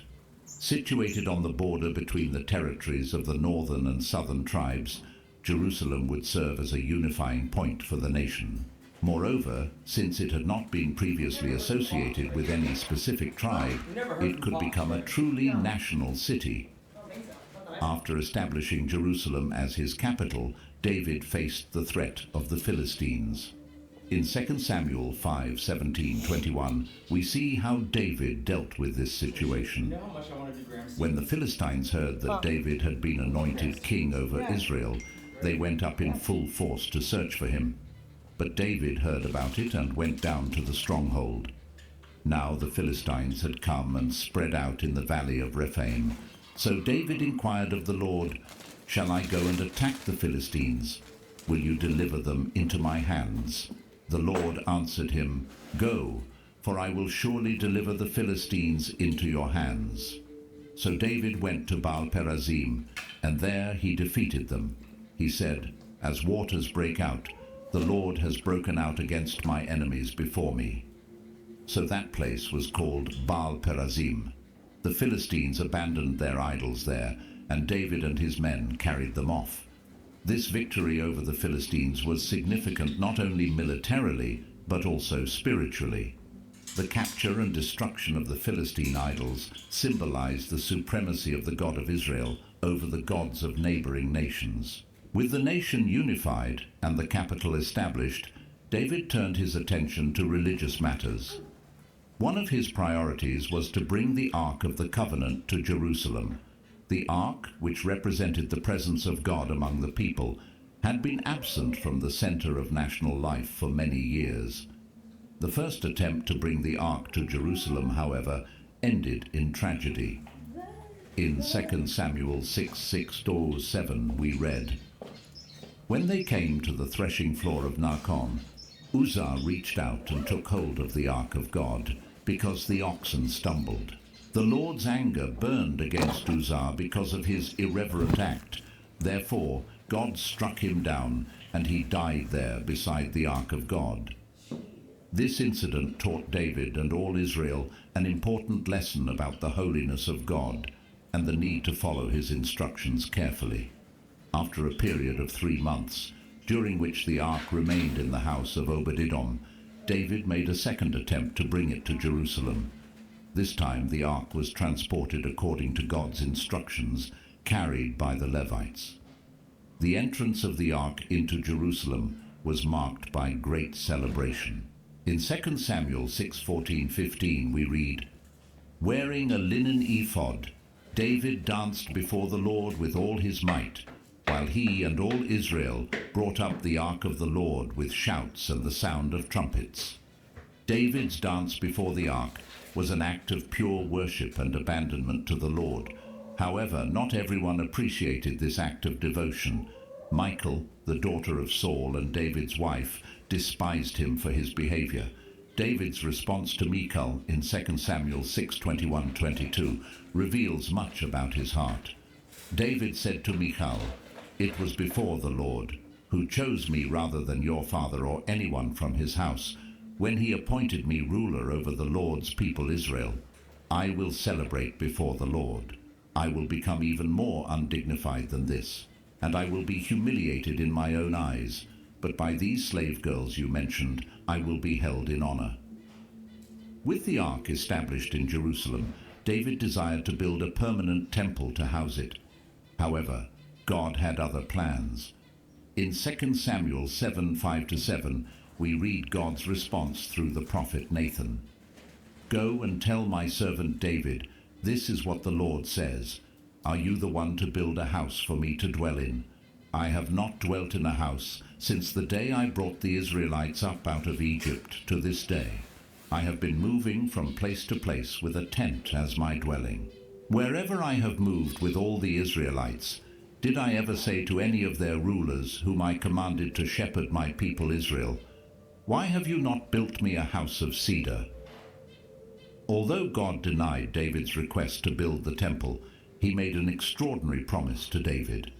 In 2 Samuel 7:11-16, God promises, "The Lord declares to you that the Lord himself will establish a house for you. When your days are over and you rest with your ancestors, I will raise up your offspring to succeed you. your own flesh and blood, and I will establish his kingdom. He is the one who will build a house for my name, and I will establish the throne of his kingdom forever. I will be his father, and he will be my son. When he does wrong, I will punish him with a rod wielded by men, with floggings inflicted by human hands. Sheesh. But my love will never be taken away from him, as I took it away from Saul, whom I removed from before you. Your house and your kingdom will endure forever before me. Damn. Your throne will be established forever. This promise, known as the Davidic covenant, is one of the most significant moments in the history of Israel. God promised David an everlasting dynasty, a promise that would find its ultimate fulfillment in Jesus Christ, the Son of David par excellence. David's response to this promise is a beautiful prayer of gratitude and humility. In 2 Samuel 7:18-19 we read, "Then King David went in and sat before the Lord, and he said, 'Who am I, sovereign Lord, and what is my family, that you have brought me this far? And as if this were not enough in your sight, sovereign Lord, you have also spoken about the future of the house of your servant. Is this your usual way of dealing with mankind, sovereign Lord?'" David's ascent to the throne of Israel marked the beginning of a new era for the nation. Under his leadership, Israel became a regional power, expanding its borders and establishing alliances with neighboring nations. More importantly, David established Jerusalem not only as the political capital of Israel, but also as its spiritual center. David's reign would not be without challenges and personal failures, as we will see in the following chapters of his story. However, the foundation he laid during these early years of his reign, a unified nation, an established capital, and above all, a renewed commitment to God, would shape the future of Israel for generations. David's journey from obscurity in Bethlehem to the throne in Jerusalem is a powerful illustration of God's sovereignty and his plan for his people. Through each stage, from shepherd to court musician, from fugitive warrior to king, David demonstrated unshakable trust in God and a commitment to his will. David's ascent to the throne was not just a personal achievement, but a turning point in the history of Israel. Under his leadership, the nation found unity, strength, and a renewed sense of divine purpose. The choice of Jerusalem as the capital and the establishment of the Ark of the Covenant there laid the groundwork for what would become the center of Jewish worship for centuries. The Davidic covenant, God's promise of an eternal dynasty, pointed beyond the immediate kingdom of David toward a future messianic hope. This promise would become central to the hope and faith of Israel, finding its ultimate fulfillment in Jesus Christ. The story of David's rise teaches us valuable lessons about patience, perseverance, and trust in God's timing. David waited years for the fulfillment of God's promise, facing persecution and exile. However, he refused to seize the kingdom by force, respecting the authority established by God, even when that authority acted unjustly. At the same time, we see in David a leader who was not perfect, but who was willing to learn from his mistakes and seek God's guidance. His reaction to the death of Uzzah and his subsequent careful approach to bringing the ark to Jerusalem demonstrate a heart willing to submit to God's will, even when it meant admitting and correcting errors. As David established himself as king over all Israel, new challenges awaited him. His reign would be marked by great victories and territorial expansion, but also by deep personal failures and painful family conflict. Yeah, sorry. We were going to leave a lot earlier because originally we had a Fox interview, supposedly today, but then Fox ended up not scheduling it for today, and so then we had more time, and so then Nick was catching up on errands, and now he's back, and he's back in the car with guns, and we're getting ready to go. However, the foundation laid during these early years, a deep dependence on God, a commitment to justice, and a heart of worship, would continue to define his reign and legacy.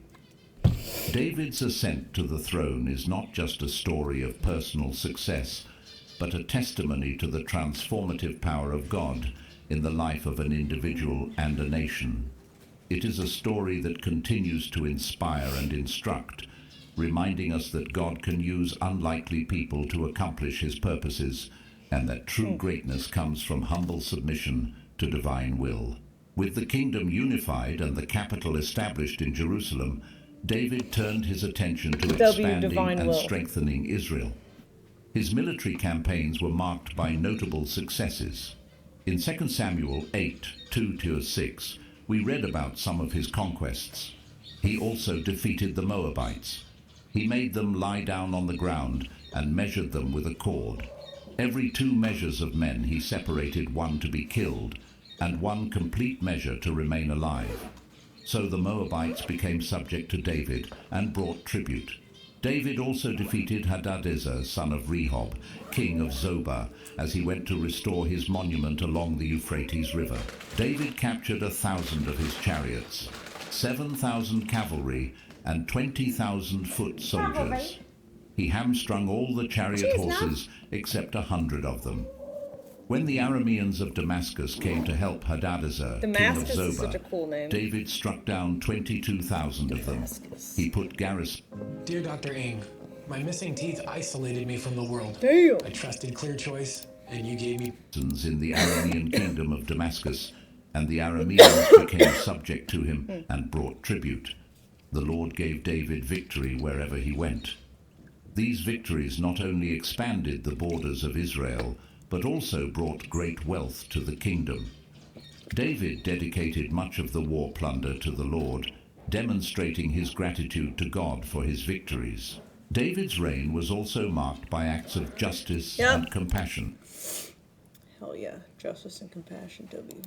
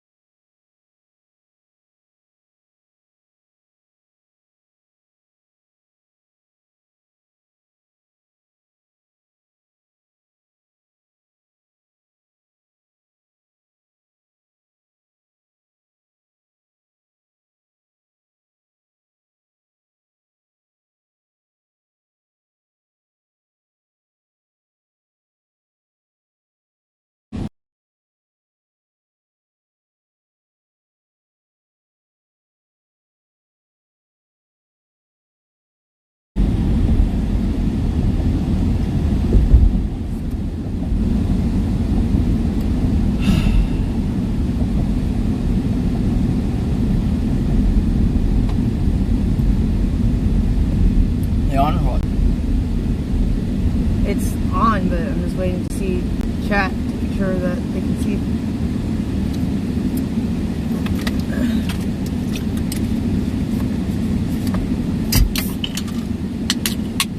Okay, I can see now. I'm here. What have you and chat been doing? We were watching the story of David and Goliath. Or just Why? David after Goliath, rather. Why? Because I don't remember. We were talking about something. I forgot how it started. Oh, we were listening to Hercules, I guess. And then how Hercules was like really strong, but he looked weak, you know, at first. Oh, you're talking about the Before he started working cartoon, out. sure. Yeah, the Disney movie. And I was like, what if that was actually David? He was really like, what if in a different, you know, time he was just really strong, but just What does looked that really even weak. mean? What do you mean?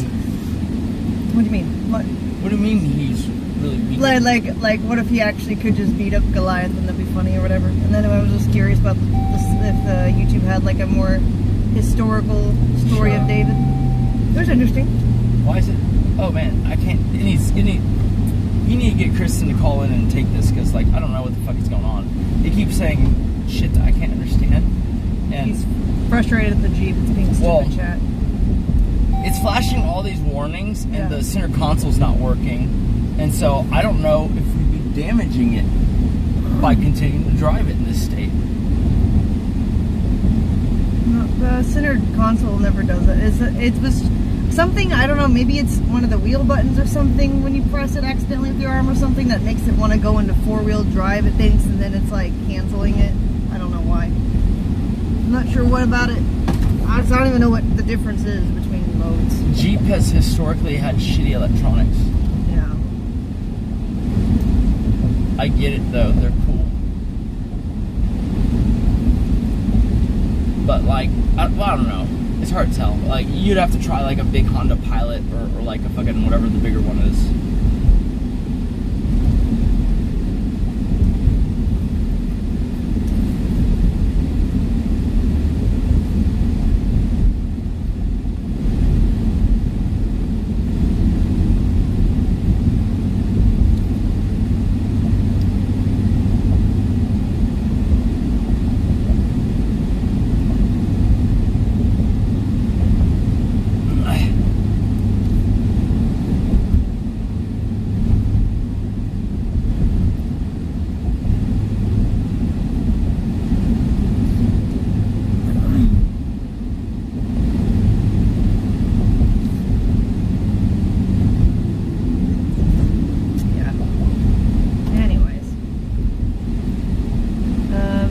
Send the video to the group, Kristen.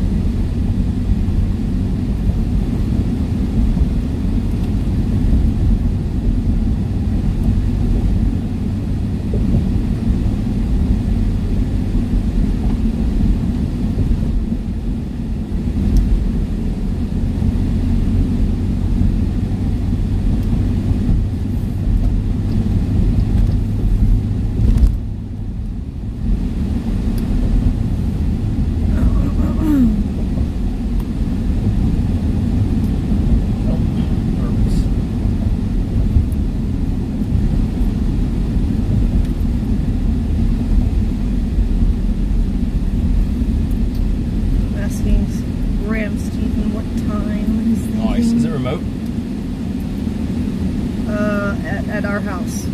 Whoa, that's cool.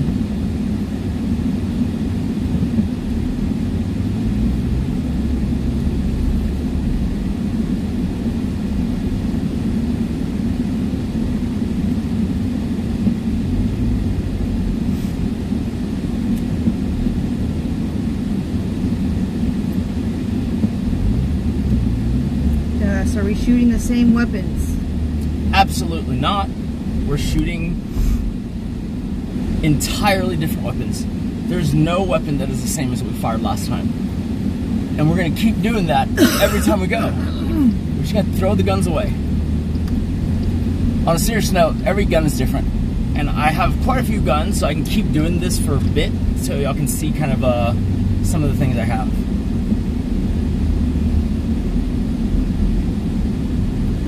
Graham says sometime 11 a.m. startish.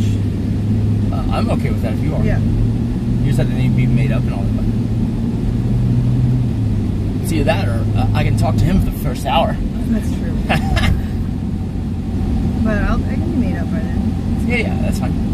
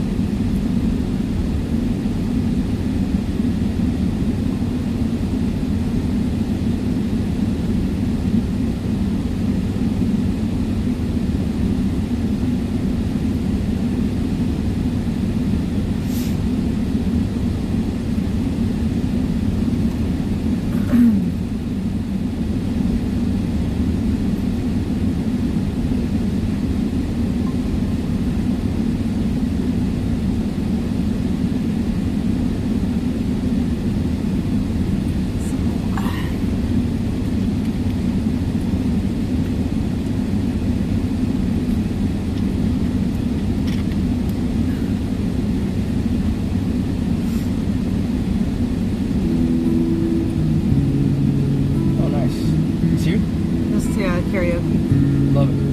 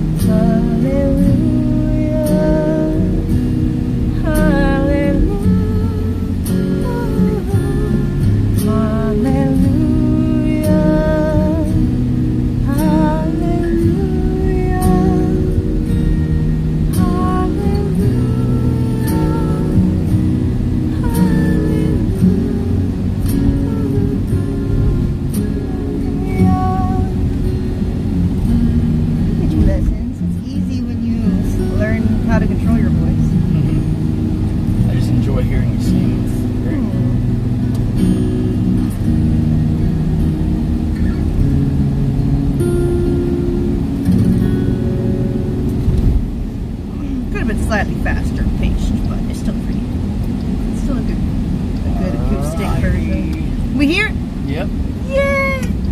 I don't know if they fixed the special door yet.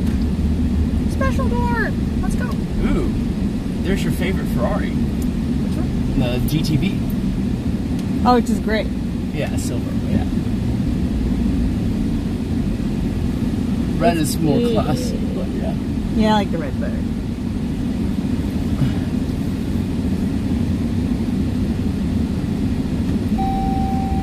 Alright, baby, let's go.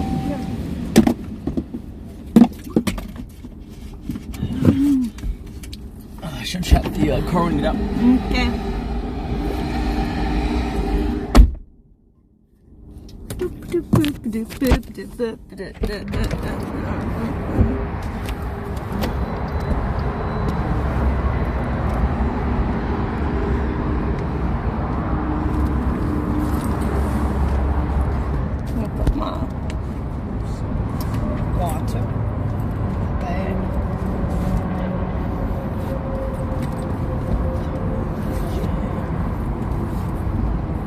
Water. Pretty car. It's pretty.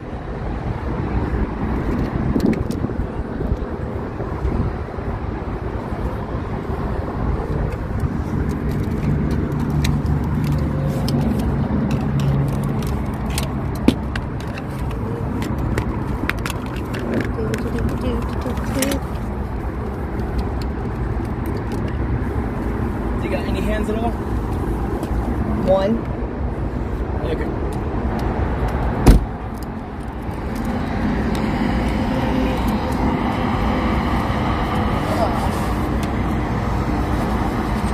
I would keep it down for now, just to not draw extra attention. What do you mean by down? Oh. Yeah, I mean, there's no way high tripod, I guess. I mean, you asked you asked the trainer if we could stream it, so I guess he didn't care. No, I'm not. They're okay with it. It's just I didn't want to get a bunch of attention going in the front entrance from like other customers and stuff. Sure. You know.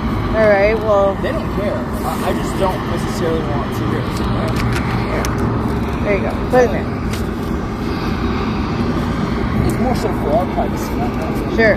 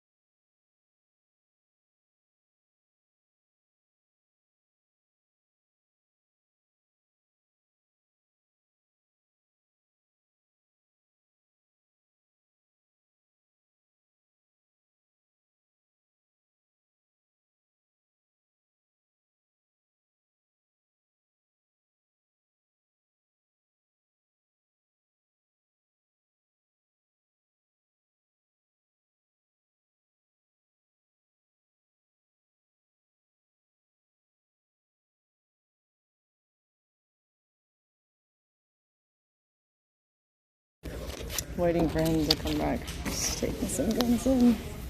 And then he's coming to get the others. I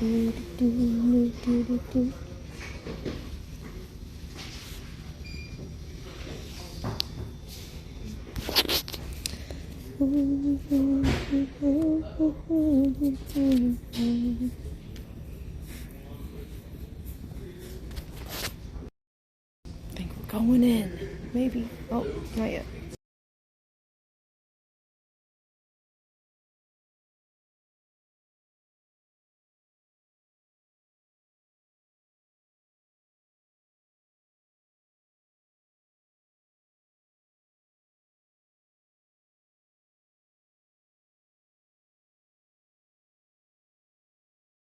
We're going in now.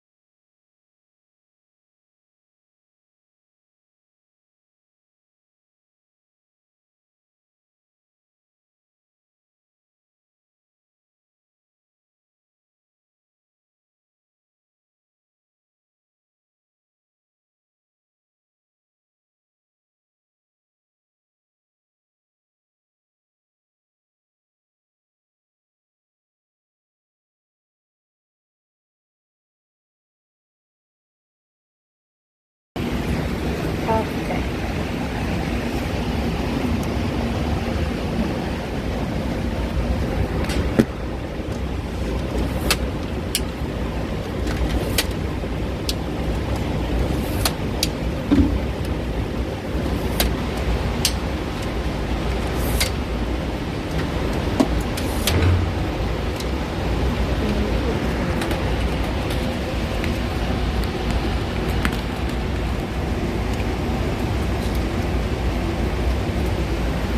Let's go to this one. Mine is good enough.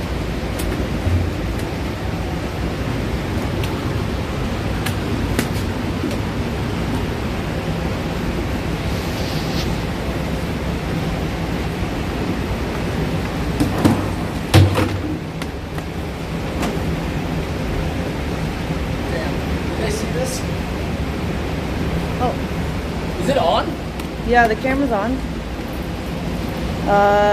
Yeah, I think so. Yeah. It's on? Yeah. You can hear me? Yeah. Okay. Look at how metal this is. You see what I mean? I have interesting targets. Oh, audio's good. Well.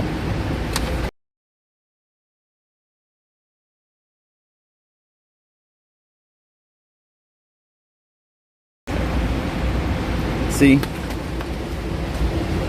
I didn't realize I was supposed to practice on this type of target. You know, guys? I just thought I was shooting targets like this. But I'm shooting these. Can you hear me? Oh, it's not a poster, it's a target. Okay.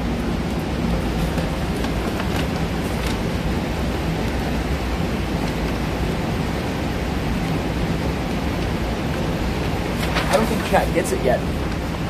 For that target, you're supposed to hit the guy, not the girl. That's the practice.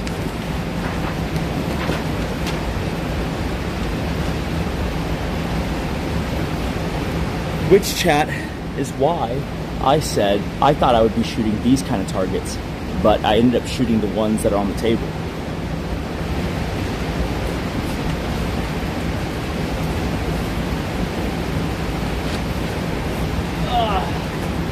Alright, let's start with something fun.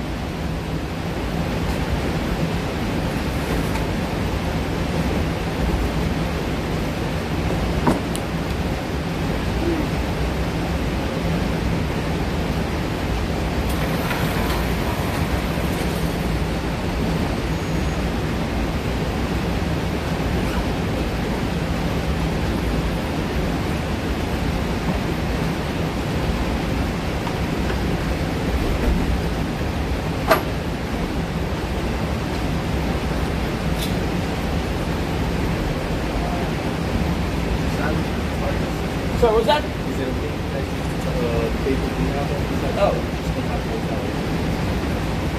Oh, I see. You can't do custom targets? Okay, that's no problem. Sorry about that. No, you're good. We do have targets. You guys can choose all you guys want.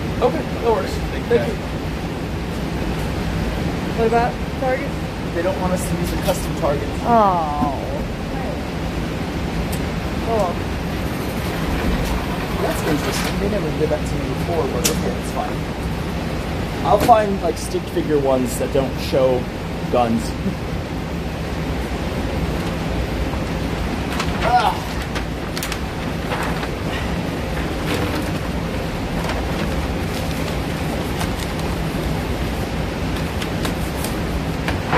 See, chat, that's just another way that real life everyday life. It's different. Is it normal Real if the life. staticky sound is louder than your voice? I can't hear you. What? Is it normal if the static is louder than your voice? I can't hear you. Exactly. Is it normal if the static sound of the, I guess, noise canceling? I don't know. Like, I'm not louder? listening to it, so I couldn't tell you.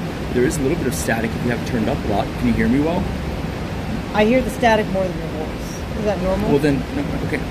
Turn to the side where the buttons are. What? Turn to the side where the buttons are.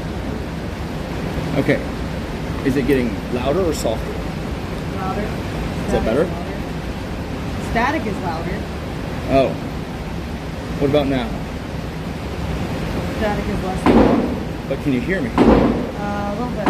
Okay, sure. Anyways, as I was saying, chat, sometimes reality is different.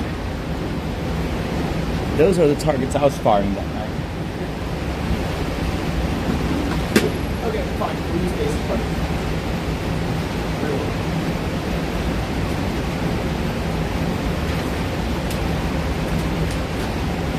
What do you think about the shotgun? It's cool. I'll bring them closer. Yeah, take a look. See, there's a light here. They have to hold. Yep. It's cool. Yeah, no granny targets.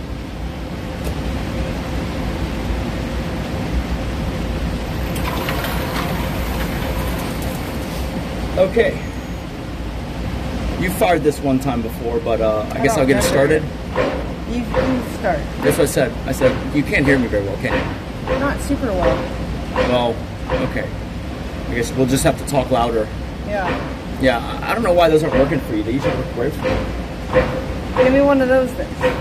Because that's theirs, right? No. You want to switch? Sure. Since there's no one else here, we can do that.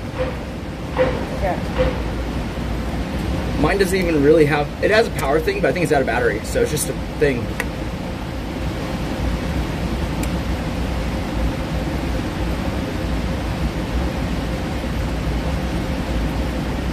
Can you say something? Hello. That's fine for me. Okay. Well, I like these better. So Sure. Great. Perfect. All right. I'm going to load it. So if you want to... Is it this close or further back? Either way. I can decide. Sure.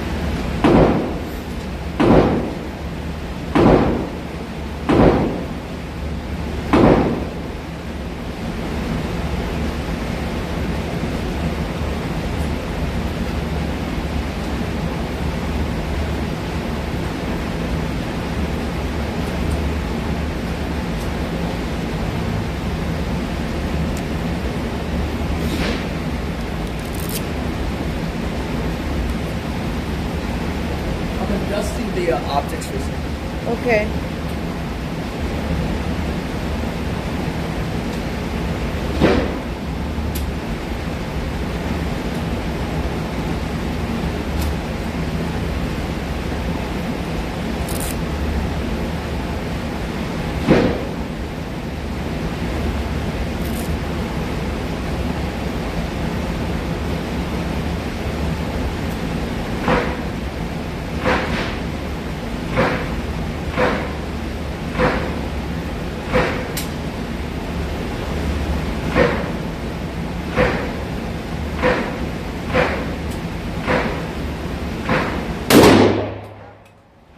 Look at it.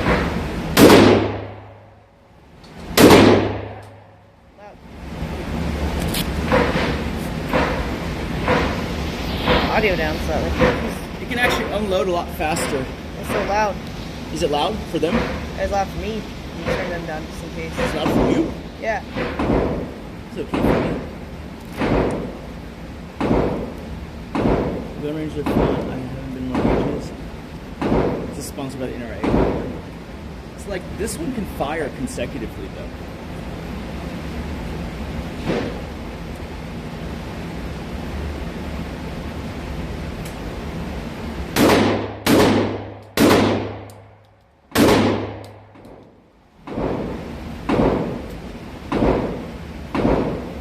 That's why it's a tactical shotgun, right? It makes meatballs out of it. How bad is the recoil?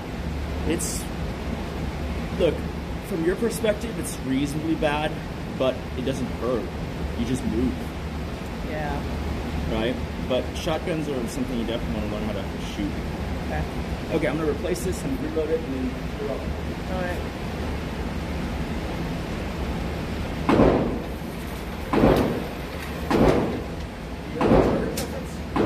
Yeah.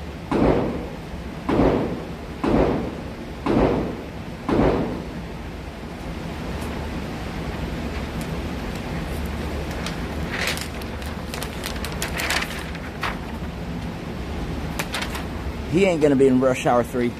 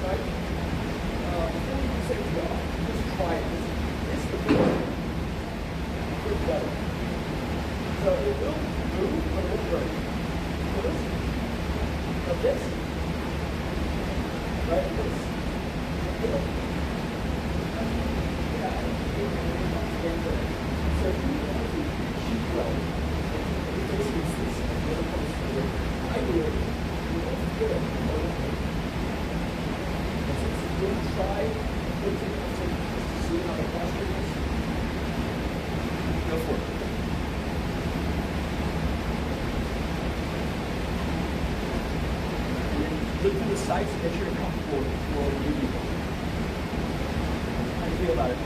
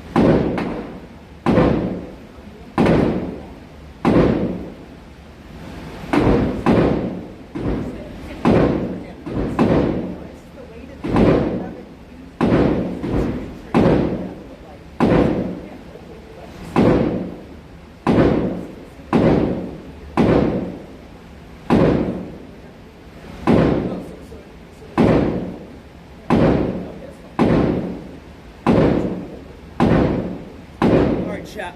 She doesn't want to do it this time, which is fine. Do the full auto Uzi would be sweet.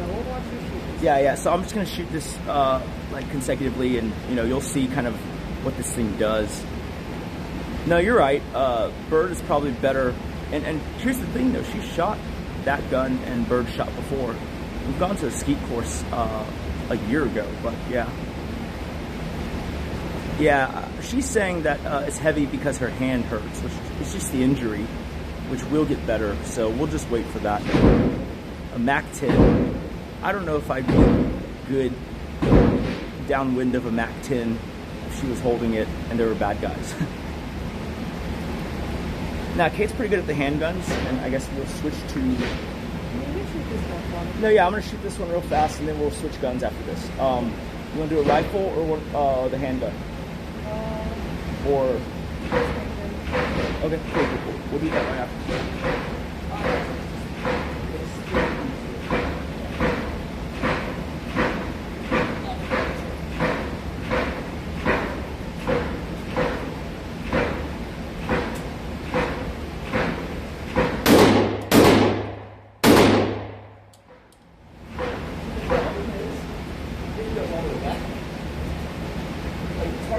Yeah.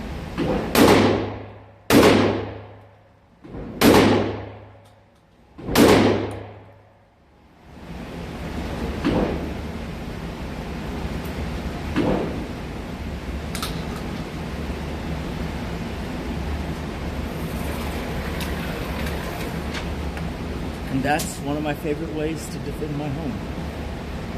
I'm glad you didn't use that when I was in the staircase. Correct.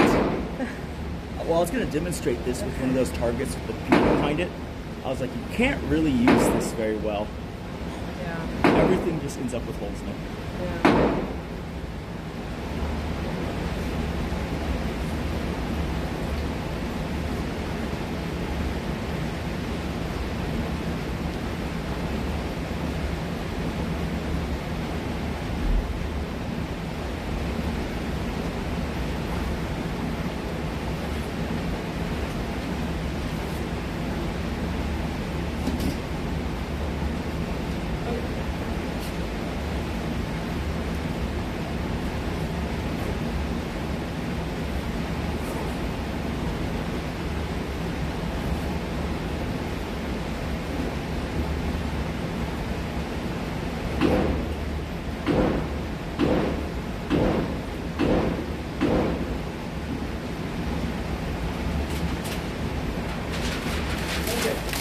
This is a full-size handgun.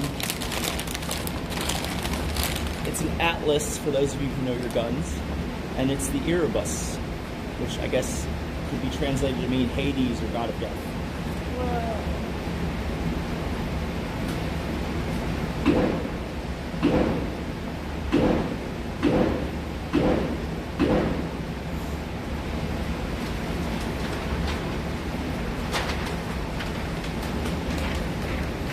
I'm getting a new optics for the Staccato XC, but otherwise the Staccato XC is her favorite gun to fire. She's deadly accurate with that one. What's this one again? I didn't hear you. This is the Atlas, which is a very famous gun company also. It's probably actually at the same level as Staccato, if not slightly higher.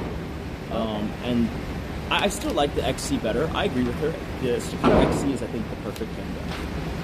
Like, it is just the best at everything, and the only thing the Atlas does better is that it's all metal instead of half polymer and metal. But I actually think polymer is fine. You know, it makes it lighter.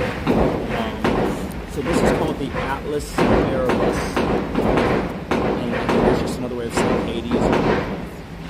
Like Erebus. Yeah. There's a magic called Erebus, God of Death.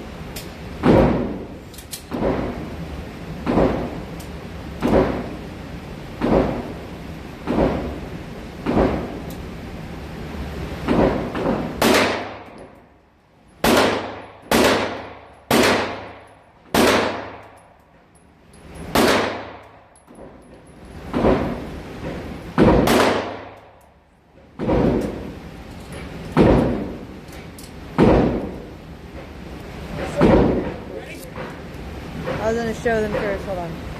Zoom in. No, I'm bringing the camera zooming in. There you go.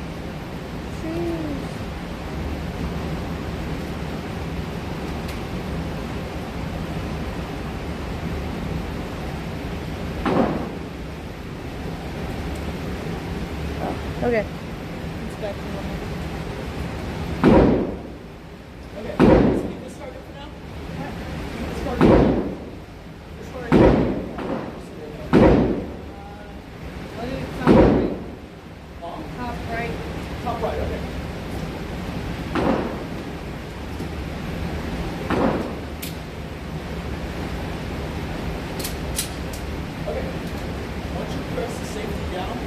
Ready to go. Okay? Alright, make us proud.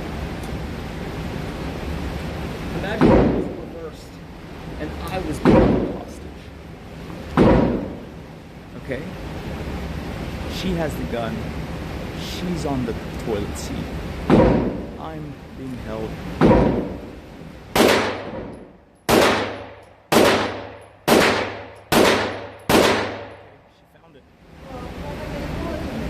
Wait, no, stop, put it down,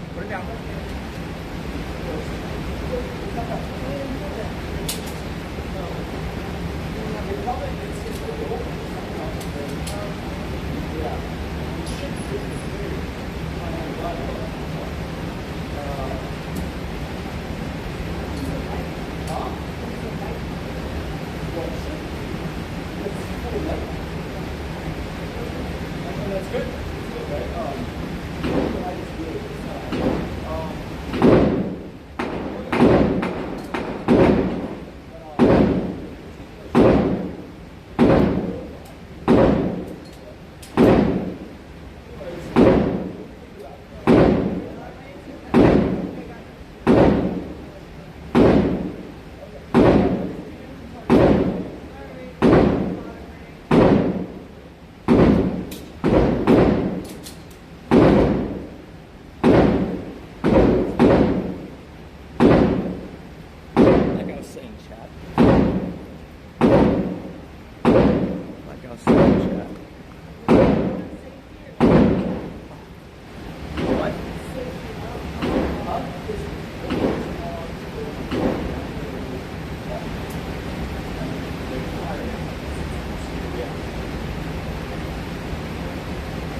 Bottom right, please.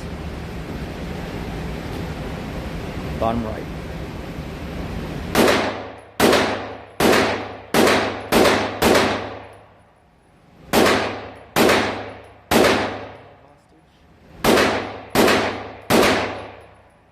I'd be fine. That was acceptable. Zoom. Very good. Zoom? Huh? Did you zoom in so they can No, see it? I didn't, but you can do it real fast. Okay.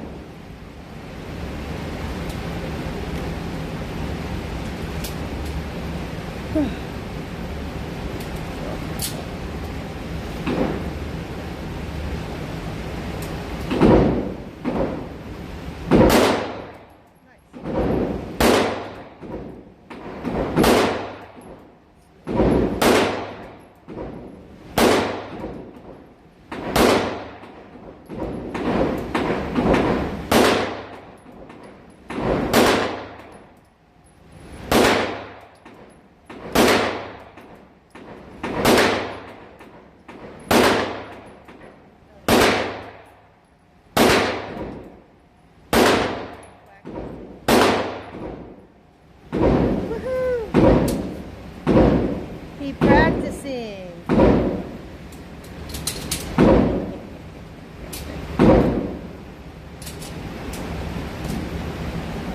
Yes.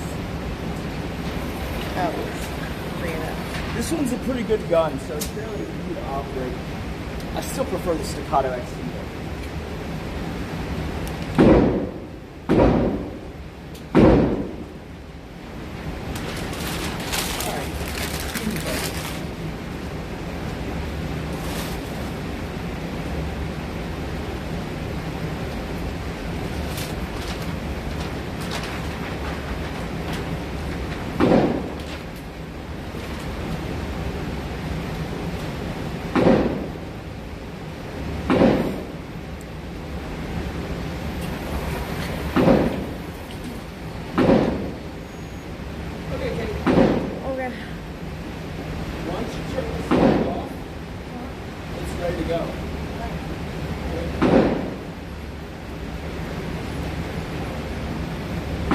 chat. The stakes are high. Crowd though.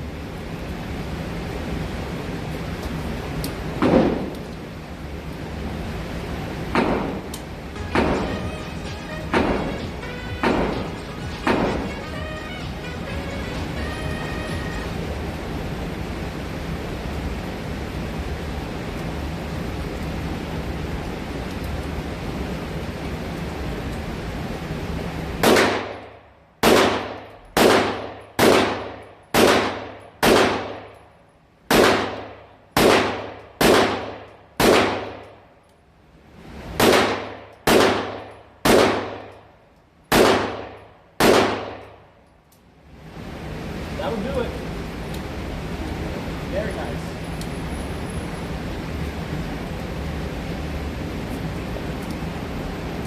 All right, I'll do one more and you'll do one more of this, okay? Okay. And you might want to think about if we go back or get food or if you're hungry even. And you go to Best Buy. All right.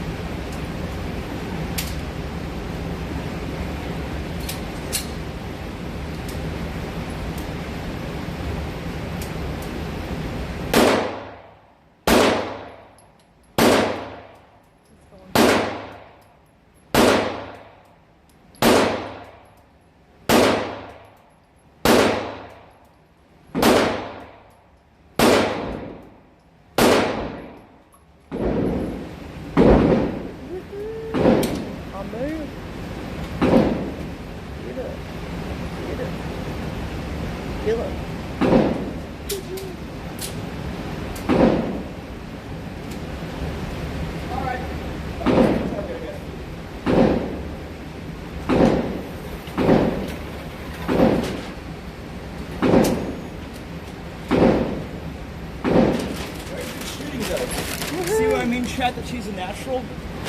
She hasn't been shot in like, obviously we shot like last week, but before that she hadn't shot in over a year. Yeah.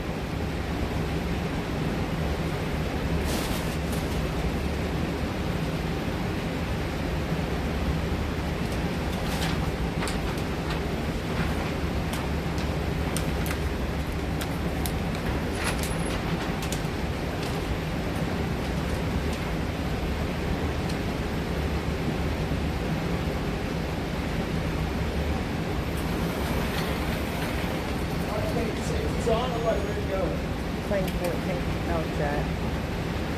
Fortnite is because I have good aim. I shot a gun before I played Fortnite, and my aim was already good.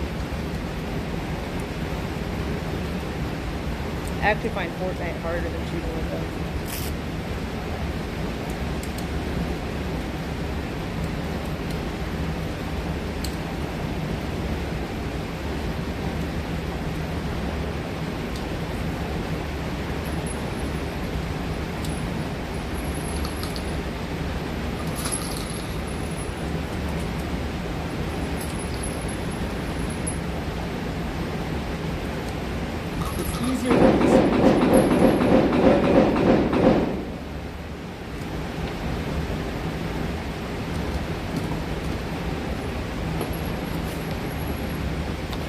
Alright, chat, this time you guys are the hostages.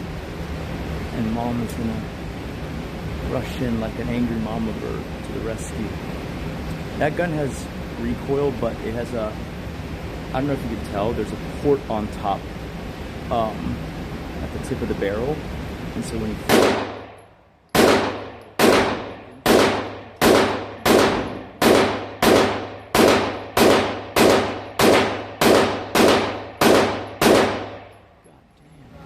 okay then. Don't get her mad. Here, I guess I'll show them something, I'll bring it back. Did you zoom in? I did not. She killed it. Literally. Okay? Now, I'll show you something, okay? See that port? I don't have enough hands for this port right here. It's a carve out. And so what that does is you fire, the gas pushes the tip down, and so it helps you get back on target even though there's no. Pretty cool, huh? I want to see a headshot. We're doing headshots all day. Okay. I'm gonna shoot a few real fast, and then we'll switch to the Korth.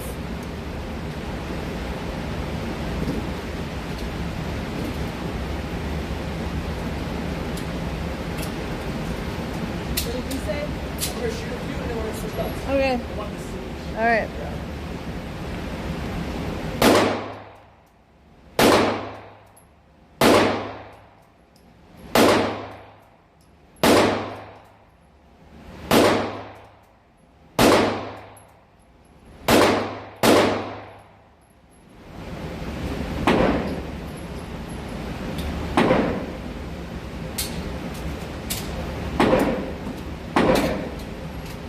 Switching gears.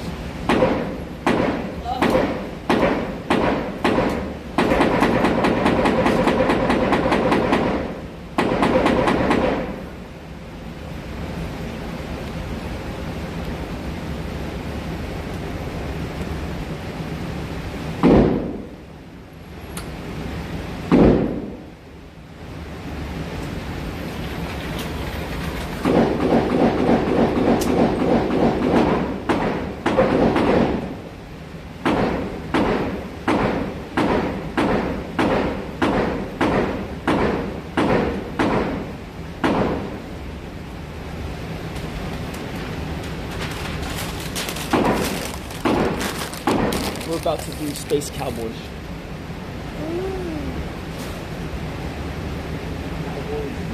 Aliens.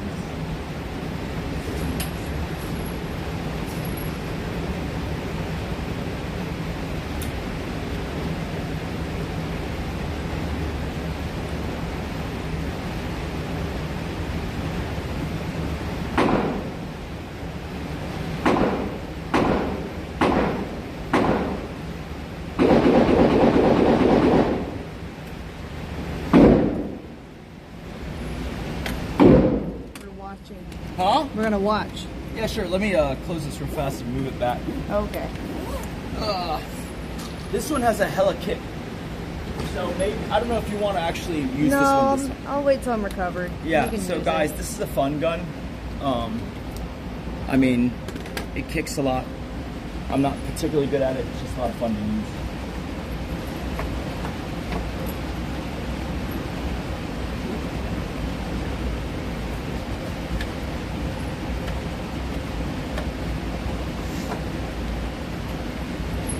Look how big these are. Hold on. Like Nerf dart size. Yeah, is there a millimeter I can compare it to? What? I'm trying to see if I can compare it.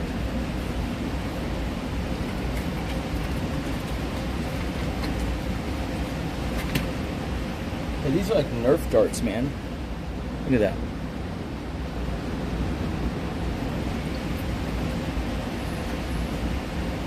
I have Nerf guns that look like this. Okay. Can you grab me the orange human target?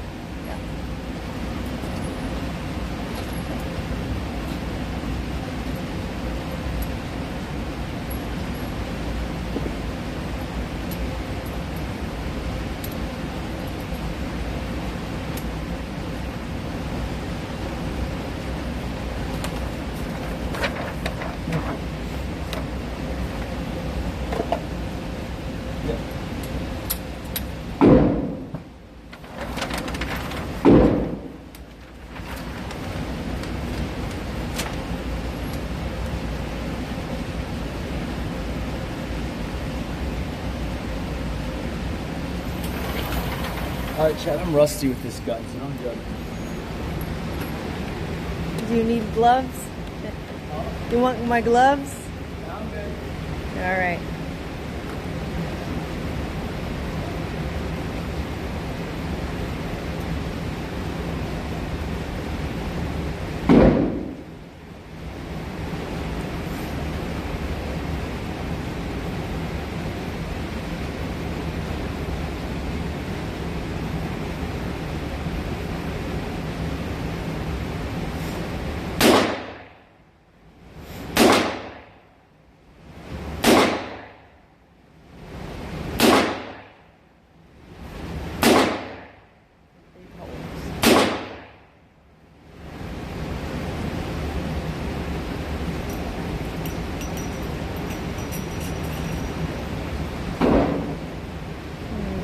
started off rough. Yeah. It's pretty high. The only mitigation is that it's a heavier gun. Yeah. But yeah, this is like a medium load. Right? I've done it at a super high load, and then when you fire it, like it feels like your wrist is snap in half. This is a medium load, but I'm a little out of practice. The revolvers are mostly just for fun. Next time I can bring some cowboy ones. Yeah. Yeah, it does. Yeah. You gonna learn how to dual wield? McCree style? Yeah. I'm gonna do one more and then we'll switch. Okay.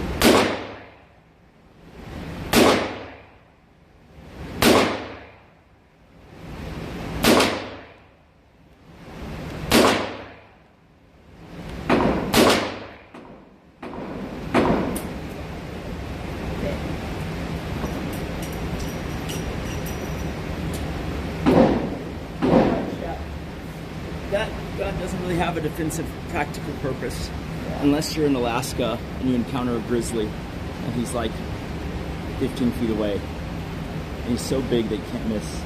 Then it might work. I don't have a python.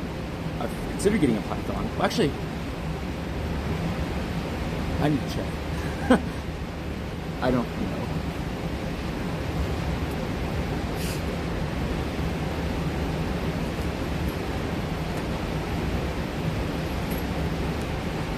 Alright guys, we're gonna try something a little fun and different. Okay, what are we doing?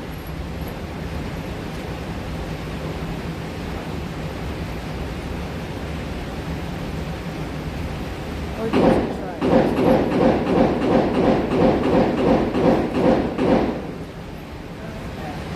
We got AR-15, but we also have this alien gun.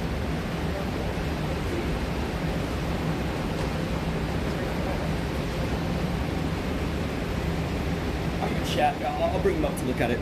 Okay. All right, chat. This is a PS90. I love the. I fired a full auto version at one point. Right. Now I'm a nerd, and I used to play tennis, so I had extra grip tape. Ignore this. That's just my tennis grip tape. It's not required. It's just extra. I actually got this approved to have it the barrel shortened all the way down to here. Right. But I just actually have to get someone to cut it. Yeah, it took like a year to get that approval. And so this is an interesting gun. 50 rounds, right? Alright, I'll do one. This is fire, there's no recoil. Huh? I'm just trying to hear you with the gunshot. I said what? this one, I'll shoot it a few times and let you go. This one has very little recoil. It's pretty comfortable. Okay. It's just different posture and, you know, grip. Alright.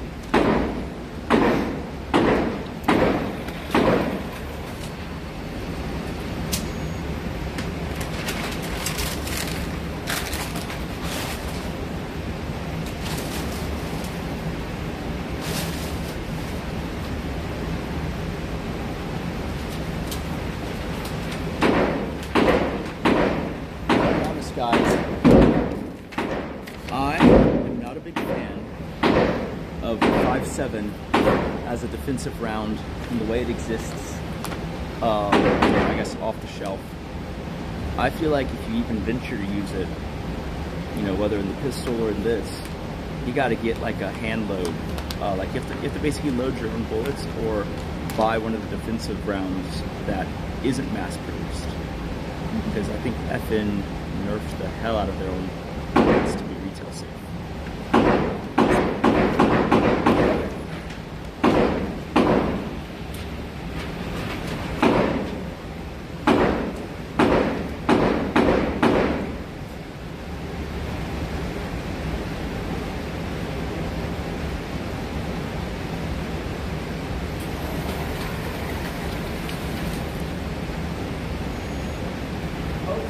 calibrated.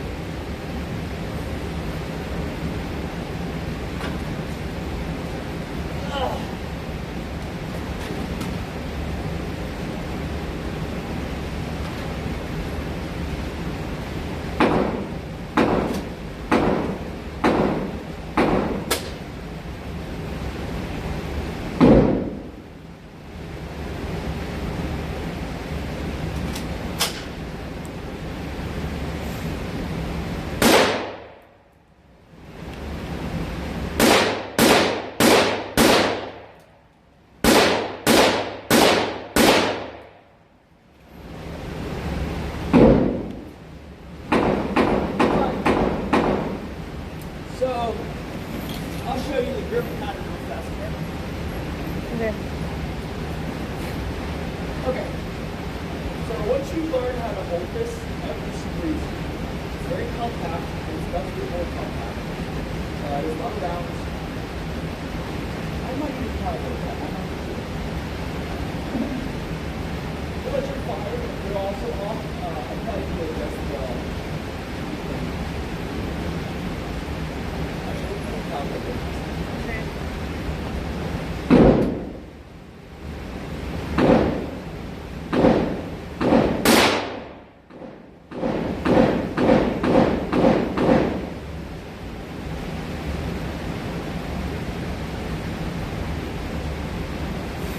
He wants to calibrate it first.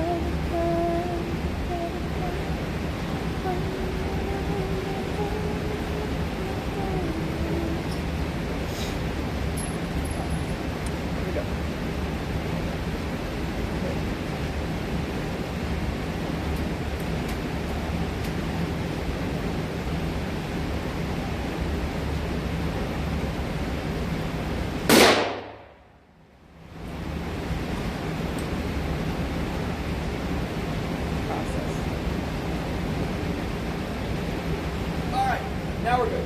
Okay.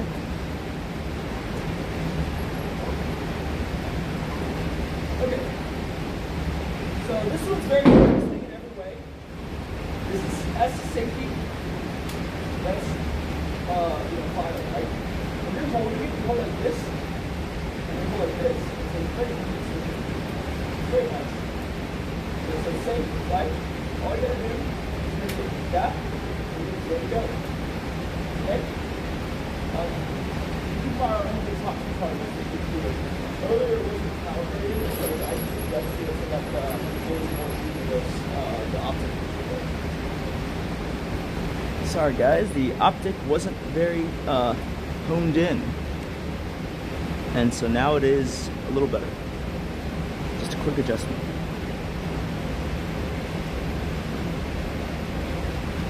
Honestly, no, it's a coincidence. Huh? Oh, sorry. Yeah.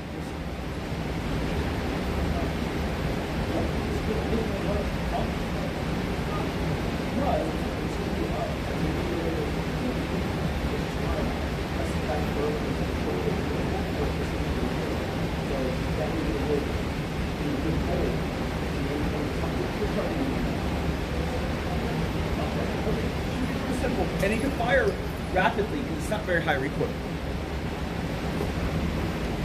Look at her. Girl with the PS90.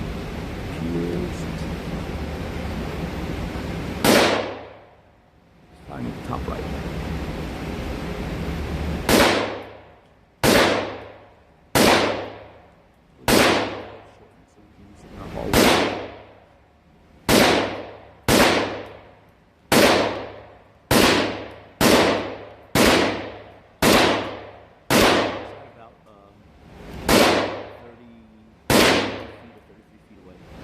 It's not bad.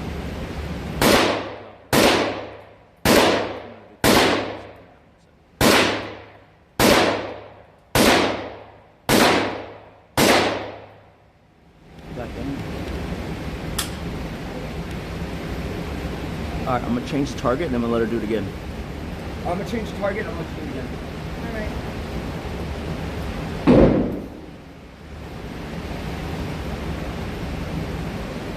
You said no recoil, but I felt like it was pushing me.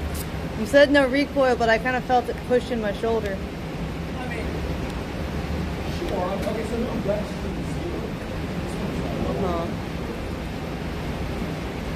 But I have small shoulders.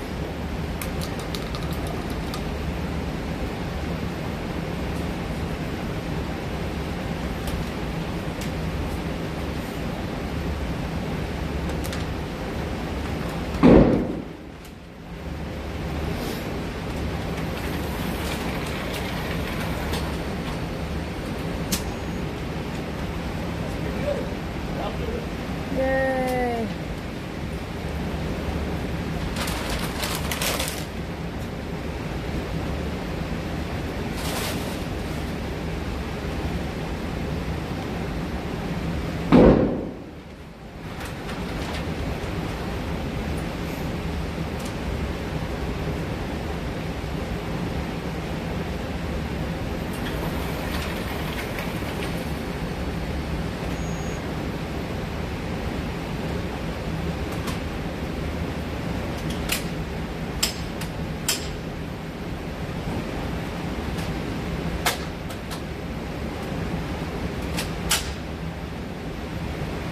Okay. Once more, okay? Me? Okay. I'll do the last one, you do this one. There should be like almost 50 rounds in there. Remember, just turn the safety off and you're good.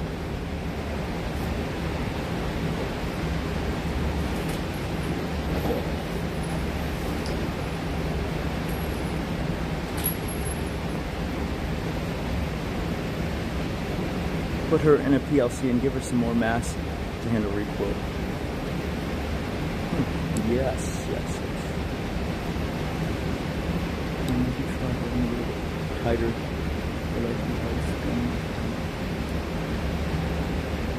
Yeah, press it firmly against yourself so that you have a solid stance.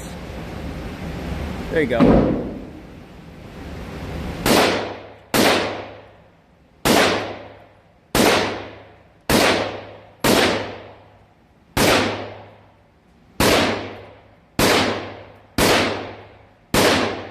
There we go, chat.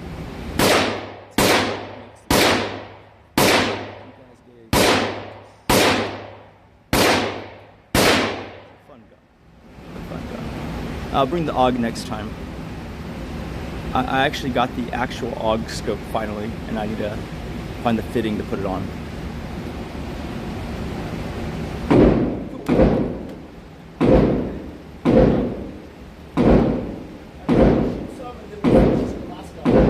Okay. I think so.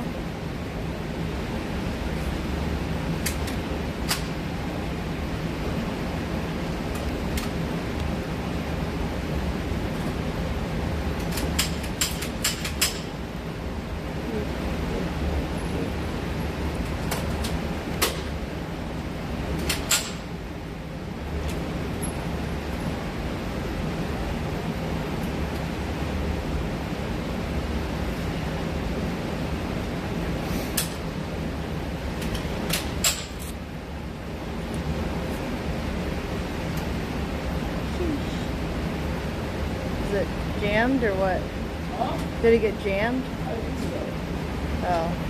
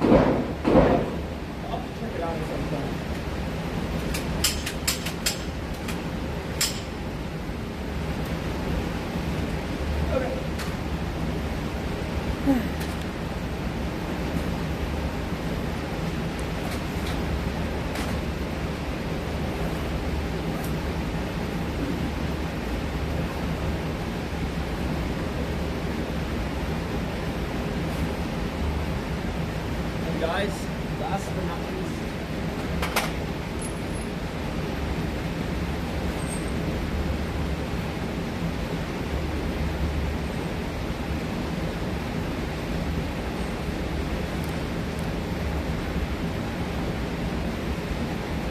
As American as apple pie, the AR-15, or more specifically, Knight's Armaments version of it, the SR-15. In my opinion, one of the best, and I've made mine ultra colorful to reflect DEI. There's not a single solo color on it. I have every shade of gun color because I believe in it. We are the rainbow now.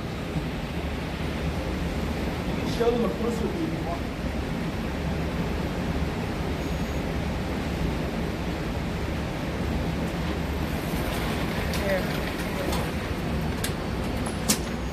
See, guys, taste the rainbow.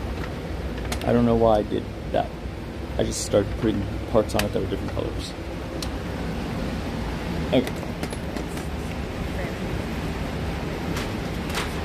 Okay, so this is exactly fine. We can go a bit further range.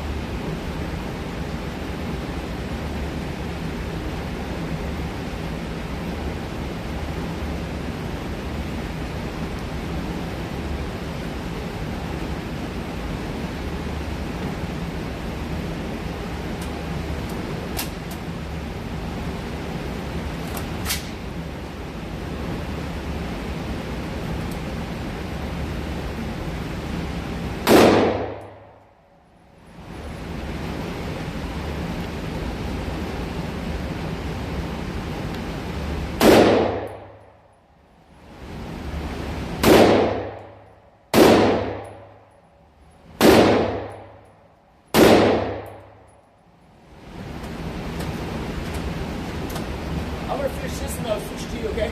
Okay, where did you even hit it? Oh, I see. They're just small bullets. It's Yeah, far it's away. far away. It's hard to see. I had to get closer to the phone. It's kind of far away, so it's very hard to see. Yeah, it's the bottom left. Yeah, it was at like 50 feet or so. We're zoomed in.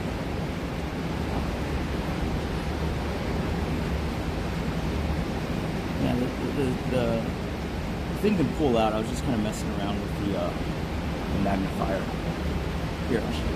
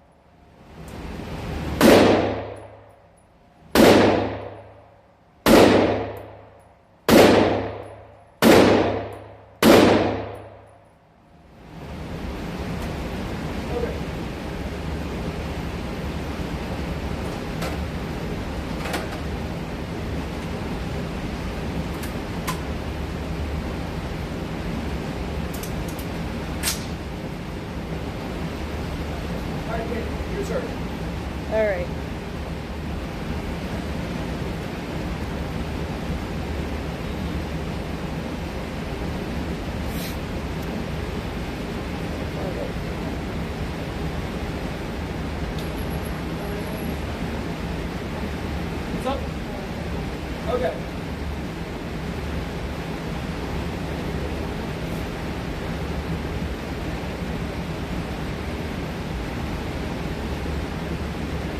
So, I hold it like this. It's shoulders are pretty low. Up. I don't think it's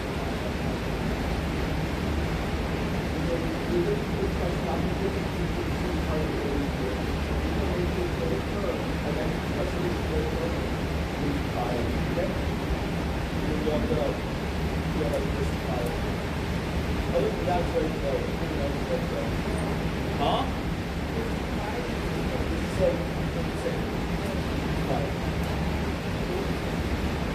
Alright, make us proud. Alright, chat. Our girl is gonna make us proud, right? We're all being held hostage in the Cambodian jungle. A flaming dragon. And that gun represents a UN binding resolution. What'd you say?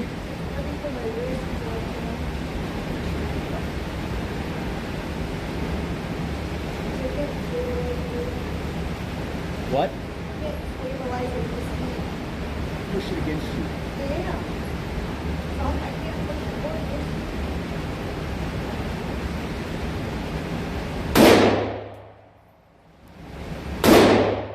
Shell casings hit many holes. Not very hard.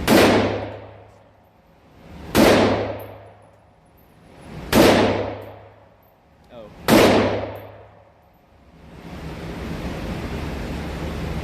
Kate. Hey, Kate. Put it down real fast. Put it on safety. Down.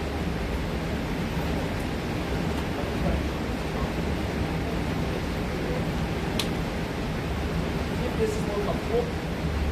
Go. See if this is more comfortable. See if this is more comfortable. On your shoulder.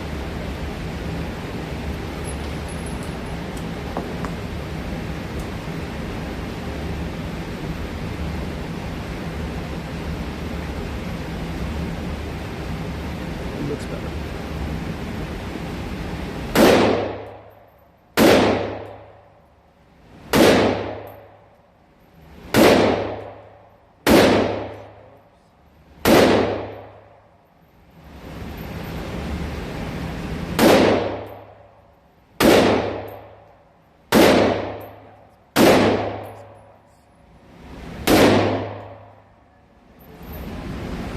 Yeah, Chad had some good advice about making it shorter.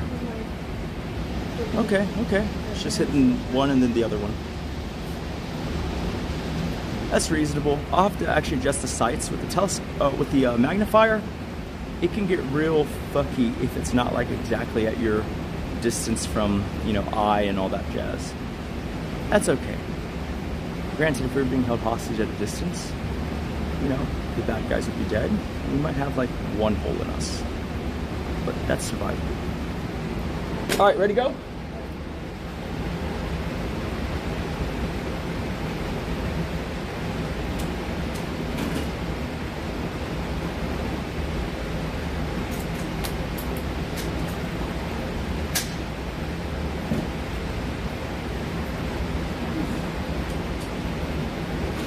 What's if you somehow have been under a rock? The robbers were like hitting me with their guns. So my fist was like this to protect the head, and so I got like a huge wound here, and this whole thing just swelled up, and I was bruised like all along here. So it was kind of disappointing. Yeah, it worked out.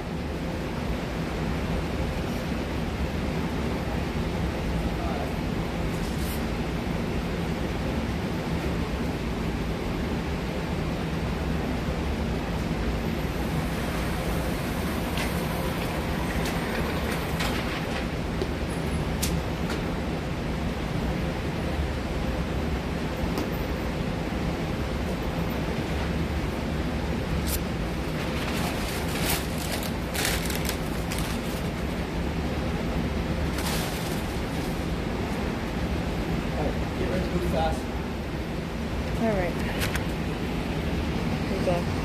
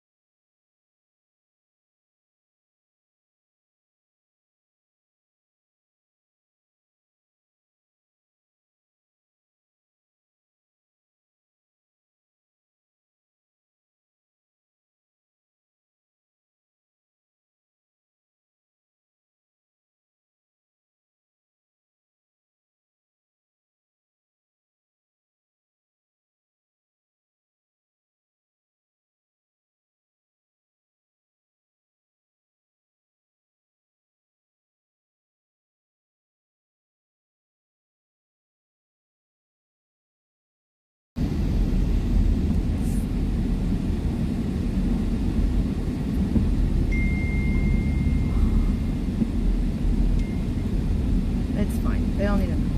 I think it's Jesus Christ, he's gonna come over early in the morning, which is fine. Okay. That's probably better because then if he, you know, is late to that, he can still just go direct. Right. Yeah. It'll be fun, man. Well, no, it's just like chat. What are we gonna do at 11 a.m. to 11 p.m. in Idaho? Because we have nothing planned and we're left to our own devices. Well, we can explore. Go to like nature. It's very naturey. Explore what? Baked potatoes? That's not the only thing in Idaho. Idaho's beautiful. I don't know, man. Name one thing in Idaho other than potatoes. Trees. Huh. All right. Well, you know, hope you guys are looking forward to the trees and potatoes stream. We could go find some horses. Oh my God. Go horseback riding. Why don't we just go bareback riding instead? Okay. Chat, what is there to do in Idaho? Explore. I'm asking chat. Why do you keep answering? They don't know. They're not from Idaho. You don't know that? Campsites, look up things. Horses. Someone might be from Idaho. Idaho. Huh.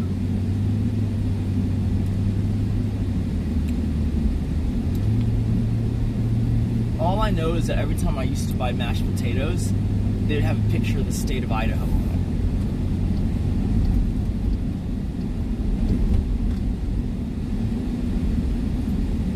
It's the only time you ever saw that state.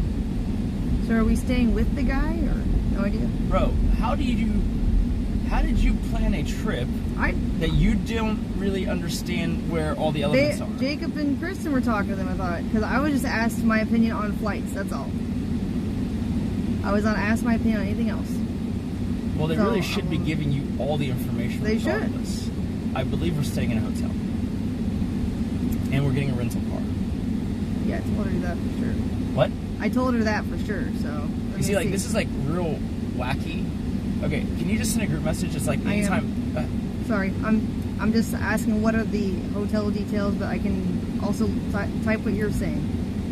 Anytime we have a trip, I think all the people who are going need to meet with the PA as a group the day before.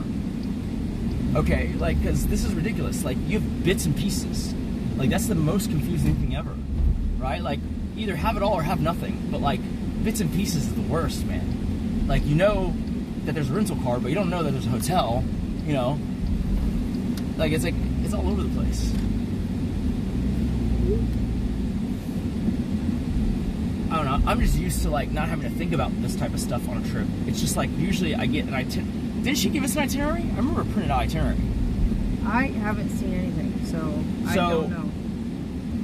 The way it would be is, like, going forward on trips, everyone who's going should get a printed out itinerary handed to them. Now you just look at it, see if there's any issues, done. Everyone's informed. And we need ideally we have this itinerary in front of us and we meet briefly as a group and we, you know, troubleshoot any problems or whatever. Like, that's the way we need to do it. And we can't cut corners on that. I don't like this impromptu, like, oh, well, some people met about this and then other people know about this other thing. Well, that's what I'm saying. Like, you have to, you know, set the tone for that. Okay. God damn it, this guy drives so goddamn slow. Seriously? Oh my god. Fucking, he's like not even stepping on the gas, he's just like creeping.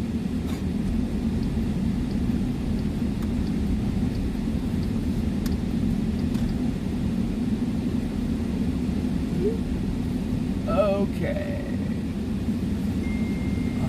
Alright. Man, I don't know how long a car is, so I'm gonna take chances. Alright, let's do this, be quick. And then do we go home, do we eat? But we gotta pack, man. I didn't realize our night was... we can go home. I just didn't realize our night was gonna be just packing, that's fine. Okay. Well, we shouldn't take that long to pack. Right? Because he's tipping. Well... Are you bringing your guns, or...? No. What? Okay. That's what I thought. So... Yeah, it's just some... The guy has every gun in the fucking world. So it shouldn't take that long to pack. He's more armored than the fucking Marines. Why the hell would I bring my guns? It doesn't make no sense.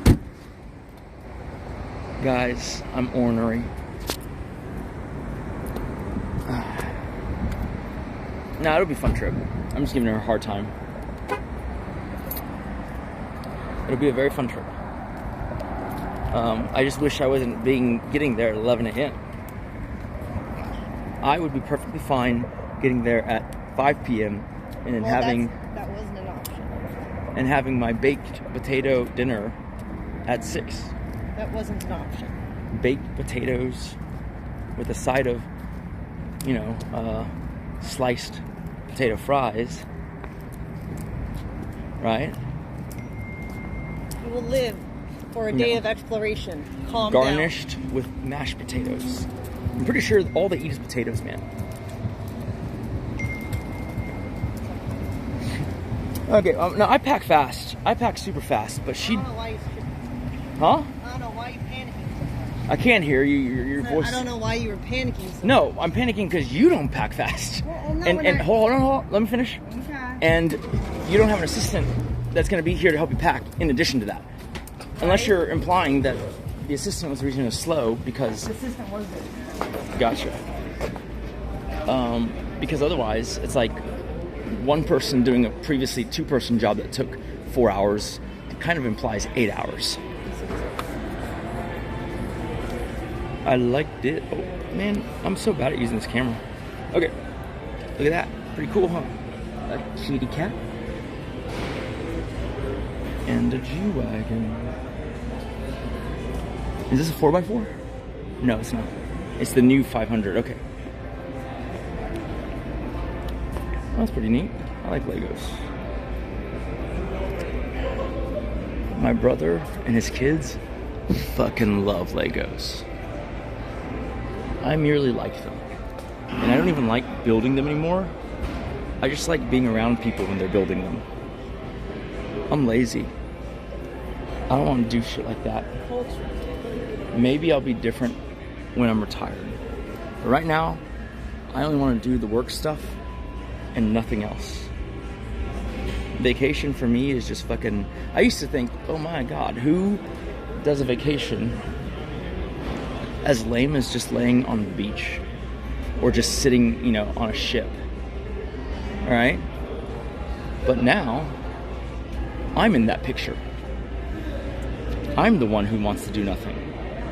I feel like that just shows that, like, when you are sufficiently busy in your regular life, a vacation is not doing anything. Not having to think about anything. That sounds like a fucking dream. Okay?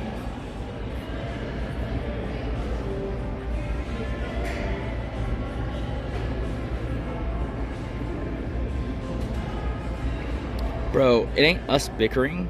It's that we have people who do this, okay?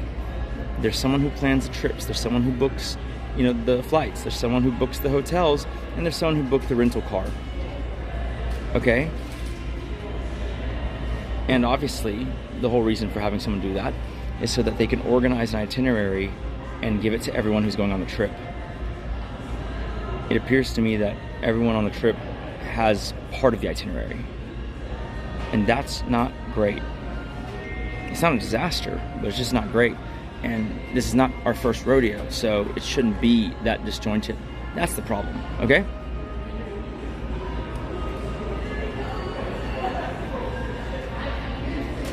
Well, I'm stressed because I thought we were leaving in the afternoon, but we're not, which is fine. Look, I'd be perfectly happy with this if she was already packed. But we'll see. Chat, we'll see. We'll see if she can pack fast. One in chat if you think she can do it. Okay, no. What time is it right now? It is 6:23 p.m. in Houston, Texas. Okay, let's just give her the margin of error, okay? Let's say we get home at 7. We're gonna get home way before 7, but let's just say that, right? And she starts packing nearly immediately, right? Will she be done by 11? 4 hours. Because that's how long it normally takes with the assistant. And we don't have the assistant. One for selfie sticks. 1 or 2. 1 is, yes, 4 hours. 2 is more than 4 hours. Damn, you guys, are unanimously in support of her. All right. I just need to have more faith, I guess. Many nights we pray.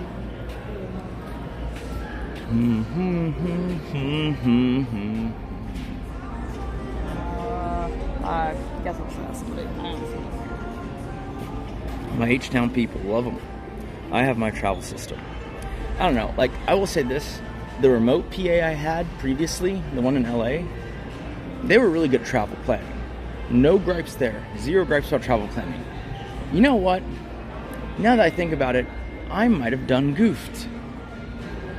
The reason I fired my California-based remote PA, who I actually quite liked on a personal level and on a work level, the reason why I hired him was because allegedly he sent Angelica on a wild goose chase and then didn't give her further instructions while she was literally mid-chase, I guess. And then when I confronted him about it, he claimed that he did not give her a wild goose chase and that he absolutely told her, you know, what to do and then, you know, contingencies. I chose to believe the person in person rather than the PA, you know, 2,100 miles away. But maybe I done goofed. I'm starting to think so. Because that guy was great at planning trips. Like that itinerary system, that was him. Okay? That was all him. I would just get this like perfect itinerary. Fuck. Oh well. Sorry, Justin. Basically, I mean, I'll give you the abridged version. Angelica was sent to meet with an inspector, right? And then she claims she got there on time, but the inspector wasn't there. And Justin claims that the inspector was en route and was also going to be on time. And I don't think I had the information, nor, you know, kind of the inclination to try and figure out what happened. And then, like, then it gets even worse, which is like they reschedule for the same day, but later, right? That's what Justin said. And then the second discrepancy was allegedly Angelica, you know, according to her, was not told that it was rescheduled, so she just was going to wait there, you know, I guess without anything, like she just didn't have any information. She's just like waiting there, you know, allegedly because, you know, Justin hadn't told her anything, allegedly. But Justin said he did. And then Justin got frustrated with me because I didn't believe him. And that was that. Technically, I didn't fire Justin. He kind of quit. Because I never said the words "you're fired," and I never said, you know, I don't want to, you know, use your service anymore.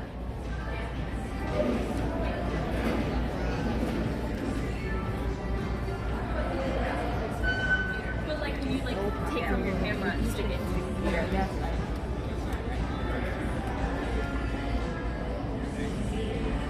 Well, look, ultimately, to tie up a few loose ends, we offered to reimburse Angie, despite the fact that I don't think that's warranted, if you know the facts about the issue. But I did volunteer to do it, but she has to tie up some loose ends, you know? Real simple, basic shit like, you know, ensure that your, you know, W-9 is up to date, you know, and then sign an exit document per everyone else, right? And then previously it was, but I think this is done, return company assets, phones. And here's the thing, here's the crazy part, ready? We bought her a personal phone. She can keep that. But she had taken Kate's extra new iPhone that was used for, you know, making content. And we wanted that back. And we weren't sure we were gonna get it back, so we remote, you know, deleted it. And then she gave it back after, which is fine. We'll call it a coincidence. And then, you know, just a few other like peripherals and stuff. But I believe, according to Jacob, the tech is back. But for whatever reason, she has not signed the exit documents. Yeah, let's go. And all she had to do was sign the exit documents. It's the same thing everyone signs, you know, at the end. And I still just relinquished her last paycheck, which is more than the reimbursement, because I was like, whatever. Normally, you need to fucking have that. but whatevs. It didn't help that her checkout, right? I do want to do, I don't know if we have time today, but like when we get back, I want to switch out the Samsung with the newest one. Okay. Yeah, better battery life. When do we get that one? I don't know, but I think this is the 23 and the new one's 25, so. Okay, I mean, no. It came out like a month ago. Yeah, I mean, any hardware is always an auto upgrade. Careful. You're just looking like you're walking out of the store without paying. You know, they tackle people for that.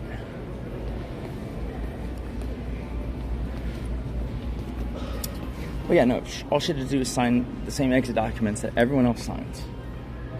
You see, the problem was this, right? And it's actually really hard to figure out, like, kind of what's right, what's wrong, right? So the previous PA and the longest serving PA that we've ever had. Okay? No, we're not at Walmart. But anyways, longest serving PA. Oh, do you need my card? Yeah. Okay. Of course you do.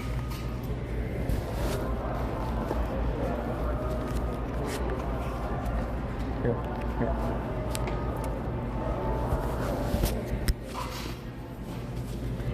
Okay. Okay, that's you. Anyways, longest serving PA we've ever had. 2.5 years or so. Maybe 2 years. Hold on, let me think. 21. Blah, blah, blah. Yeah, 2 years. Call it 2 years. We had PA. The first PA, so previous to that, I mean, I guess you could call Morgan my PA, but Morgan became a salesperson basically after a while with a few light PA type duties. I officially didn't have a dedicated PA back then. And so we hired this girl, we'll call her O. Alright. And she was pretty good at first. For like the first 2 months. And then I've heard many quote unquote reasons why from like various other employees, but like then she became not good. And then a little down the road accumulated in her, we'll call it borrowing one of our cars. And then, yeah, we're good. And then being inebriated, to say the least. Now here's where I'm a fucktard. I didn't fire her on the spot. I did not trust her any further with anything important, but I did not fire her. And that should have been an auto fire, honestly.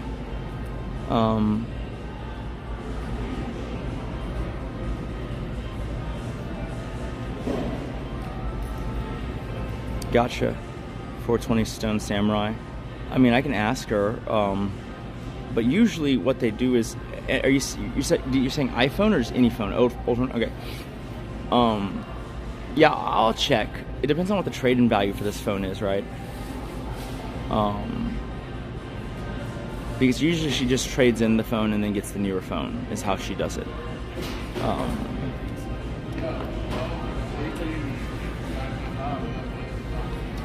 So anyways, and O was the PA when Angelica got hired on.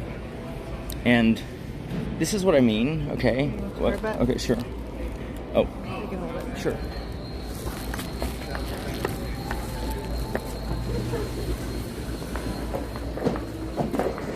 What do you mean? Oh, I was talking shit. What? Not about you. Not about you. Who? Well, if I say it. Oh. Yeah. Come on. Get the program. Anyways. So you might be like, oh, so what's the problem? What's the issue with, O hiring Angelica if Angelica's her best friend? Right?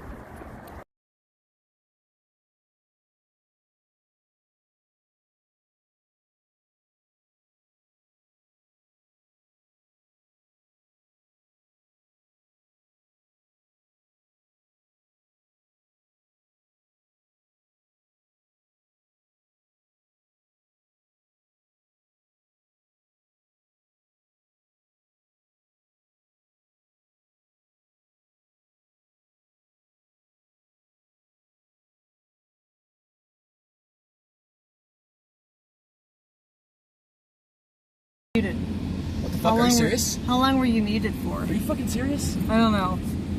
Where did y'all leave off? Why didn't they say anything? I don't know. They were saying it. You just didn't scroll down. Ugh.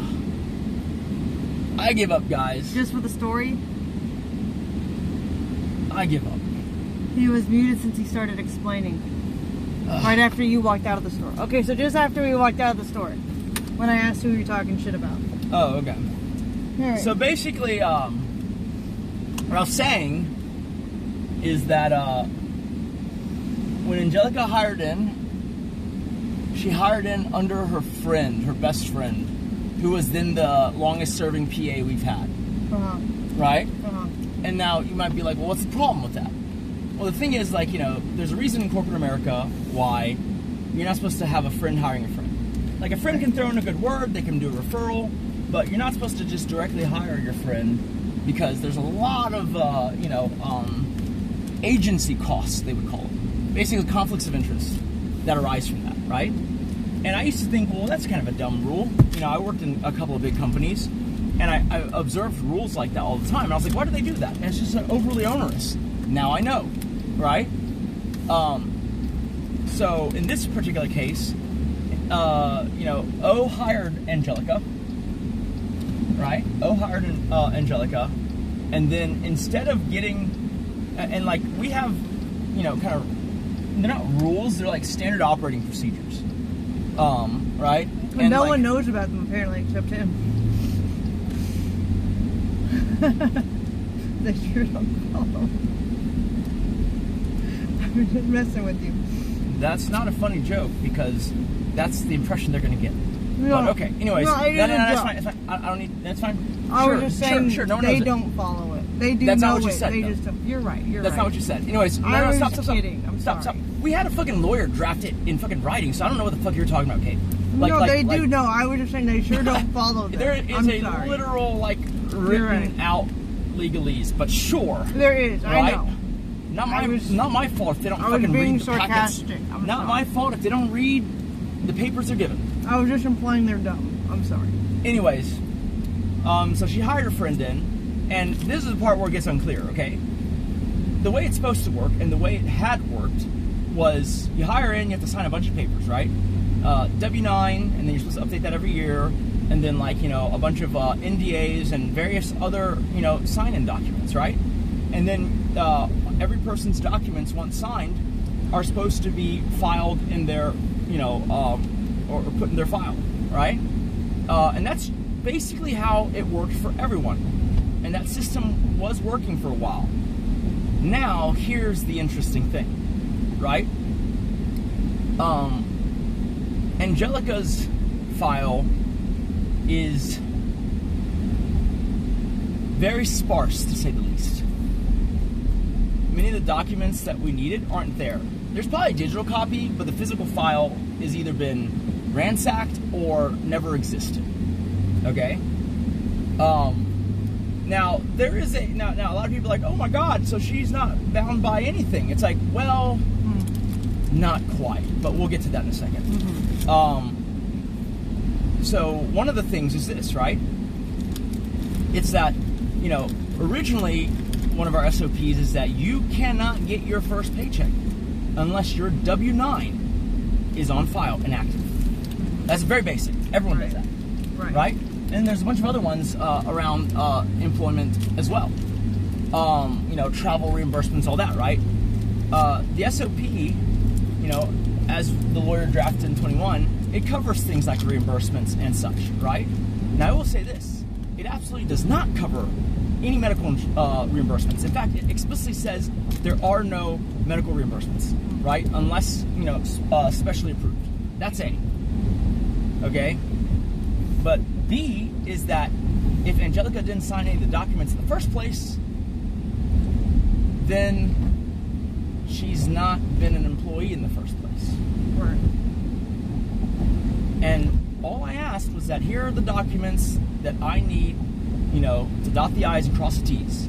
As soon as you do that, even though I don't think it's warranted, I'm going to reimburse you. And she just stubbornly refused to sign the stuff she was supposed to have signed on day one. And that's the story. That's it. it's still on the table. I just like closing things out in a neat way with a nice paper trail. That's it. Yeah. Because you're responsible. Not everyone is.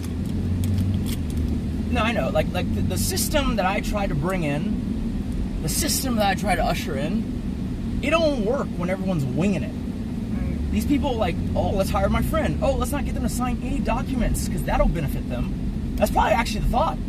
But it's like, well, sure.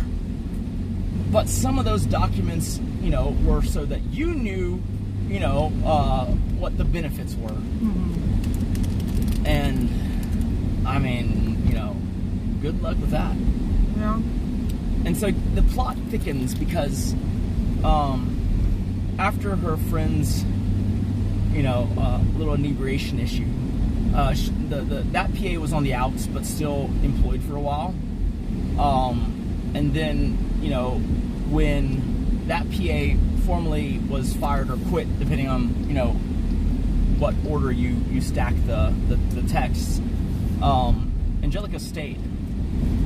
And everything else after that is, you know, from Angelica, so, you know, I can't guarantee the veracity, but I don't have any reason to believe otherwise. Basically, Angelica said her friend was upset at her for staying in the company, which I think is silly, because, bro, it's someone's job. It pays their bills. What do you mean? Like, I can't believe you're staying. It's like, you gonna pay my rent for me or what? Like, you're leaving. Yes, that's not great. I don't like that. But, like, you know, I'm saying hypothetically, right? If my friend was leaving the company, I'd be like, oh man, that sucks. You know, I would commiserate, but I would not quit my job necessarily just because he did. Right. That makes sense. He might have been, you know, preparing and getting ready, shoring up his finances, savings to do that. I had no warning, right? Mm-hmm. So I did, if that was truly the issue, I do agree that, you know, the former, you know, PA, you know, O, was unreasonable in expecting that her friend would also quit. Right. I think that O thought it would inconvenience us, and she wanted to inconvenience us, but here's the thing, right? Like, here's the thing that y'all need to know, is that I have endless fucking energy. And remember I told you that, I think adverse feelings burn the brightest, burn the cleanest? Anytime someone's trying to inconvenience me, I am more than willing to do that job too. Right? Yeah. And so anytime I've had to switch out a PA, I'm like, no worries, I'll do my own scheduling. It's fine. It's all fine. I'll do all the jobs.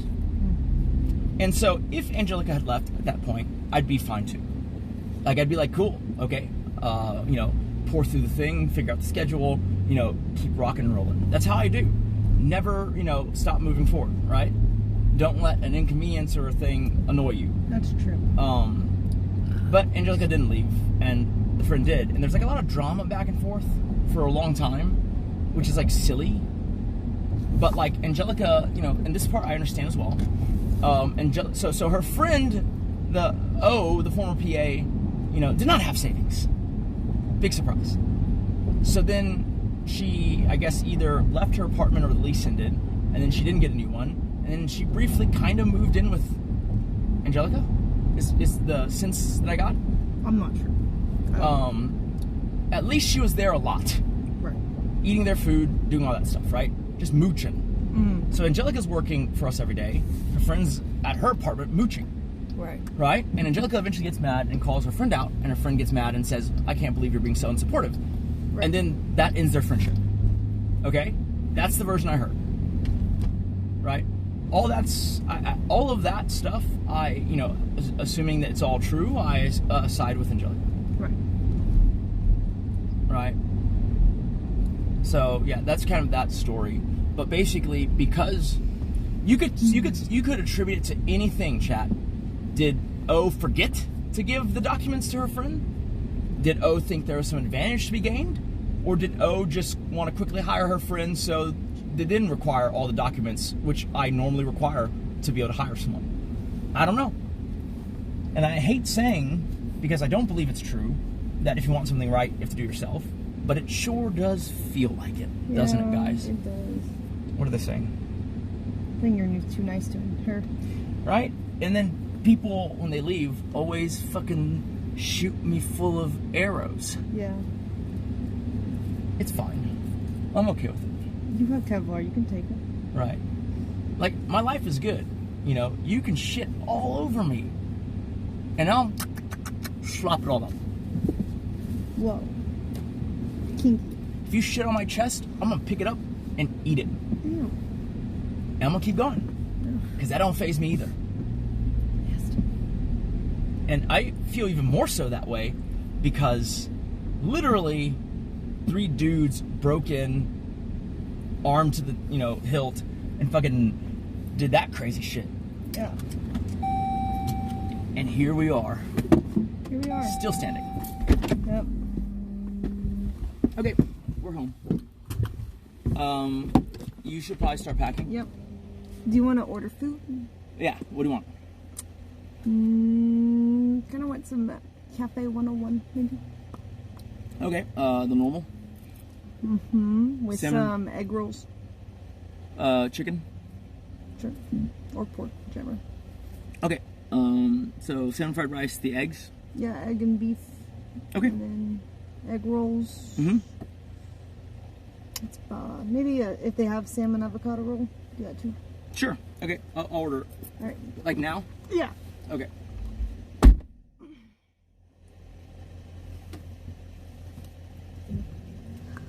And my shoulders hurt. The recoil. Trying to stabilize. It's okay. I'll be fine. I just need to do some rows. What? My cousin just texted me, and she was like, "Are you okay?" in all caps. Oh. Took a while, I guess. Good Lord. Well, I mean, she's in, like, China. So, Yeah. Or Taiwan or whatever. Yeah.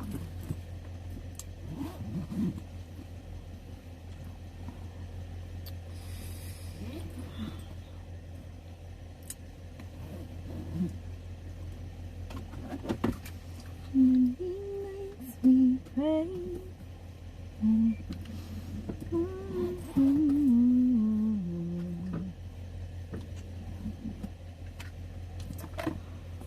Go in here.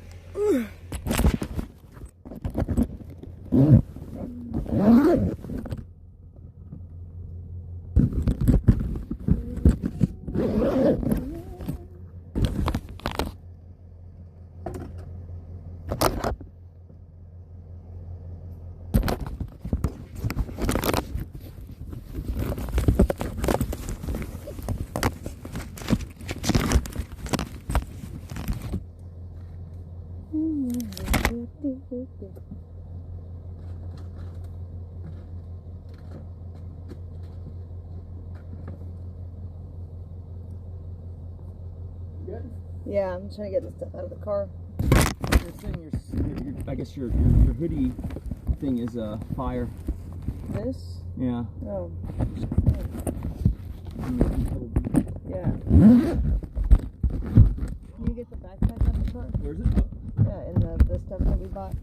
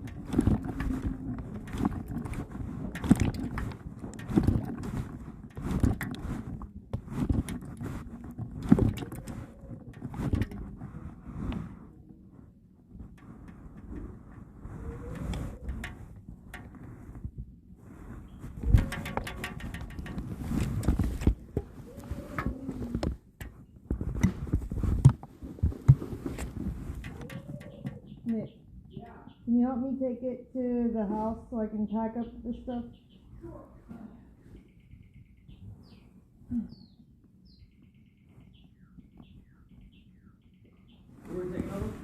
The backpack, the Best Buy thing. Sure. Shot off one. They can sit here. In my backpack.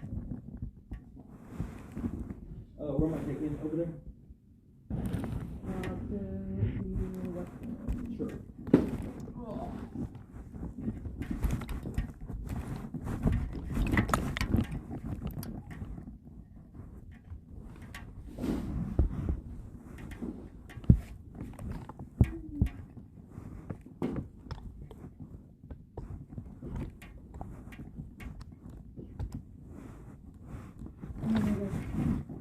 After that, you bring me my Victoria's Secret clothes from the lounge or in that gray bag. I'm bring everything that's up there, picture? Yeah, that gray bag, I think you put the thing. And bring it to that thing?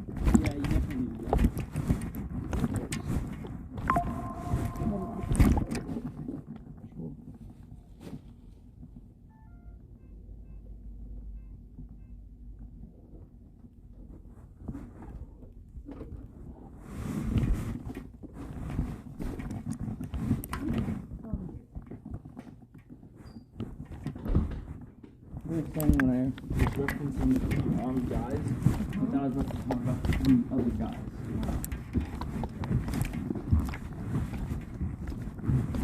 Oh shit, careful. Girl, don't fall off the On my bag, it's down for it. Looking around the store. Oh, okay, you want your clothes, alright? Give me a second, let me order the food. Okay.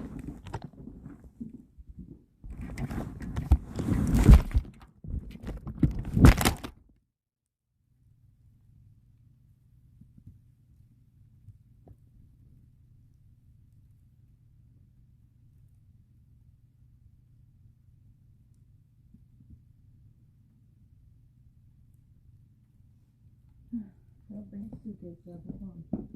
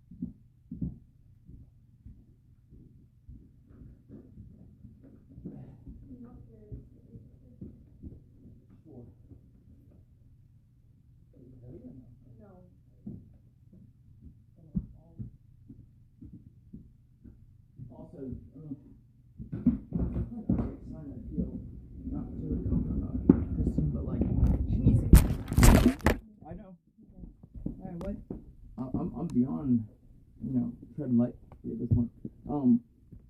So all of these luggages have, what's it called on it? Airplane? Yes.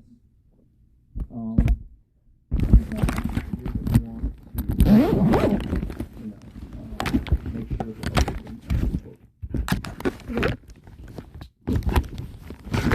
Yep. Are these yours or are they mine? Let me see them. These are yours, I think. God damn it. I don't know why that's here.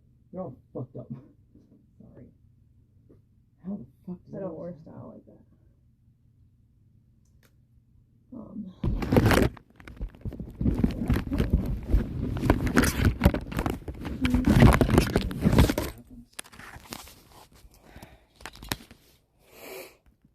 Well, it's okay, they're yours now. Shit. All of my stuff always somehow ends up in Caitlin's room. Yeah, they just assume everything's mine, that it's not in your lounge. I don't know why. They're trying to tell me that I don't live here except in the lounge. Damn. You see, it's harsh. Just like, you know, Fresh and Fit said, I'm really in the doghouse. I don't even live in the same building. Yeah.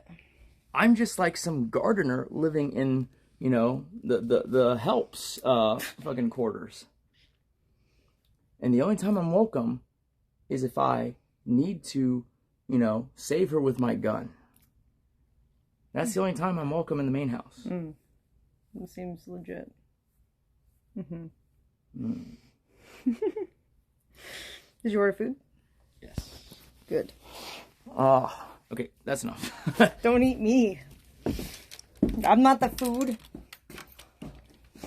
Alright, so you want all your clothing from Victoria's Secret? Yeah, it's I think it's in a gray bag up there in your lounge. Yeah, just bring it back. Mm-hmm.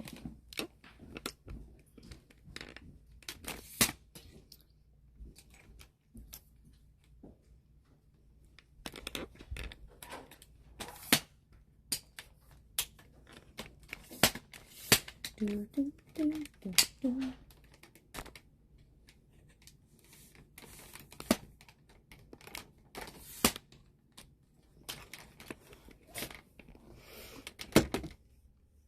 Bum bum bum bum bum meow.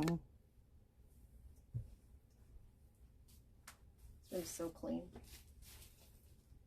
I love having so much space. It's great.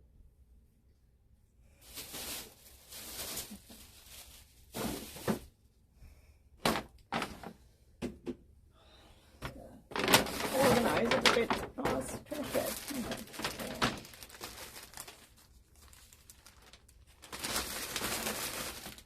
Okay. Trash.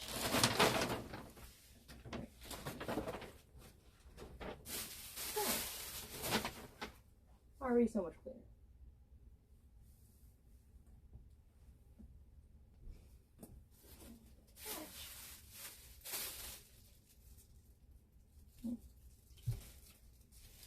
Do, do, do, do.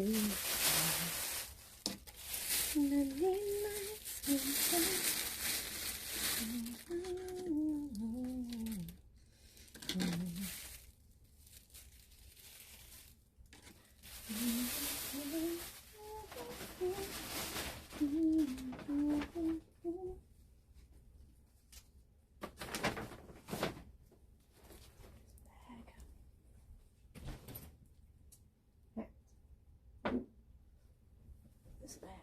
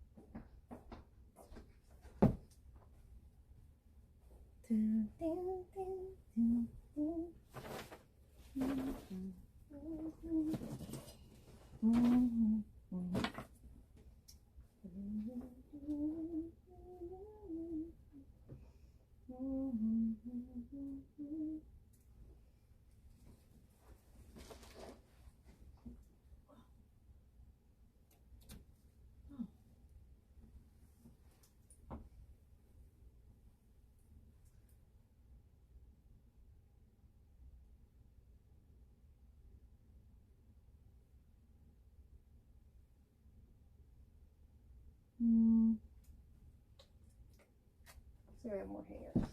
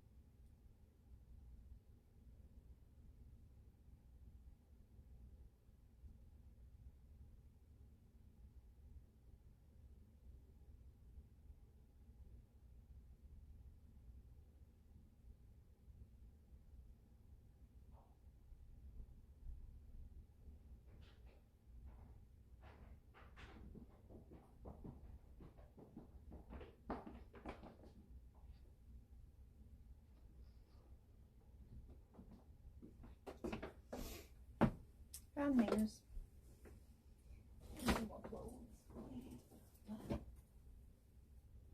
Play some music.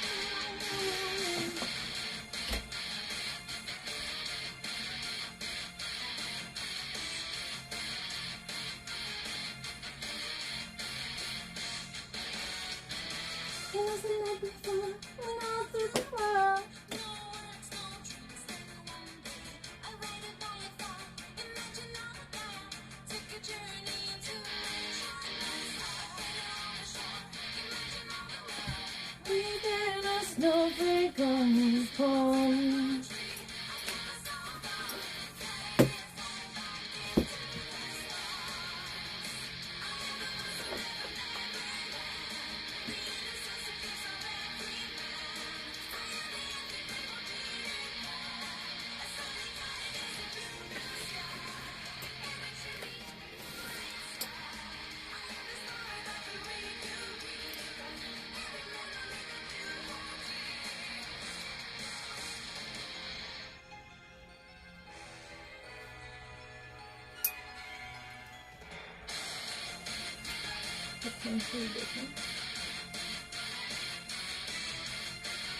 They're gonna laugh at me if I collab with my blue Letterman. Can't be doing that. Gotta stay here.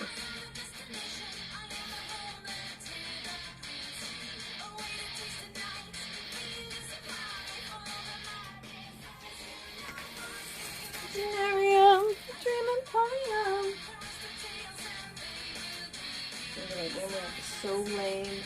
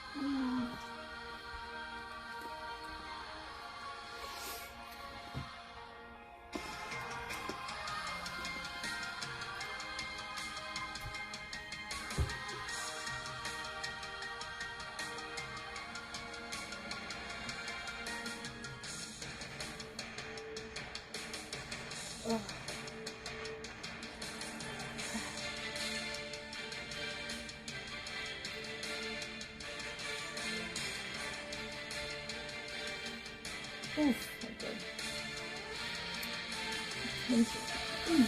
That's so big.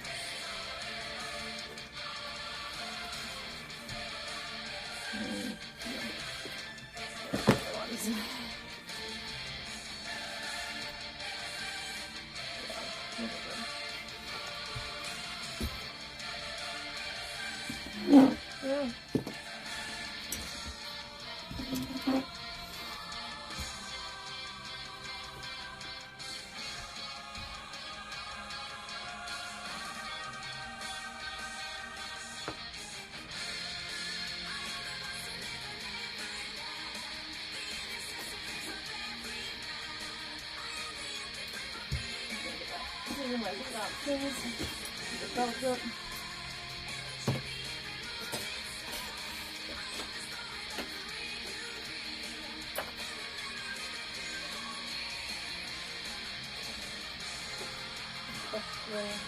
Yeah.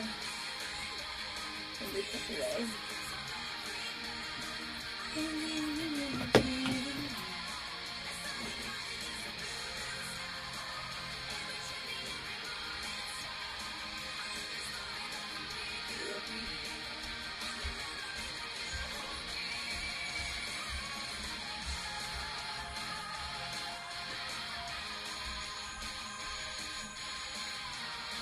Yo. Put this in the thing though.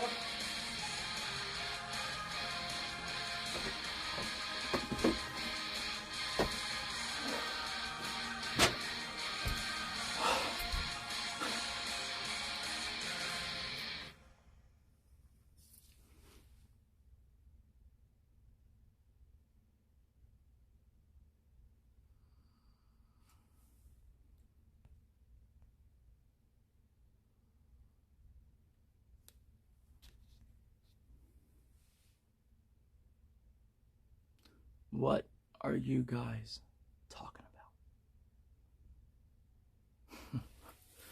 about?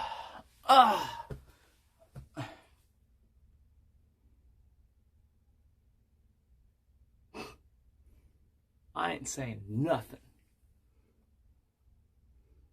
I'm on a strike. I'm not making any content until I get paid.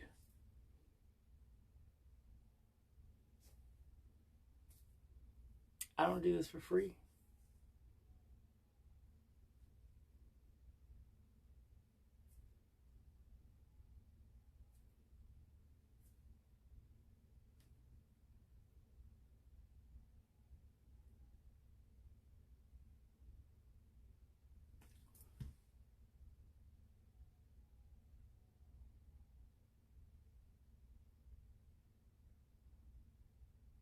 Huh?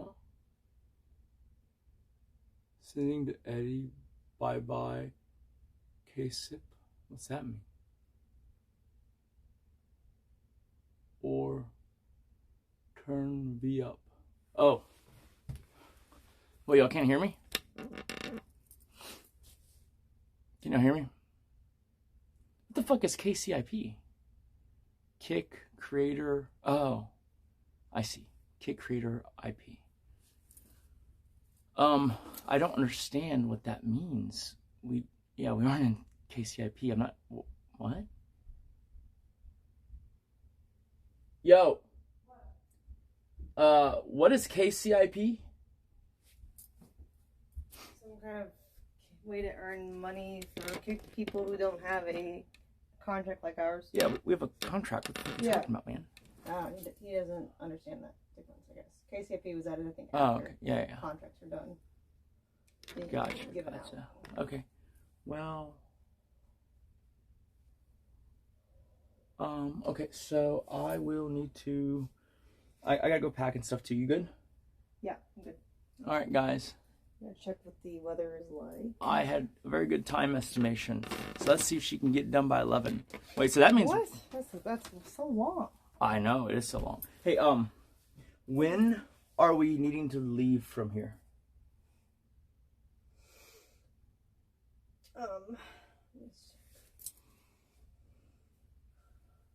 Druggies.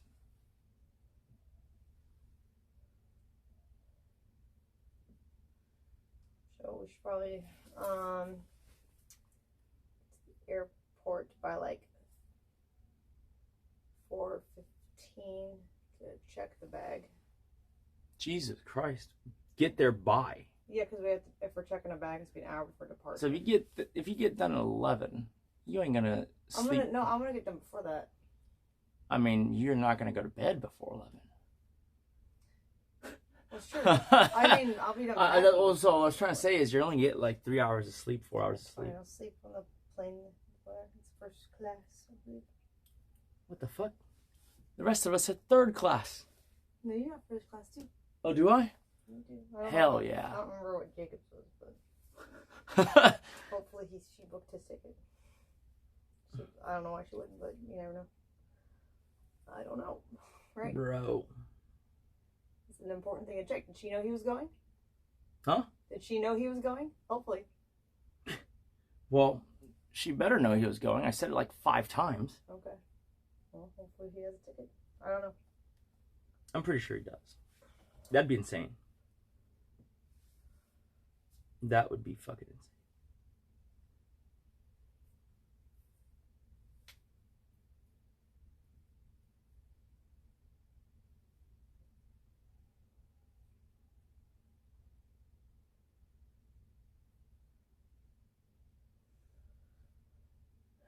Girl, you're not making this entertaining. Are you gonna? I thought you were leaving. I am. Okay, well, I'm looking up the weather.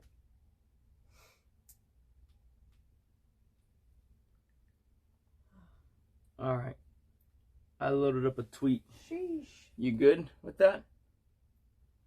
It's just basic shit. It sure is a good picture. Okay. Tuesday, high of 43 degrees. Holy fuckaroni. So, pack warm clothes. Low of 30.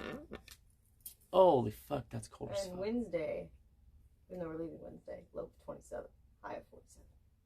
Monday when we get there, low of 36, 60%. What the fuck chance is of that? rain, high of 47. So it's cold. It's cold, but no snow at that temperature. So, hopefully, unless it gets lower tomorrow with that rain. Oh my god, Twitter's so funny. Oh yeah, there was a tweet that was sent. It's just the basic normal stuff. Nice picture of her. Go like it. Go comment. If you don't like me, reply something in those comments saying Nick sucks. Yeah, get rid of the extra weight. Right? Get rid of the windbag. If you like me, just reply the letter D. What? Under her picture. Okay. I'm gonna go do something else. Thank but God. if you need me to come back and entertain them, I will. But it'll cost you. How much? What the hell? Why do you have this smudge over here? Because of the puppies. Guys, if you ever see this type of jumpsuit on a woman, you can be sure that is a billionaire's side chick. That is a Pebble Beach Lodge club shirt. They don't give those away for free. You got to go all the way to Pebble Beach and stay at the lodge to even get one. That's true. Who gave that to you? You didn't. You bought it for me. All right, have fun. I'll be back. Oh, you better be packed, girl. Also, why is there a diamond fucking bracelet here? I'm not joking. It's right here. It's not a bracelet. What is it? It's fringe that fell off of my rodeo shirt. I don't know what that means. Okay. And the rhinestones. See, he can't tell the difference. Proves my point. Don't buy diamond necklaces. No one can tell the difference. Ain't no guy ever impressed by your diamond necklace. Exactly. It's other girls that you're impressed. That's why there's no point. Just buy rhinestones. Can't fucking tell the difference anyway.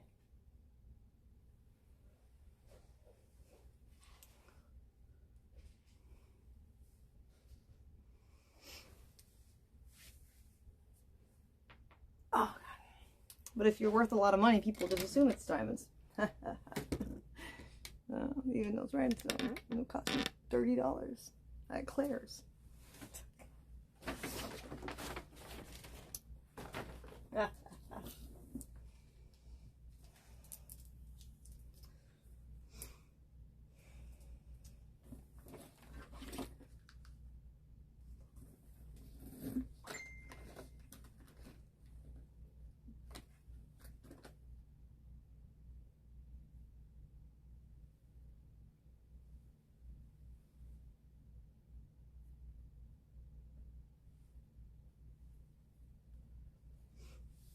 Where is my charger? I need one.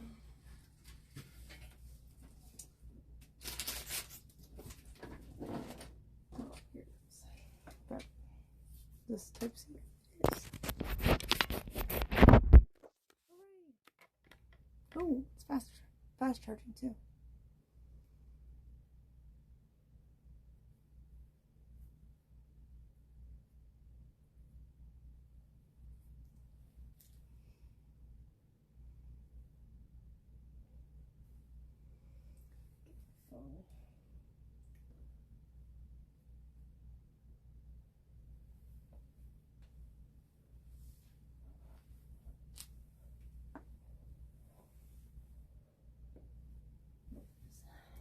Cold.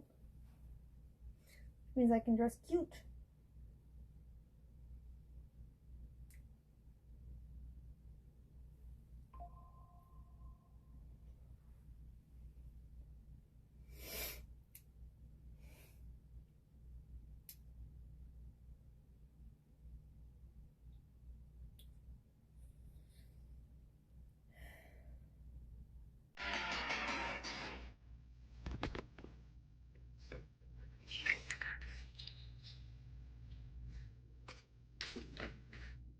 Oops.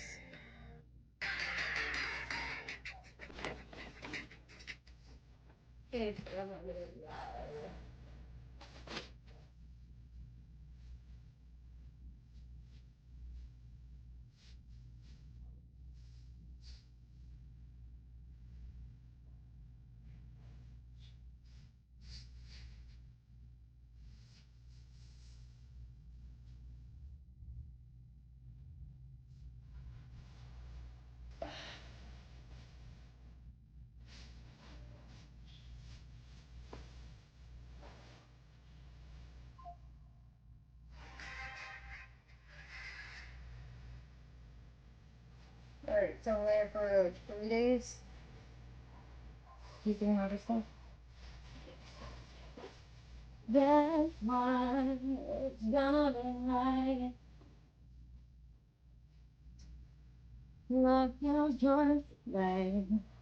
It's a new home.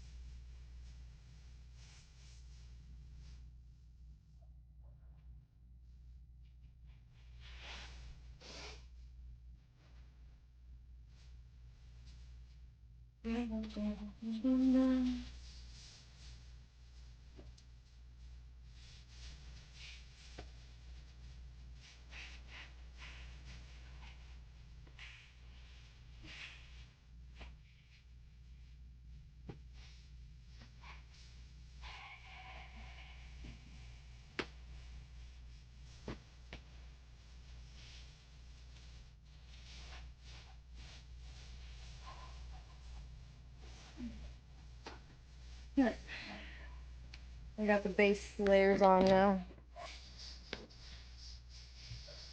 Let's see if I can layer.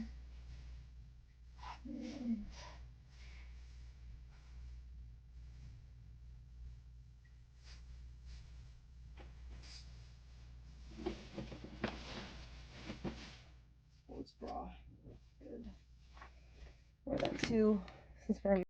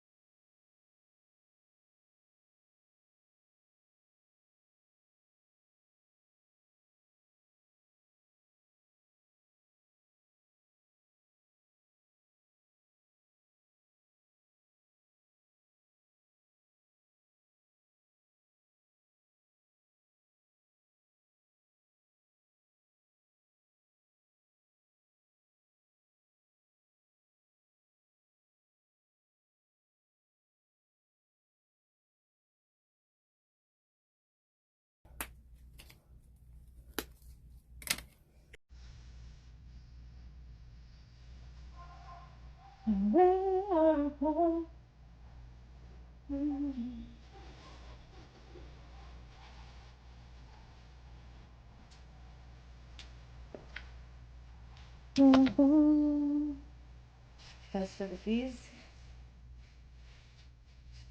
Oh yeah, that's a good one.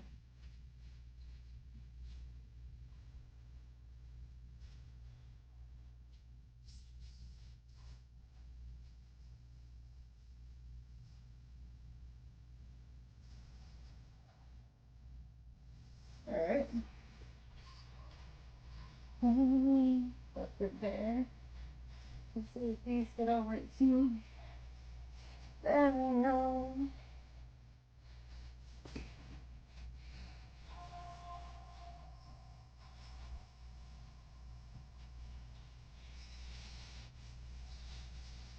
No, these are too tight.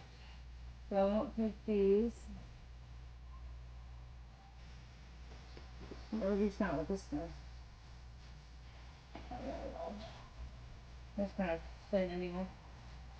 Throw that out of the way.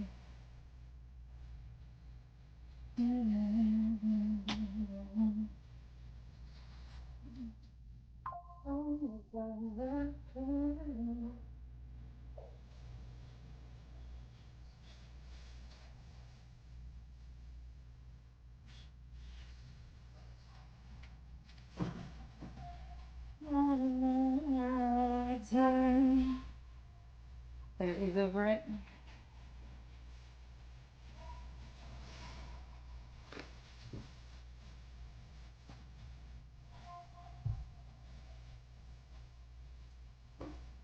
Well, these are okay. These fit. So I'll take those two sweatpants.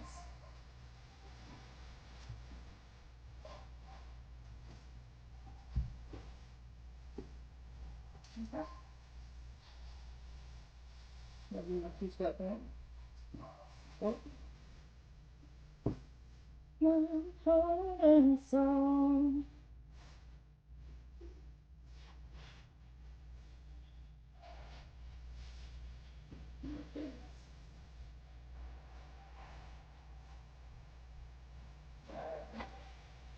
Let me try sweatpants.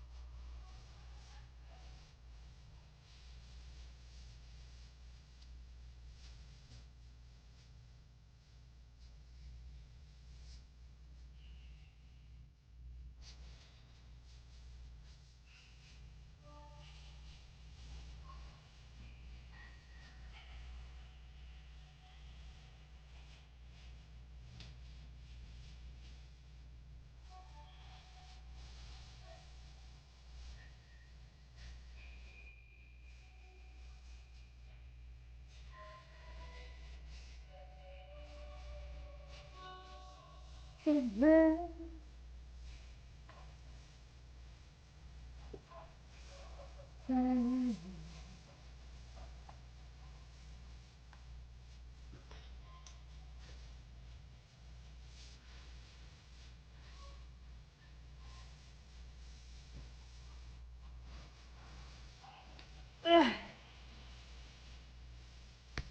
back to this one.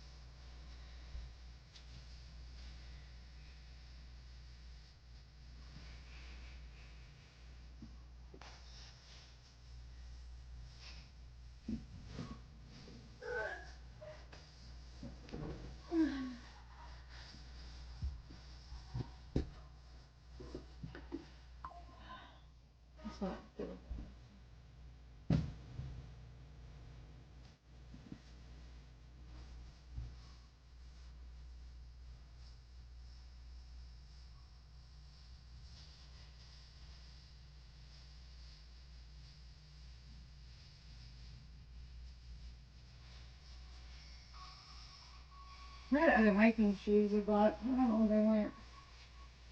Maybe they're downstairs, maybe. Ugh. Ugh. No. Much better. Oof.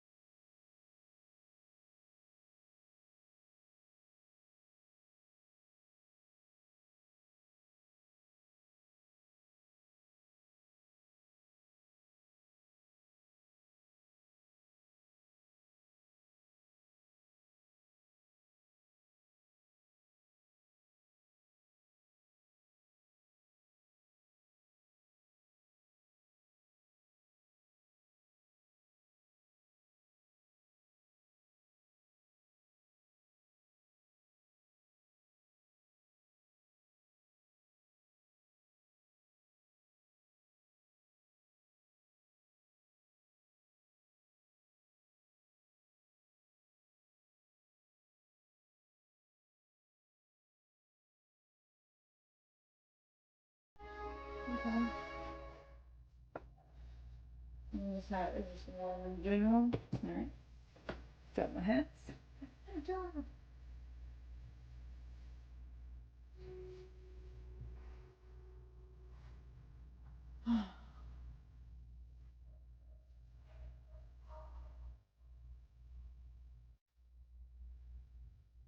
You look for my like hiking boots.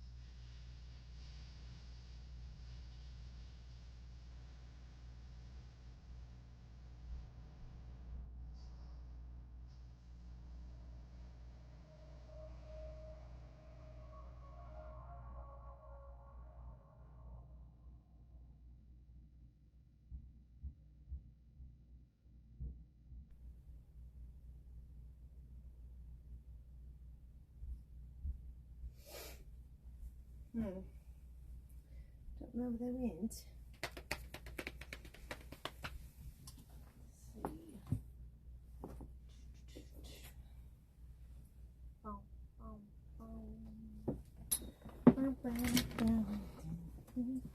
Let's see, put them in here without me realizing.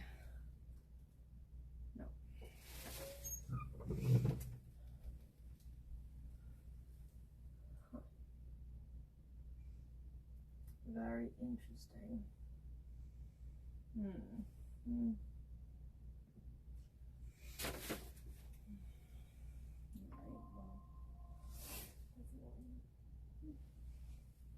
Let me call Nick and ask.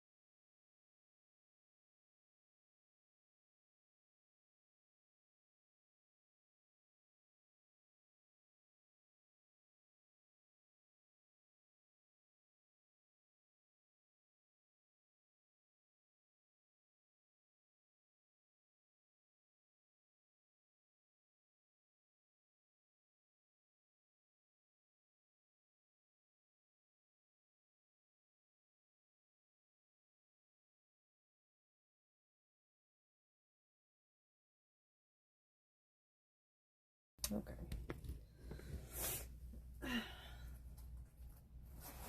He's gonna look over there for my hiking boots.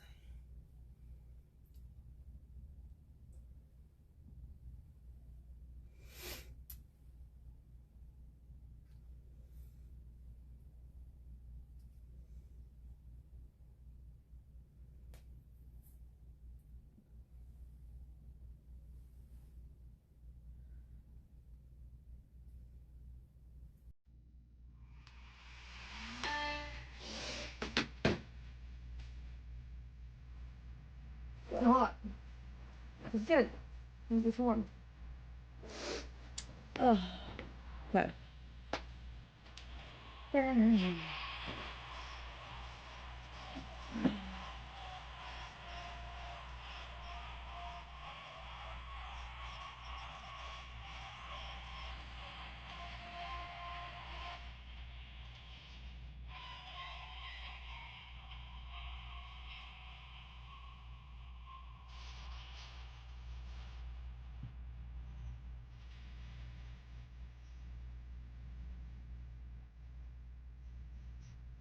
Oh.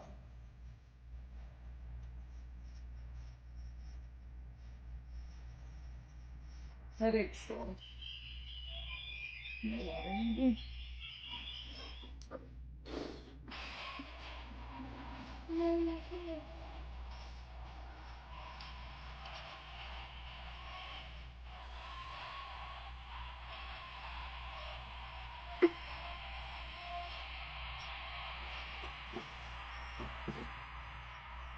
So annoying. Ugh.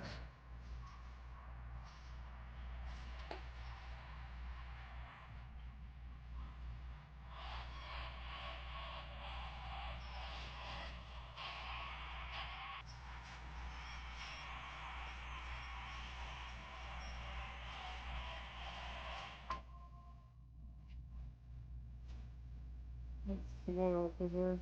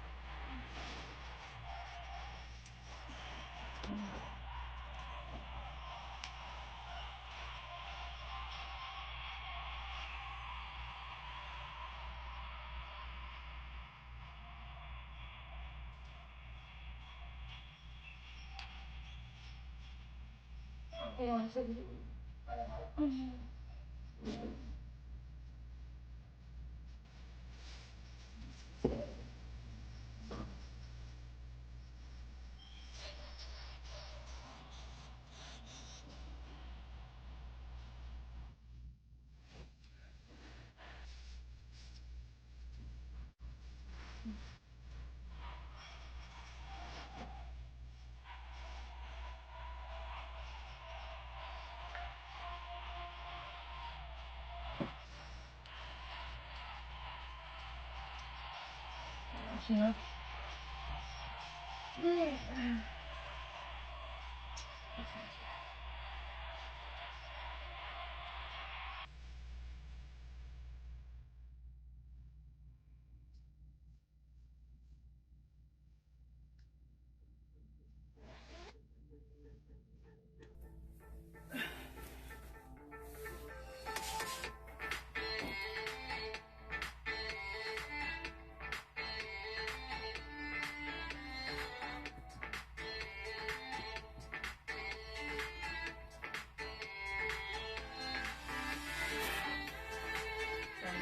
Leather jacket.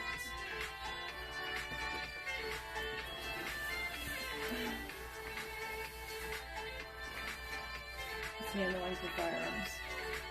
Nope. Pretty, but not functional for this purpose. Alright. Leave it here then.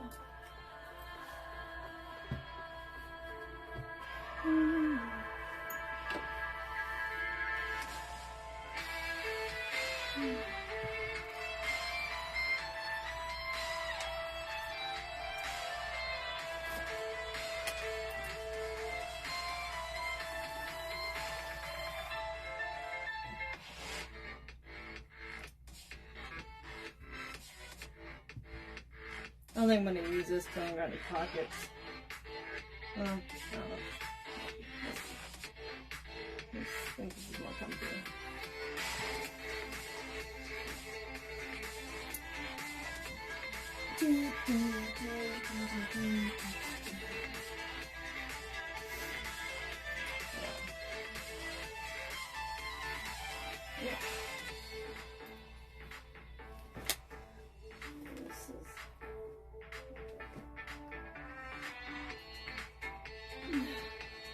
This is better for lounging. These pajamas.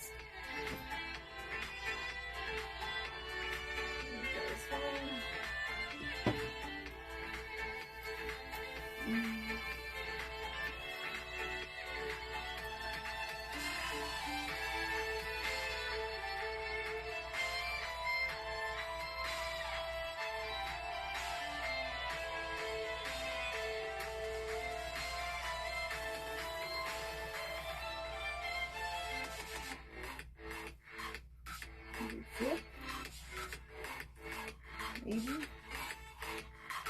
Nope.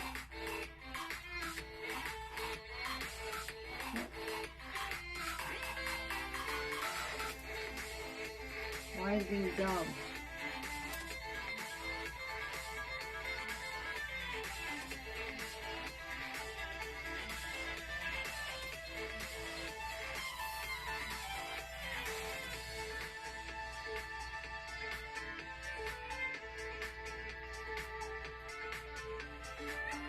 I swear I've zipped it before.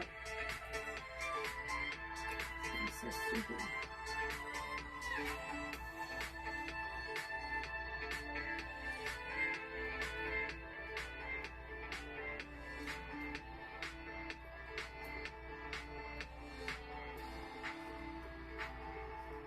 Alright, well, it's being that dumb, I don't want to do it. It's gonna piss me off. Alright, that's a problem for another day.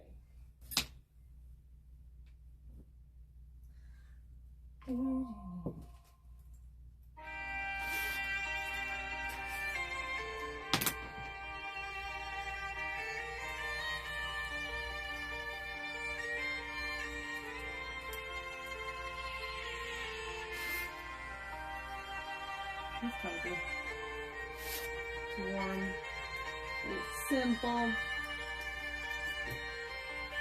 Sure.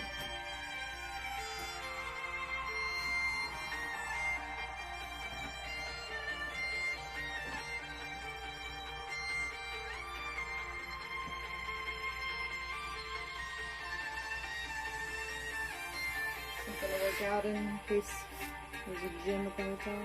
It's easy.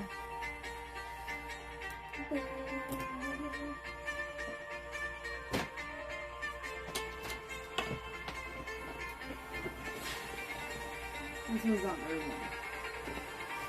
Okay. These can all stay. Like that was easy. Boom.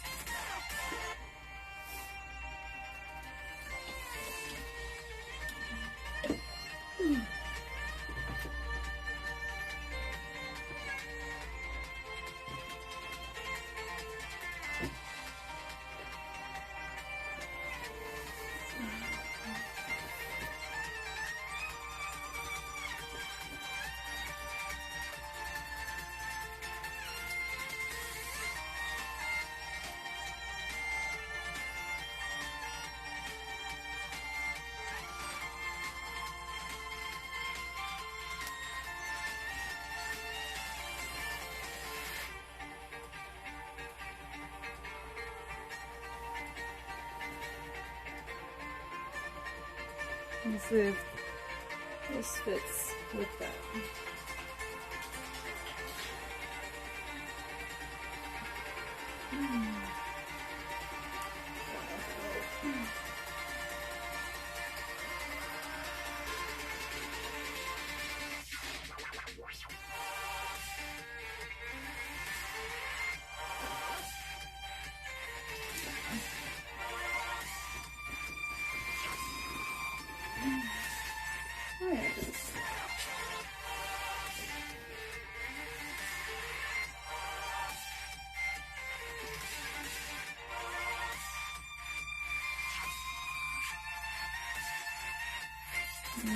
The only thing that's more functional though. Like, so I don't take it off when I shoot guns. Looks like I would have to take this off. It's gonna slip.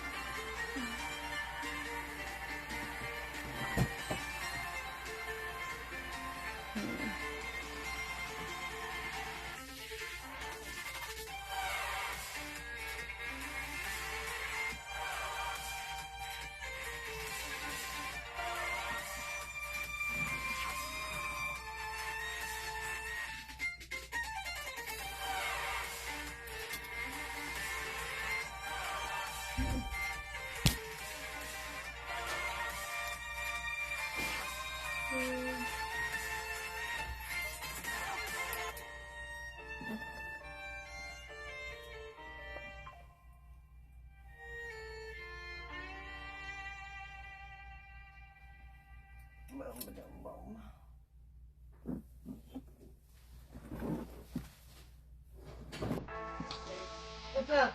You said under the stairs in this house, right? Yeah.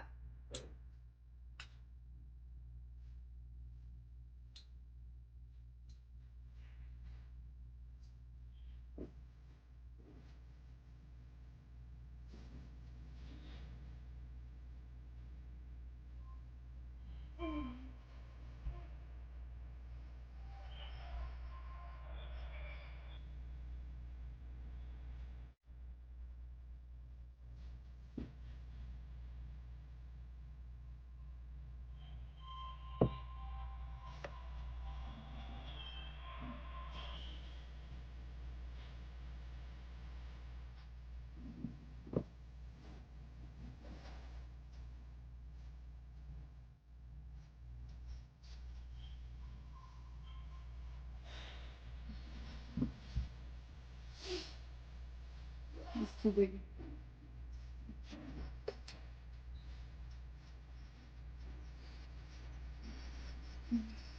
Yes. I think it's a Dix.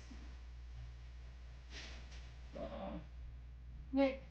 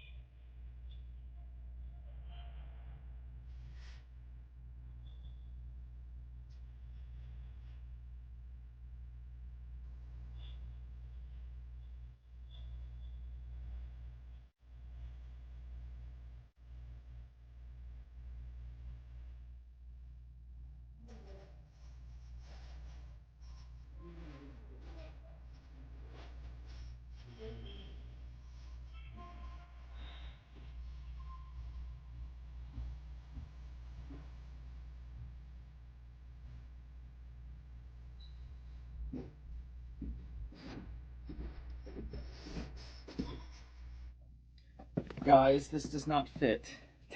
It looks like I'm wearing my boyfriend's jacket. Here you go. Okay. Oh, it's fine. Got my boots. Yahoo!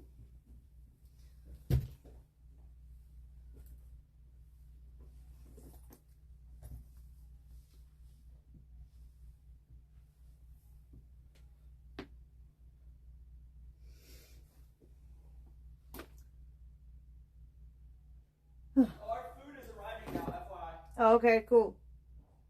What do you want to eat? A little bit.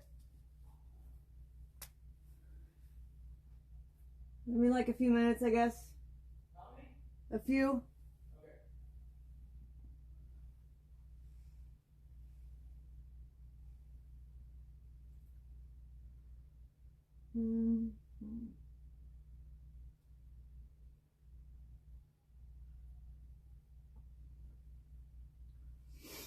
To figure out what jacket to take then. That's like more warm. Need more warm.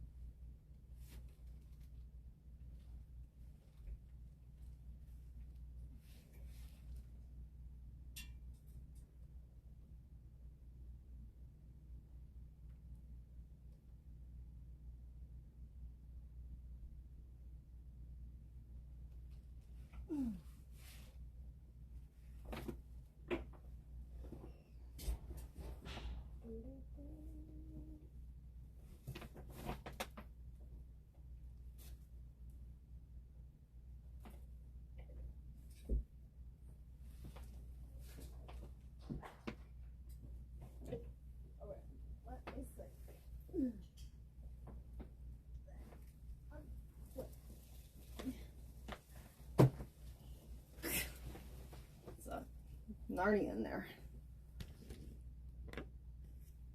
Okay.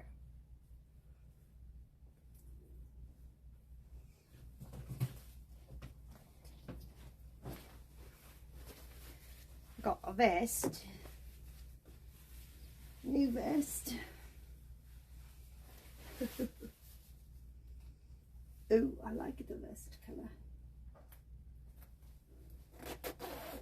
It's nice. And then I got pockets. Bitches, extra pockets. Okay. Now I should have gotten the green one. I had a green one too. Damn. I knew I should have said why not both. Still nice. White's great. Or there's this one. This one too. This one has a hood. Ooh. I feel like this looks fun. I think I might like this one more. The other one's more equestrian. This is more like rugged. Ooh. And then it's kind of warm around the neck too.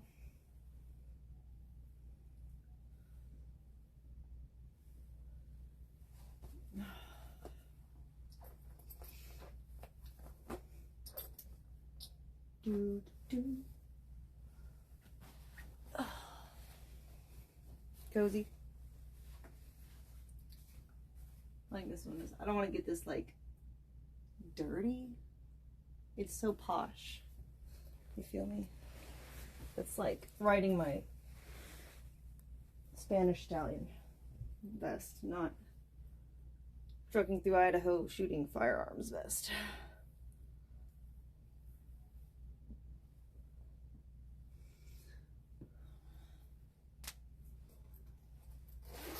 Alright, this one's good.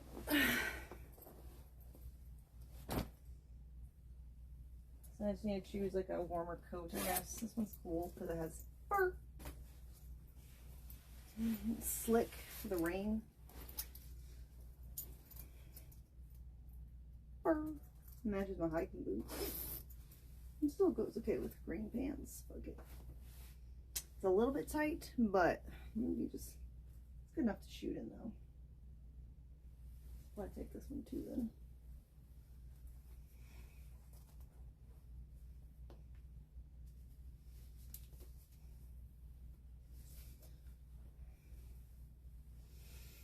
Oh, it is a bit tight. I wish it was a little bit looser here. What? I mean, I can still like hold a gun in it.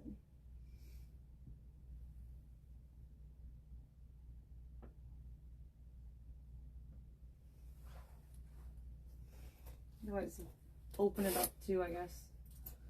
Yeah, if I need to.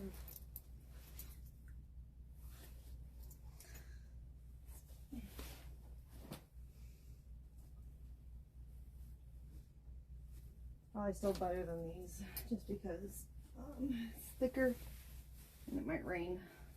Yeah, these are. I think these fabrics are gonna be too loose for guns. The other one's waterproof.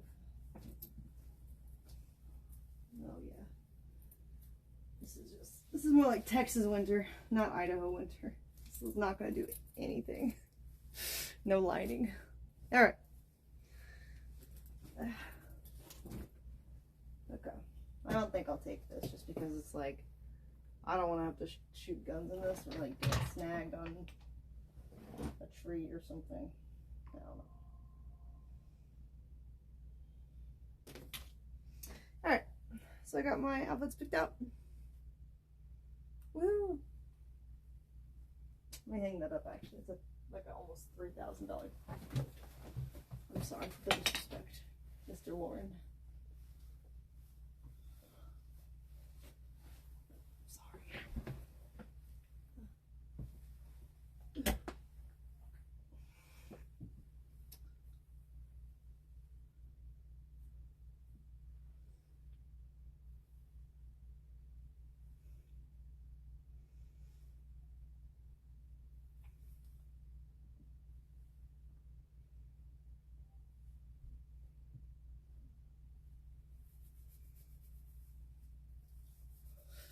Alright, I'll just make sure all the makeup is good after dinner. I don't need the black hat. I don't need that either. Okay. Clothes are good. Nice.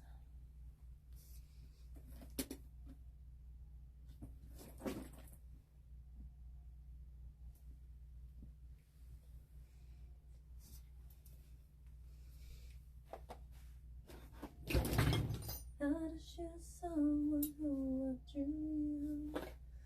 See a flag on the marble arch. Love is not a victory march.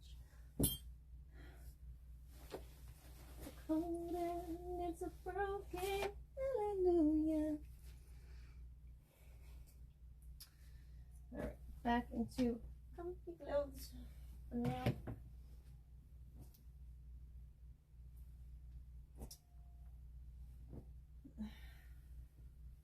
Let me eat some din din.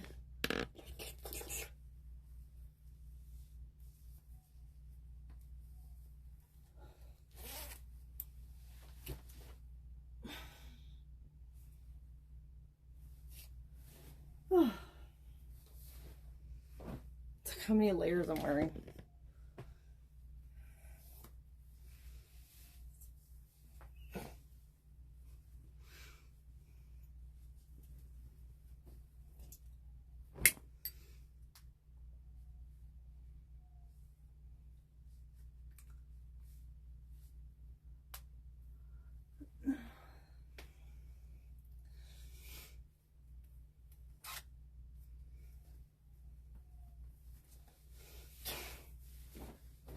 Just keeps going. I won't be cold.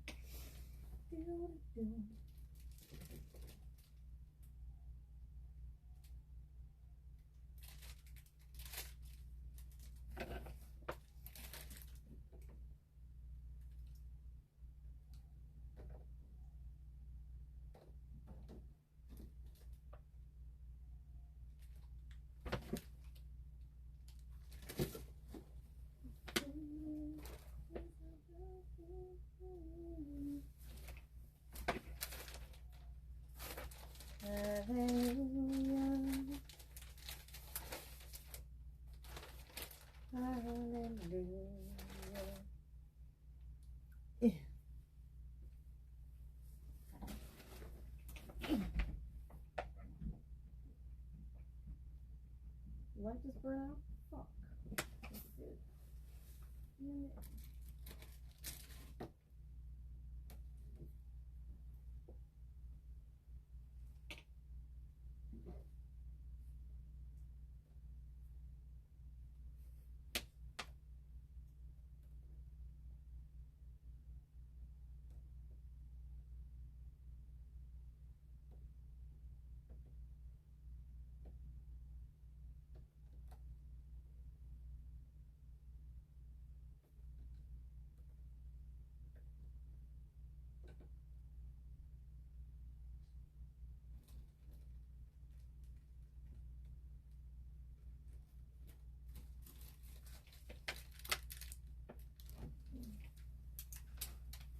Just more gloves.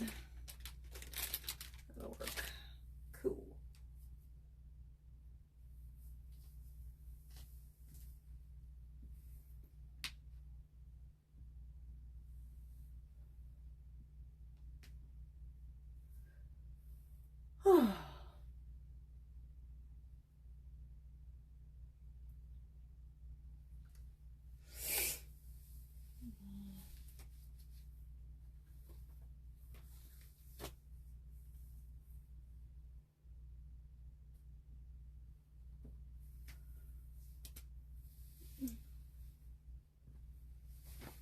It's time for food.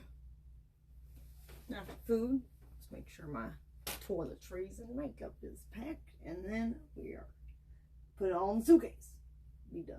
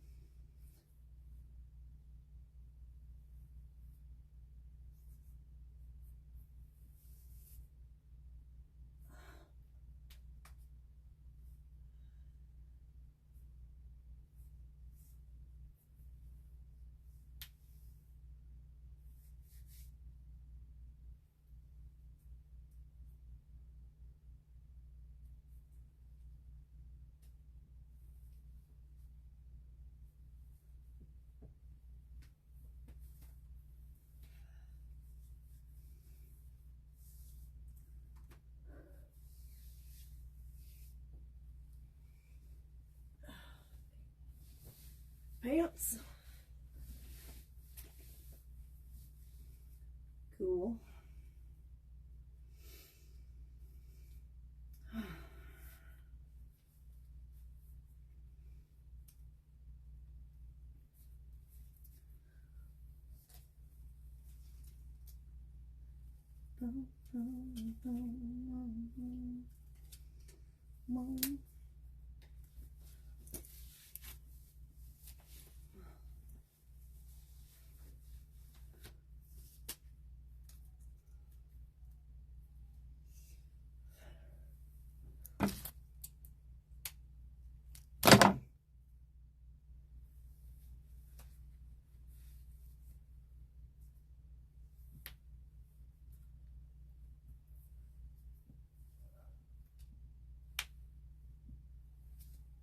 much.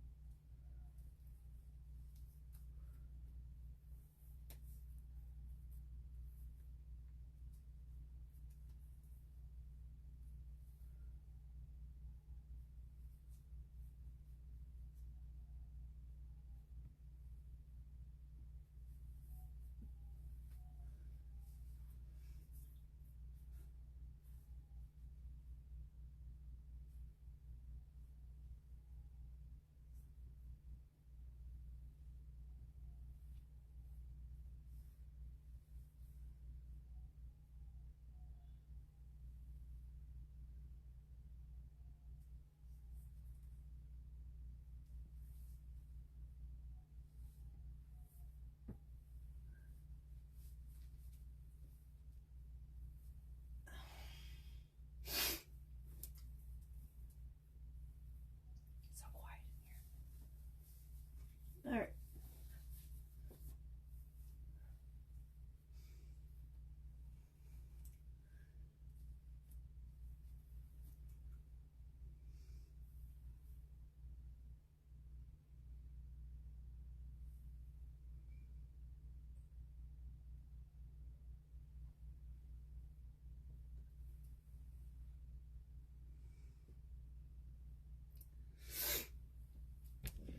Got it. Comfy.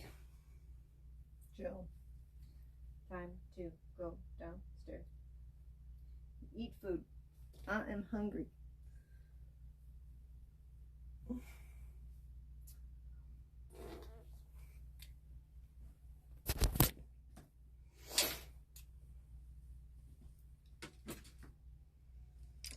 Does she read chat?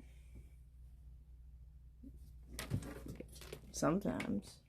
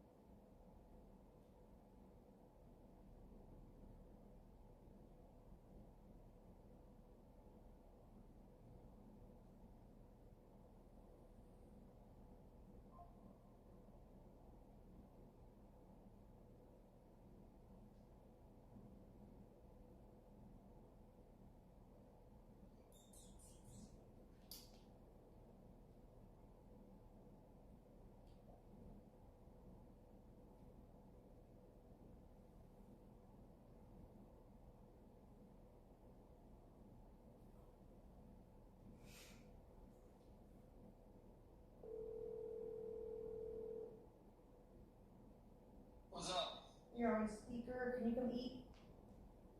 Sure. I will be there in 5. Okay. Bye. Bye.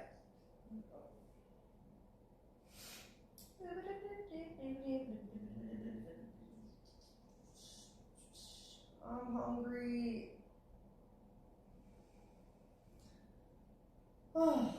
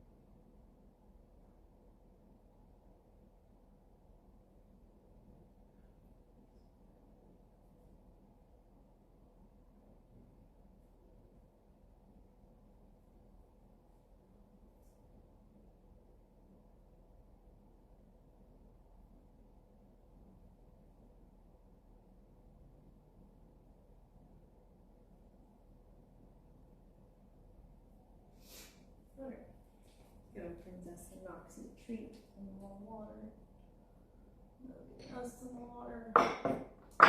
5 minutes. Mix it. I do everything myself, I guess.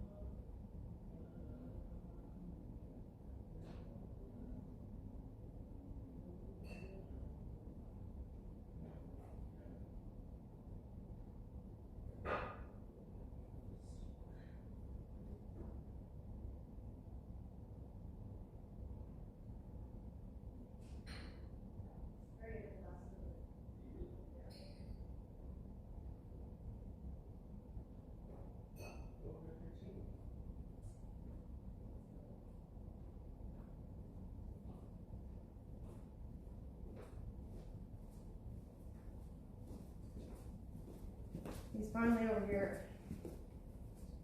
Listen, guys. This was unacceptable. What? She needs to be entertaining y'all all the time. God, I was What getting is ready, this? it took so AFK? AFK? I was getting dinner ready, it took so long. You need to be entertaining even when you're asleep. You need to suck my dick.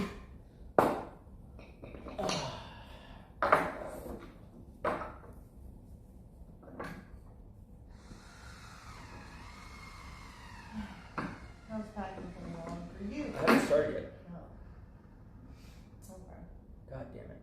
This is not gonna work. God damn it. No. I don't know why this doesn't have any power. I mean, I can do it by hand. Actually, I don't know why. It's like charged, so what's it doing? What is it doing? Yeah, it's bullshit. Is it not a, is it a cork or a metal tab? I thought it was metal. Maybe it's some foil. Bro, it's always a cork. Okay. It's either a twist bottle because it's cheap wine, or it's a fucking, you know. But don't worry. I believe in doing it by hand. Alright.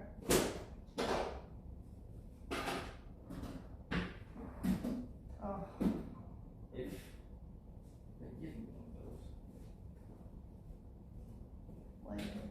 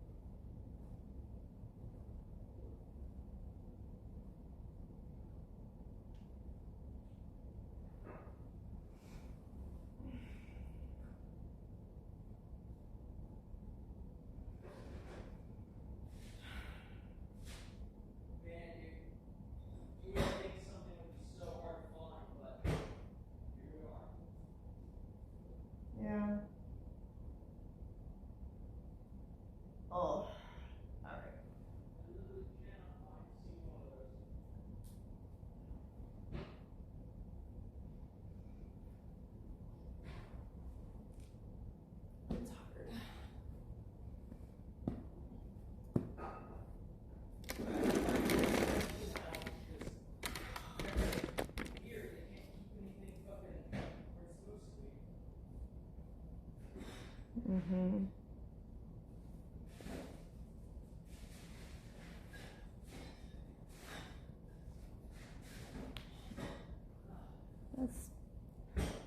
Fuck it, let's just eat then.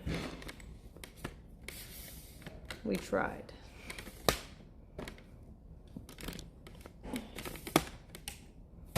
I don't care anymore. I'm just hungry.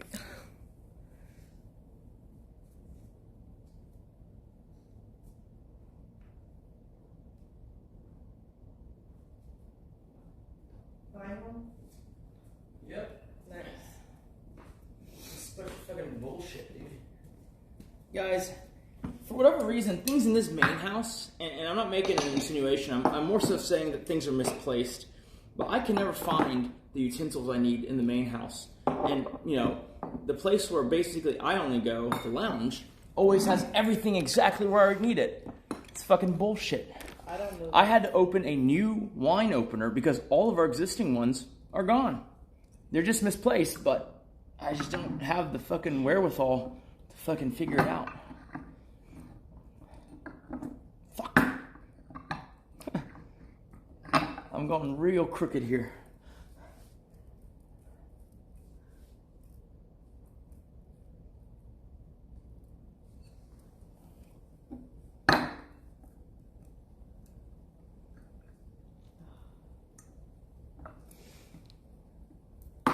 Oh shit, cork's dying. It's cool. I'm okay with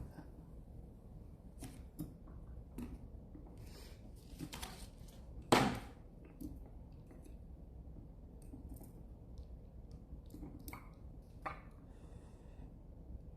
Alright, okay.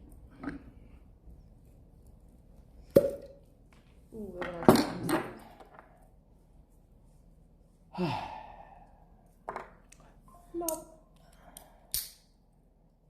For whatever reason, I feel like with wine openers, right? The electric ones always break. Yeah, always break. they suck. I once bought a really expensive hand crank machine where it's just like you crank it down and it opens. It broke fucking instantly. Like $700. Fucking. Never trust any kind of, you know, until the Tesla bot can open wine. Don't trust any automation, like for wine. It's bullshit. What's this?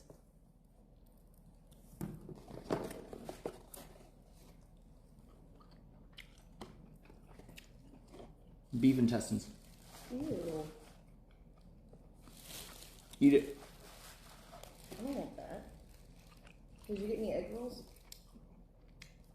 You don't deserve egg rolls. I asked for egg rolls. You did ask me for egg rolls. And you didn't get them, did you? Wow. Pour yourself some wine. Calm down. Wow. Yeah, he wanted. You didn't get what I wanted. Oh no, I haven't gotten what I wanted yet. Typical.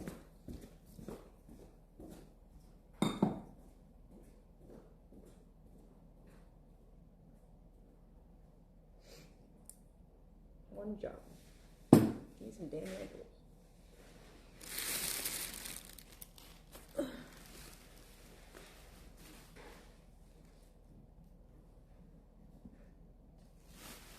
I'll be honest with you. Huh? I'm gonna be honest with you. Okay. The moment you told me egg rolls, I forgot. But I bought you egg rolls from another place, so. Yay! He does love me.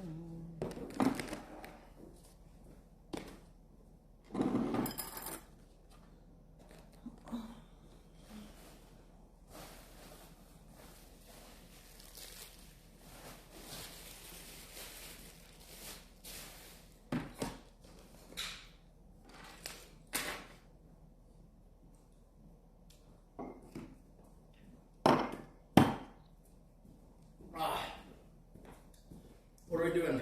Watching TV, entertaining chat? Either. Both. Whichever you want.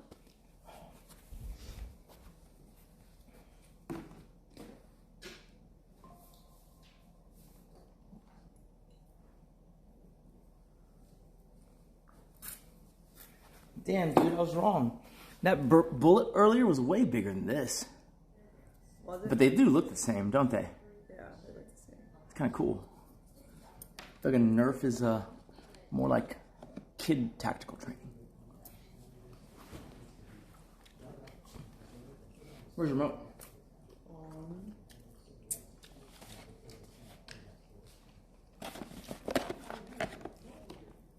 How's the food? Fucking great. We ordered from her favorite, like, I guess, I don't know his favorite, but one of her favorite Chinese food restaurants that's open late. It's called Cafe 101. She ordered salmon fried rice, and we have 2 orders of the, this sounds weird, right? But there's a dish for dinner called scrambled eggs and beef. But it's fucking great.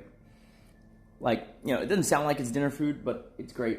She has salmon fried rice, and then we have a few other side dishes, you know, including beef intestines. Maybe pork intestines. I'm not sure. It's pretty good. She's just grossed out by what it sounds like. What do you want to watch? Oh, do you want to watch Rome or whatever? Well, it's We don't really be paying attention. It's too long of a series, you know. Okay. Notorious MSG. I'm not sure. Thank you, Jetman. Family Guy. Can't go wrong with Family Guy. Peter! Oh, Peter. Hulu, the fuck? I might become a rapper. Do you have Hulu? We should do Disney, right? Yeah, just log into Disney. It's the same thing.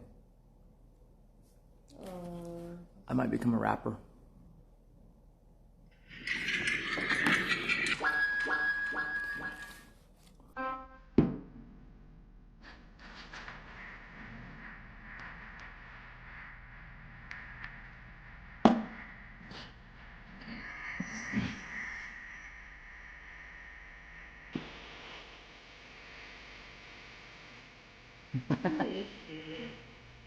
I'm listening to the music of my people.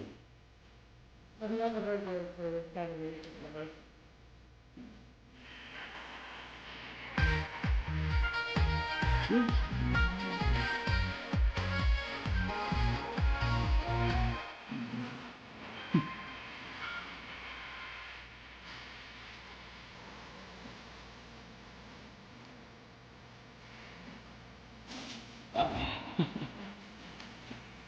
I like it. I like this wig rap. Or Asian wig rap.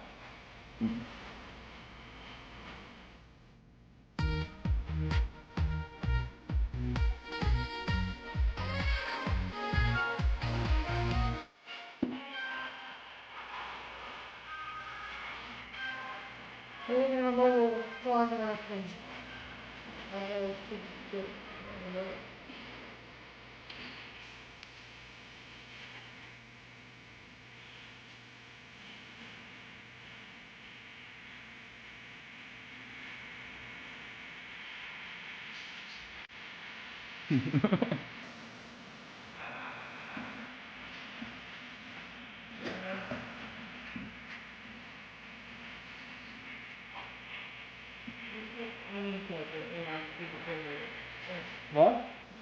I'm gonna make it password again. I'll ask you to spell it wrong. Okay.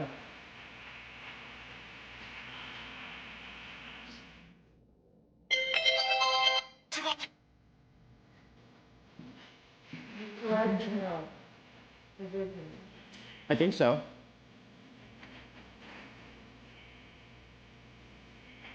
I don't know. Yeah, I'll look it up.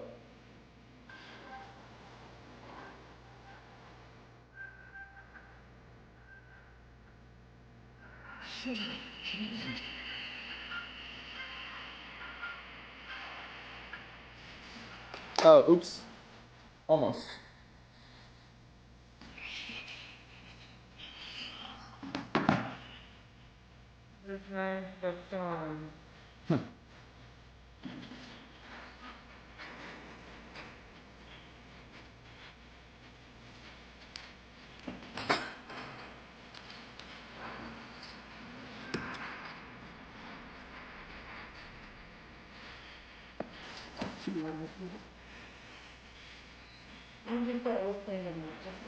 I've always listened to 7 music. But you're not made in China. It wouldn't make any sense. It'd be like if I was listening to a made in Italy song. I enjoy them throwing Mandarin in there so often.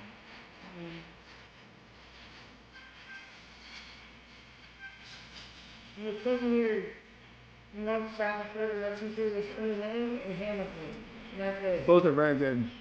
It's not bad. He's really good too. You guys are great.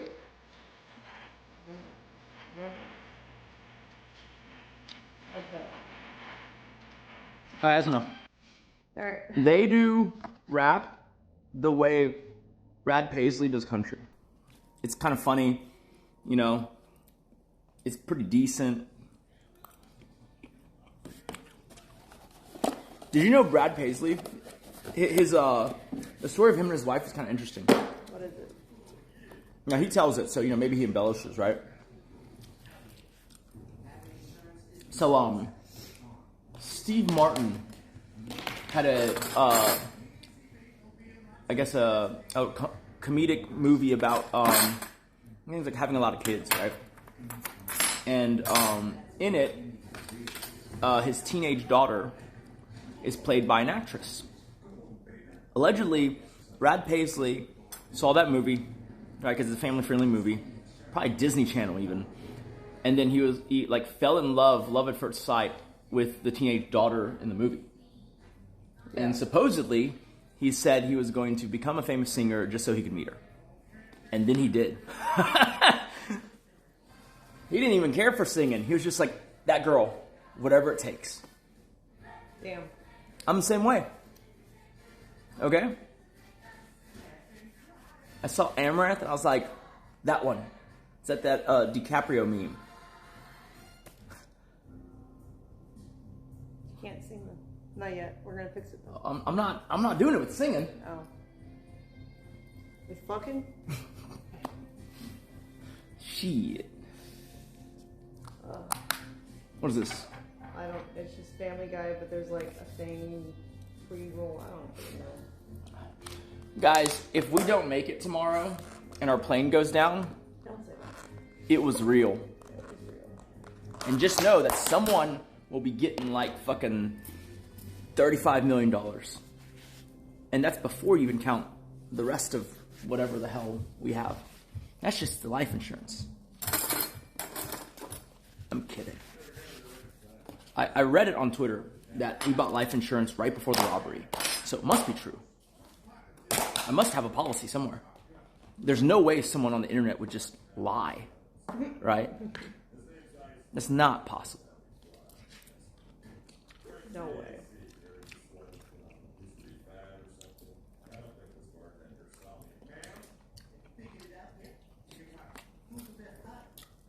Oh, so good.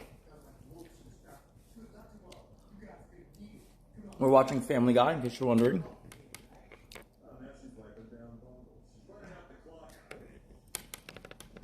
I would let y'all watch, but, you know, DMCA. DMCA. This is pretty decent. It's like shrimp and... You can use like tongs. That gave us. Oh, sure. I just really like getting my saliva and everything, though. You know? You should be okay with that. No, I just wanted to get the out of your tree, please. You should be okay with the saliva. It's the same thing as when we make out. I don't care. I never tried saliva. I make it wet. This is like beef and shrimp. Good shit. for blocking me completely. That ain't right. It's your stream here.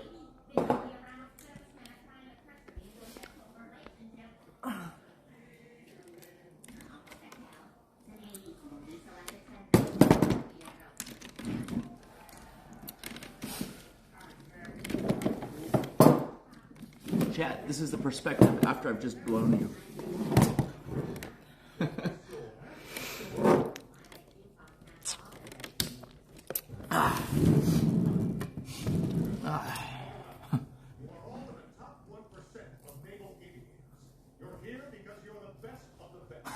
Top Gun. How's the egg roll? That's good. Nice. I think there might be another one too, like another tray of it. I had to get it from the pho place.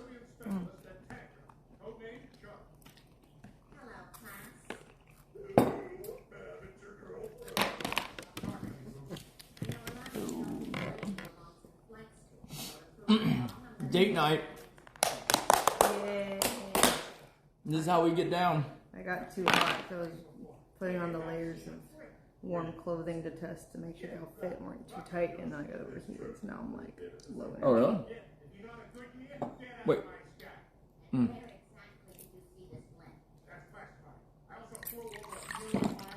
But I'll bounce back. I need you to drink a lot of fucking alcohol. If I'm getting lucky Or I tonight, eat a lot of food. if I'm getting lucky tonight, she's gonna have to finish that bottle. Because I need you to keep drinking until I'm good looking. You're already good looking. You know, I don't have to Drink anyways.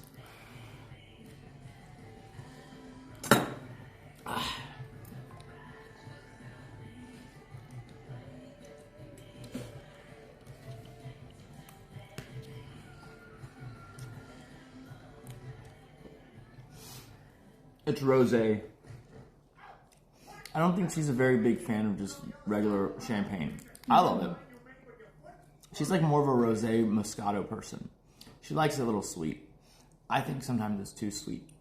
This one's not bad. Yeah, this one's her favorite fucking Moscato ever. It's like just sweet enough, but not too sweet.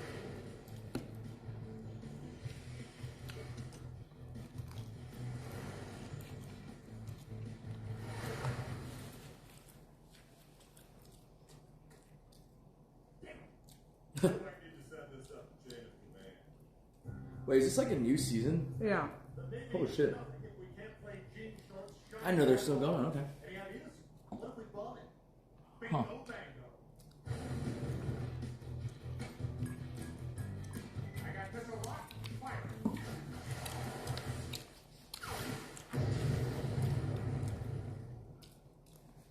Interesting. Yeah, thanks, taxpayers.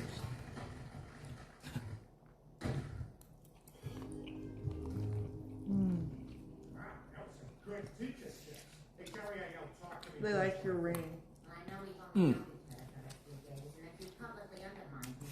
That's his wedding ring. It's on my middle finger, though.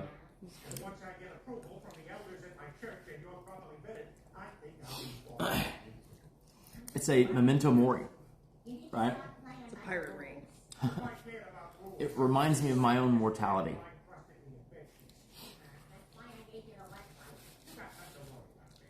It's like a talisman that makes me remember not to be afraid and just to do the thing. That's right. That's why we should buy as many horses as we can, because one day, you know, we might die. And we'd like to do Kill me now. Dinner looks good. Nice, nice. Simpsons still good. Family Guy's hilarious too. ARR. Unless you are a fool, that boy is in love with you. I like him, but he also keeps spitting out random facts about L. Ron Hubbard. A little bit of a red flag. Did you know L. Ron Hubbard was the youngest ever Eagle Scout? He doesn't ride nearly enough, but that will change when he's in shape again. I have a confession, and she doesn't like this. He's scared of horses. I'm not scared of horses. I'm optimistically cautious. Listen, it's a 2,000 plus pound animal. It's unpredictable, right? It can one-shot KO you. You're supposed to be cautious. Okay? Sure. No, so when I was fat, which isn't that long ago, like 6+ months ago, I would be considered somewhat chubs. My weight vacillated over the last 7 or 8 years. The entire time since she's had horses up until right now, I've been slightly overweight. And when I'm overweight, I always go commando. Because I didn't want to buy bigger underwear. This is true. For years I went commando. Because I was too fat to fit into my medium boxer briefs. And so she gets horses, and I'm supposed to go ride them.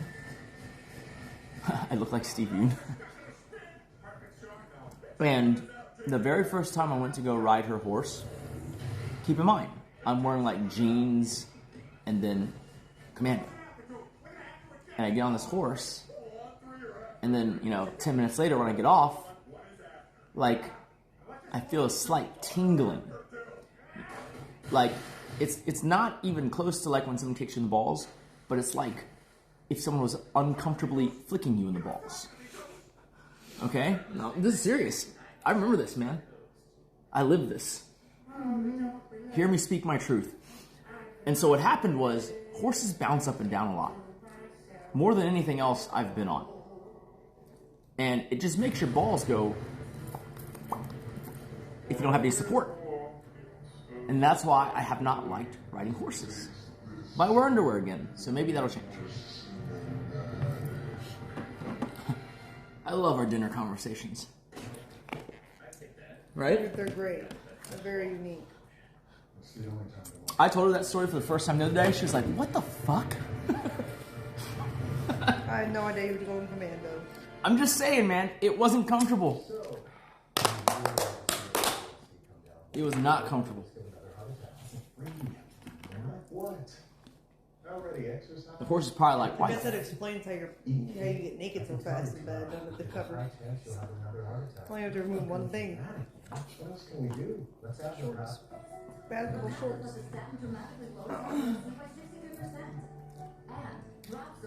He's like, I'm a ninja. I'm like, I guess so. Now I know he was a lie, a trick. When I first was dating her, like kind of casual dating, not like necessarily steady or anything like that. And she hadn't put out yet, right? Right. I was a perfect gentleman. Apparently she expected me to be a lot more cheesy. Like, we'd be cuddling, and I'd have my clothes on. She'd even take her top off. I was like, I'm not supposed to do that. She's a virgin. But apparently she expected me to. Yeah. You're ready to see a dick. You just weren't ready to do anything with it. Yeah. I didn't want to touch it yet. Who makes these rules? Right? It makes no sense. Why can you see it but you can't touch it? Hey, same as you with horses. I'm curious but cautious. Right? I'm not scared of it. I'm just cautious.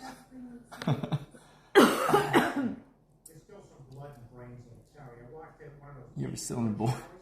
I wake you up. I don't wear boxers. I wear sports shorts. I promise that I will always be there for you guys, and I'll for sure give you a huge part the next morning. Provided both our faces age proportionally with each other. Glad to be on that. I'm going to talk to your son for a second. Hey, your dad loved you very much, and you're going to grow up to have a stupid mustache just like him. He did, Joe? I know so.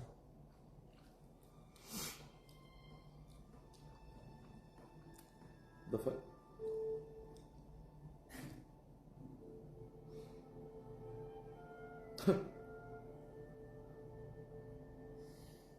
Maverick, I'm sorry about this. That's weird. What? My nickname in school was Goose. Like, as my brother's was, and my dad's was, because Syracuse and my junior high and high school mascot was Maverick. Huh. Wait. What the hell is a maverick? It's a cow. Or like a lone male cow, like a bull. Is that really? Yeah. See, if y'all just waited a few years, y'all could have been fucking Logan Pauls. Ain't no one picking the mascot Maverick now.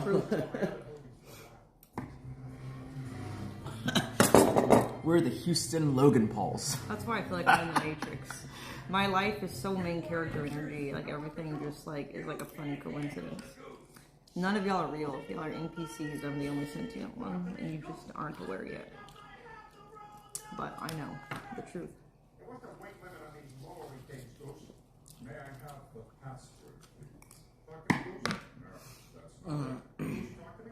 And they say I'm the narcissist.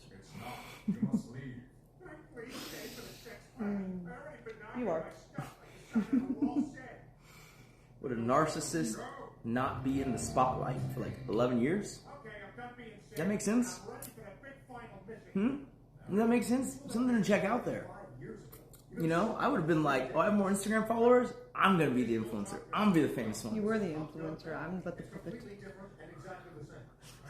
I am just your puppet show. We need to help train a new crop of pilots for the mission. I appreciate the officer, but I can't accept it. I understand. Then we'll need to take back your Navy-issued lifts that make you everyone else's height. No, that's fine. I can teach. Good. Oh, there's one other thing you should know. One of the pilots you'll be training is Goose's son. They're doing both Top Guns in one episode. Okay. Goose? The guy who just spent 25 years more. Oh, yeah, Goose. Yeah, Who? Right through. Yeah, thanks for the heads up.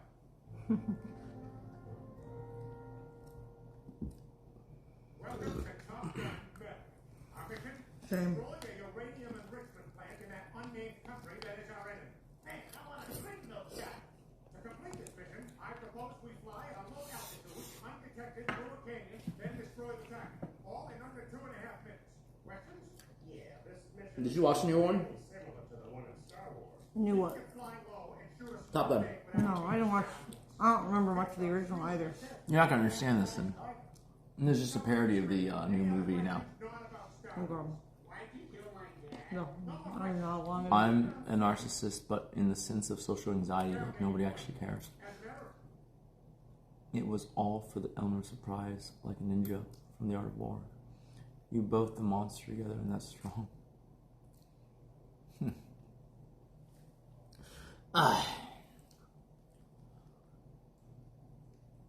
Life worked out okay. Yeah.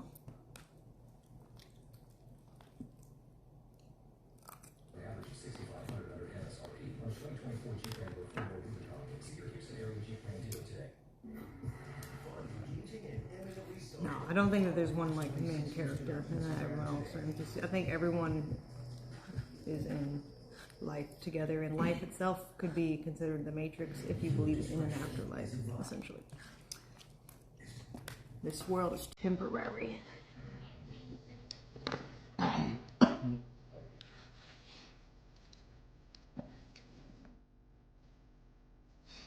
Elon's the closest to being main character.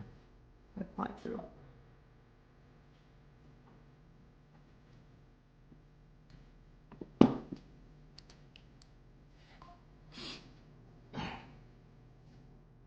I'm almost certain that even at this point, he's like the most, I don't know what you call it, like prolifically, like he's contributed more to humanity than anyone, which put an asterisk there because there's an argument over like, if you discover the wheel, did you do more for humanity? Or did the guy who, you know, using all these things that were already developed, leverage them into space flight, electric cars, you know, electronic payments, and solar power? Depends on how you consider valuing standing on the shoulder of giants. But for anyone alive, I'm pretty sure Elon's right up there.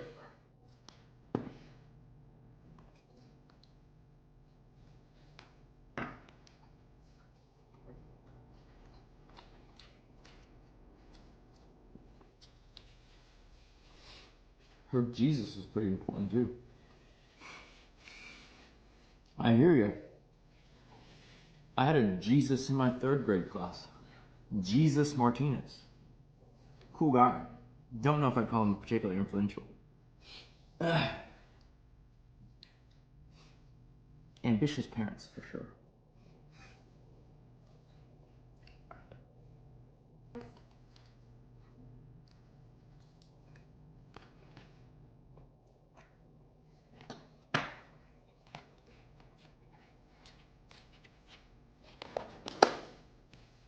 What the fuck? Oh, too much food. Mm-hmm. We ordered a lot. And there's a whole nother order. There's a fat Nick that ordered it. Dude, when I get hungry, I just fucking order so much food. My eyes are bigger than my stomach. Thank God. At one point, my stomach was the same size as my eyes. And then I got bigger.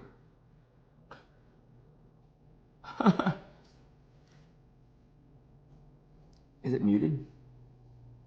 Steve Young. Human evolution is possible because someone discovered wheel. Are you atheist? Have you seen One Punch Man? I like One Punch Man. My friend with the longest Hawaiian name in class, it was Takona Kamawa Waya Kanikagoda Holakai Lopez. Longer than the Hawaii stick fish. I'm talking retard too. I'm hungry, food coming around. Some big sunglasses.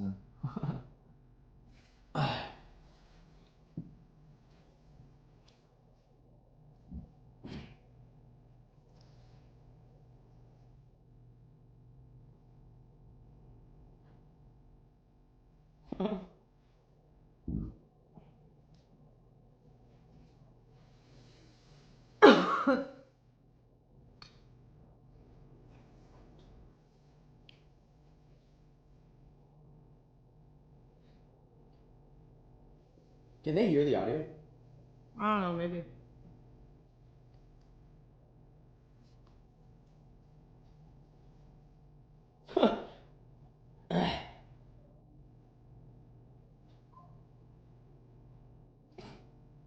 Sex farm.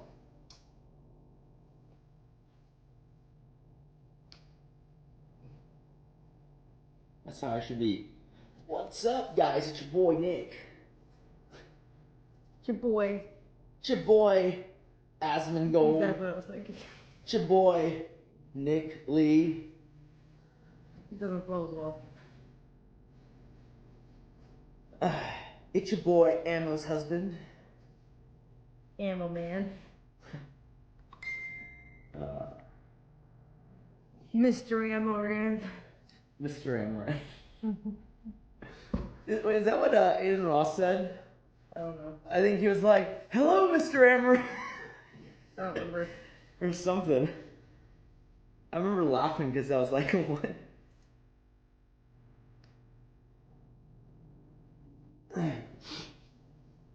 Nick Aranth, man Aranth. Ammo's man in the house. Eat like a monster. Yeah, I remember that. He said that. Okay, cool. Yeah, I remember that. Mr. Amaranth. Mr. Mr. Anderson.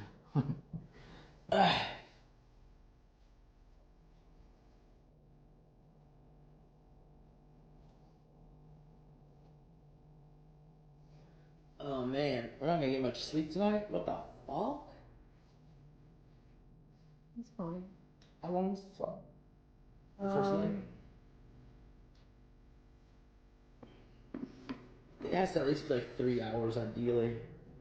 If it's like split, awkwardly, it'd be annoying because you don't really even get to sleep. From here to Denver should be a good 3.5 even.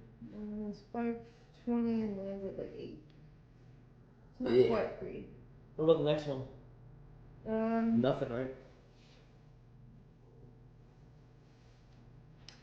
Bro, the Denver flight to fucking Boise better not be a small fucking plane. I fucking hate Probably it. will be. Oh, fuck me. Knowing then. I hate small planes. That one is 8:45 to 11. What kind of plane? I don't know. It doesn't say that in my I calendar. need to know if I should update my will. What kind of plane? I'm sure they're all Boeing. Why would you be sure they're all Boeing? Yeah. Because it's the only plane company you know? It's typically what United uses. How do you know? Are they both United? I think so. It better not be a United. Yeah, it is both. What is the plane type? It should tell. It goes on confirmation. Well, I'm looking at the calendar, so I don't know. I have to go look somewhere else for that.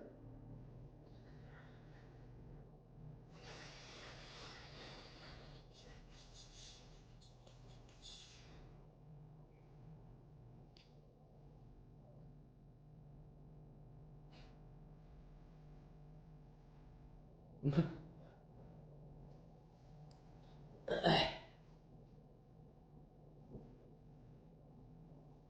even know your name.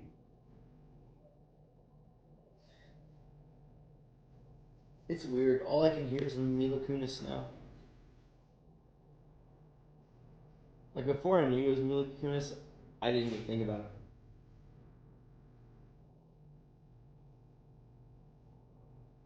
I feel like now that they're older, the voices doesn't match. You see? I was gonna name our chicken Nugget. That's just so morbid. Wait a minute. You're not related to the giant chicken, are you? He's my dad. Fine, the next dog we get will be named Nugget. You're already naming Trumps. Well, Trumps is one, and then Knox's clone can be Nugget. No. Starts with an N. No. It's pretty good shit. Oh, fuck. This is an awkward commercial. Are we okay? Home Invaders. Happy Death Day. That's a little awkward. You need help? Oh, boy. Why does he have to die? Don't watch. I'm done playing your game. I want you to have PTSD. Oh, shit. That bitch stabbed him. You should have done that. That'd be badass. Does that mean we're in the afterlife now? Did we win? Did we win the game? We died. We just didn't realize it. Yeah, I mean, like, so, you know, you showed up at, right outside the lounge, and I didn't have my gun, but I did have my lightsaber. Oh, okay. And so I did the best I could, given the circumstances. Right. It was funny. People will laugh at it, you know, 20 years from the date. George Lucas even retweeted.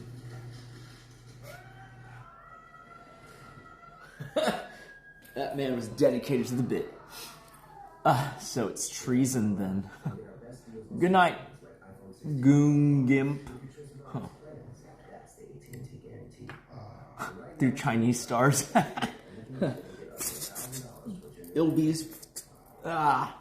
Dude, I've always considered getting a katana and having it razor sharp and then putting it on the wall, but fully knowing that I could, you know, unsheath it just by grabbing it. I believe there was a Duke University lacrosse player who owned a razor sharp, you know, sharpened katana, and he had taken fencing. And when someone broke in to rob him, off-campus housing, right? He was renting a place because he's a student. He fucked that guy up. Almost cut his arm clean off. And then that guy tried to sue him, and then after a protracted legal battle, he won. I think the guy's argument was like, this is a cruel and unusual punishment. Dude just went, Last Samurai on the fucking guy. Could you imagine you break into a house and you have like a gun and some guy just chops your arm almost clean off as, you know, because like you're going through their house and your hand goes through the door first. Big mistake. The man has a katana. Right? Like, that's fucking nuts. You know? The robber became Anakin Skywalker, basically. We're not airbus. Aha, see, I told you. Then we're okay. At least the only thing you know is the one plane company. Let me tell you something, okay? Every time we've looked at a concern, it's always been wrong. I could talk to you guys for hours You got lucky. about the business, okay? Because of the FAA and because, you know, the United States is such an important air hub, it's led to a duopoly of the two largest airframe manufacturers, Boeing and Airbus. Yeah, that's right. The one that you didn't know about. What is Embraer? It's another company. But hold on. Those are the two bigs. They make most of the super heavies and all those big planes, right? And then obviously there's people who can make like private jets and regional jets and mid-sized jets and all that stuff, right? But the problem is Boeing and Airbus are basically the only ones that are FAA certified across those, you know, big transcontinental planes. And so who the fuck is going to buy a Chinese fucking equivalent of a Boeing 747 if it can't land in the US? Right? Airlines would be like, well, we need a plane that can land anywhere. And so the US FAA, and I think rightfully so, is the strictest governing body for aviation.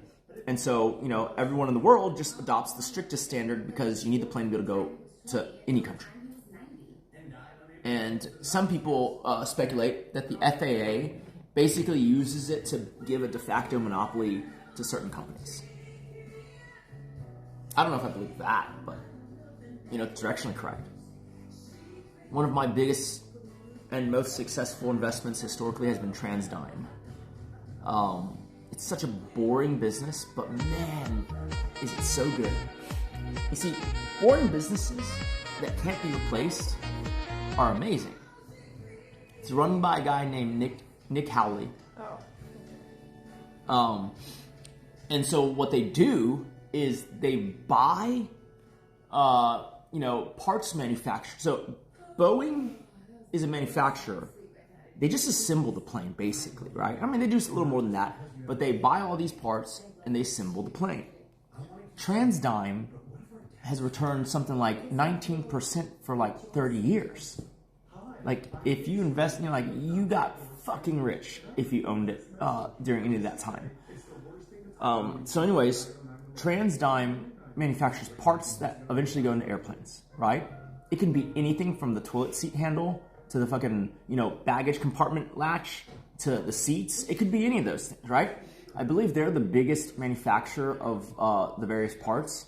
And, you know, beneath, you know, TransDigm is a bunch of their little brands, because it's not every, like, you know, they have a brand that does the seats, a brand that does the handles, the widgets, the whatever, right?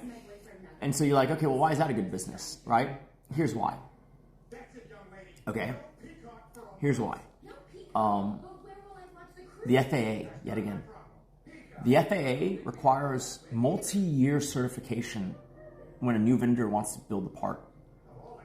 And, you know, just logistically, what company can look to get into the business, start making the part, you know, start testing it for 7 years, and then if they succeed, Boeing probably still doesn't want to use them, because why would they use a new guy?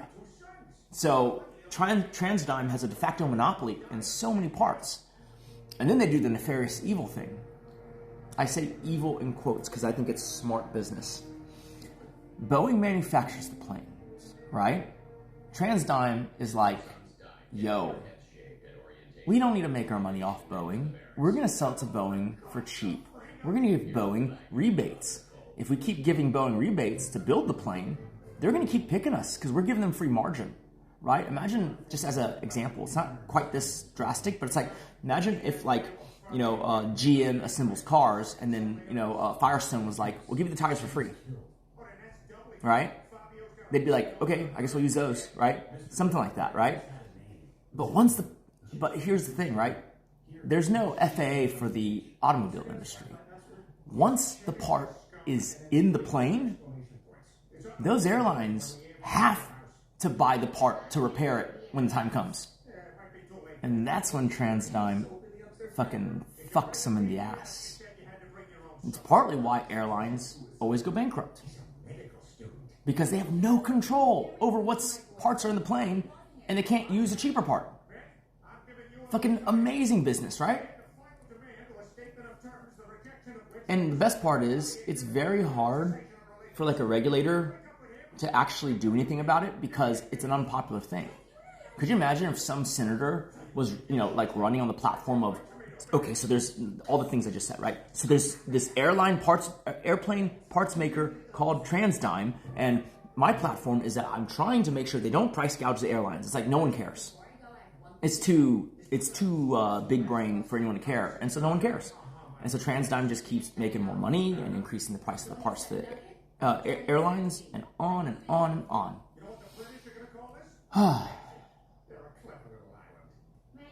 Someone asked, yo, I'm having trouble accepting invites to the Discord. Is there a reason?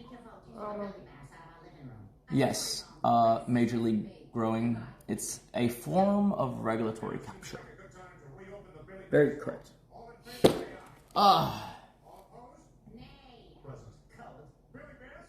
That is correct. I miss her, dude. What should I say to her? What? Someone misses you. I think it's like some dude you dated a few times. I don't think so. Which one are you? When it comes to Olive Garden's oven-baked pastas, Which ex are you? Are you James? like meatballs, Italian sausage, Are you James? and that's just the sauce. Fuck you. Into a 5-cheese indulgence. Or are you Josue? Ew. Even worse. All to make a night out. Even Or are you Jahir? Yuck. This So is come in weird. for oven-baked pastas like our new 4-cheese manicotti. Here for a What other boys have you been with? Don't say been with like that. People get the wrong idea. Well, I said boys, so, you know. Dated. Went on Oh, dates. okay. Dated. Alright. Dated. I'm no ex, dude. Oh, you say it's not an ex. Nick, are you going to do action tour with AC7 Man to get your first true IRL stream in solo? I could. Well, what exactly is that, and where can I read about that?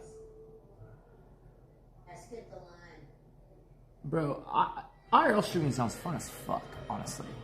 But I really don't like, I don't like the brand of IRL streaming where you're just trying to maximize the most cringe possible. Yeah, that's embarrassing. Well, also, it's just like such a high social cost, right? Yeah. I don't know. I personally don't like that. Sometimes it can be entertaining, but I don't really like doing that. I prefer like exploration, you know, what is it called? What is it called when it's education and entertainment? Edutainment. Edutainment type of thing. Where I just spout facts and things that you didn't know while we do things that you've never done before. There you go. Things such as sex. And... Just kidding. I'm messing with you guys. I love you guys. I appreciate y'all being here. Y'all make it all possible. Action Man is doing a stream series. The last one got canceled when the sponsor that gave him the bus wanted it back. Who's the new sponsor? Do we know? Comes natural to some people. Oof, lol. The knowledge part. They don't get paid.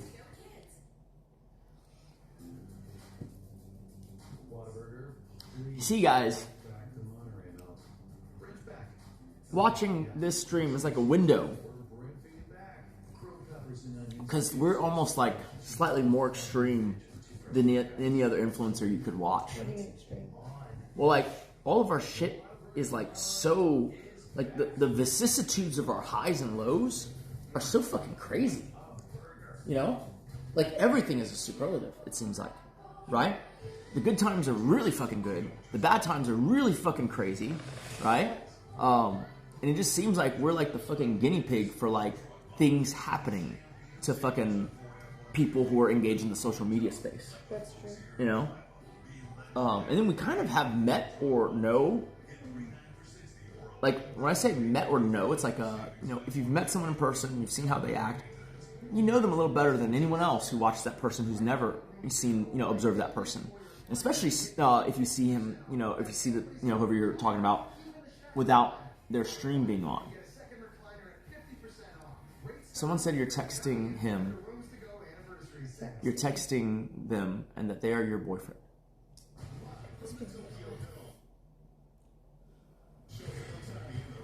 What the fuck? Why?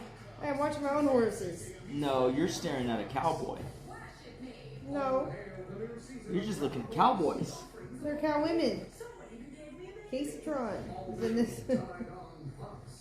Why are you staring at cowboys? I'm not. It's the horses. Guys,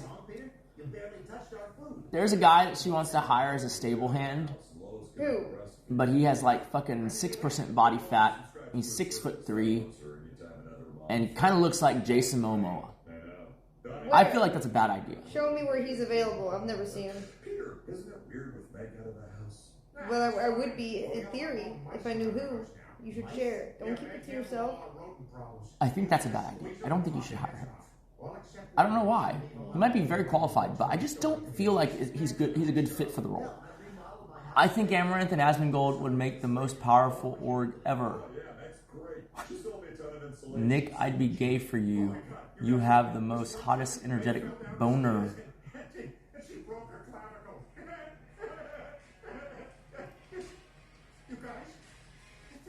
What the fuck? That's weird. Did they really say that? I should ban them. Yeah. No, don't ban them. I kind of like it. Better not be like Hulk Hogan and his wife trainer. I should know that because I know Peter Thiel funded Hogan, and so I should know that. And I vaguely feel like I recall something, but I don't know exactly the story. What did his wife do? Was it something like Hulk Hogan cucked the trainer's wife or cucked the trainer by fucking the wife? Is that something like that? Why is she always rubbing her body? Because he makes me horny.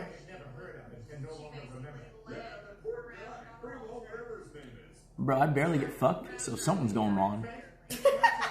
I feel like there's like a guy, like, you know, sometimes when I walk into the master bedroom, I see a guy running through the backyard, right? There's 3 of them, not 1. And I'm just like, okay, I mean, whatever. We have a lot of employees, you know, on prim. I'm sure it's just like the gardener or something, right? And sometimes she just disappears for a long time. And she's like in odd places. Like in the outside doghouse with the AC. What are you even doing there? You know? Yeah, she's always like rubbing lotion on herself when they're trying to clean the pool. I love it. I feel like it's very distracting. They're saying there might be something going on with you and the pool boy.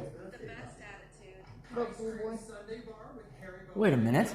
I knew something was wrong. That's a pool man. When she started telling the story yesterday about fucking jizz art in the pool, she's never done that to me. Oh, shut up. What the fuck? That was absolutely was. That wasn't just conjecture? You're saying you actually did that? Shut up. Did you actually do that?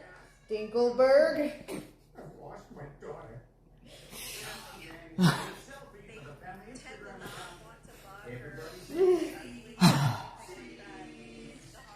I wish I could watch Fear and right now. See jizz in the water as art. You have to try it, man. You have to see it for yourself. It's indescribable.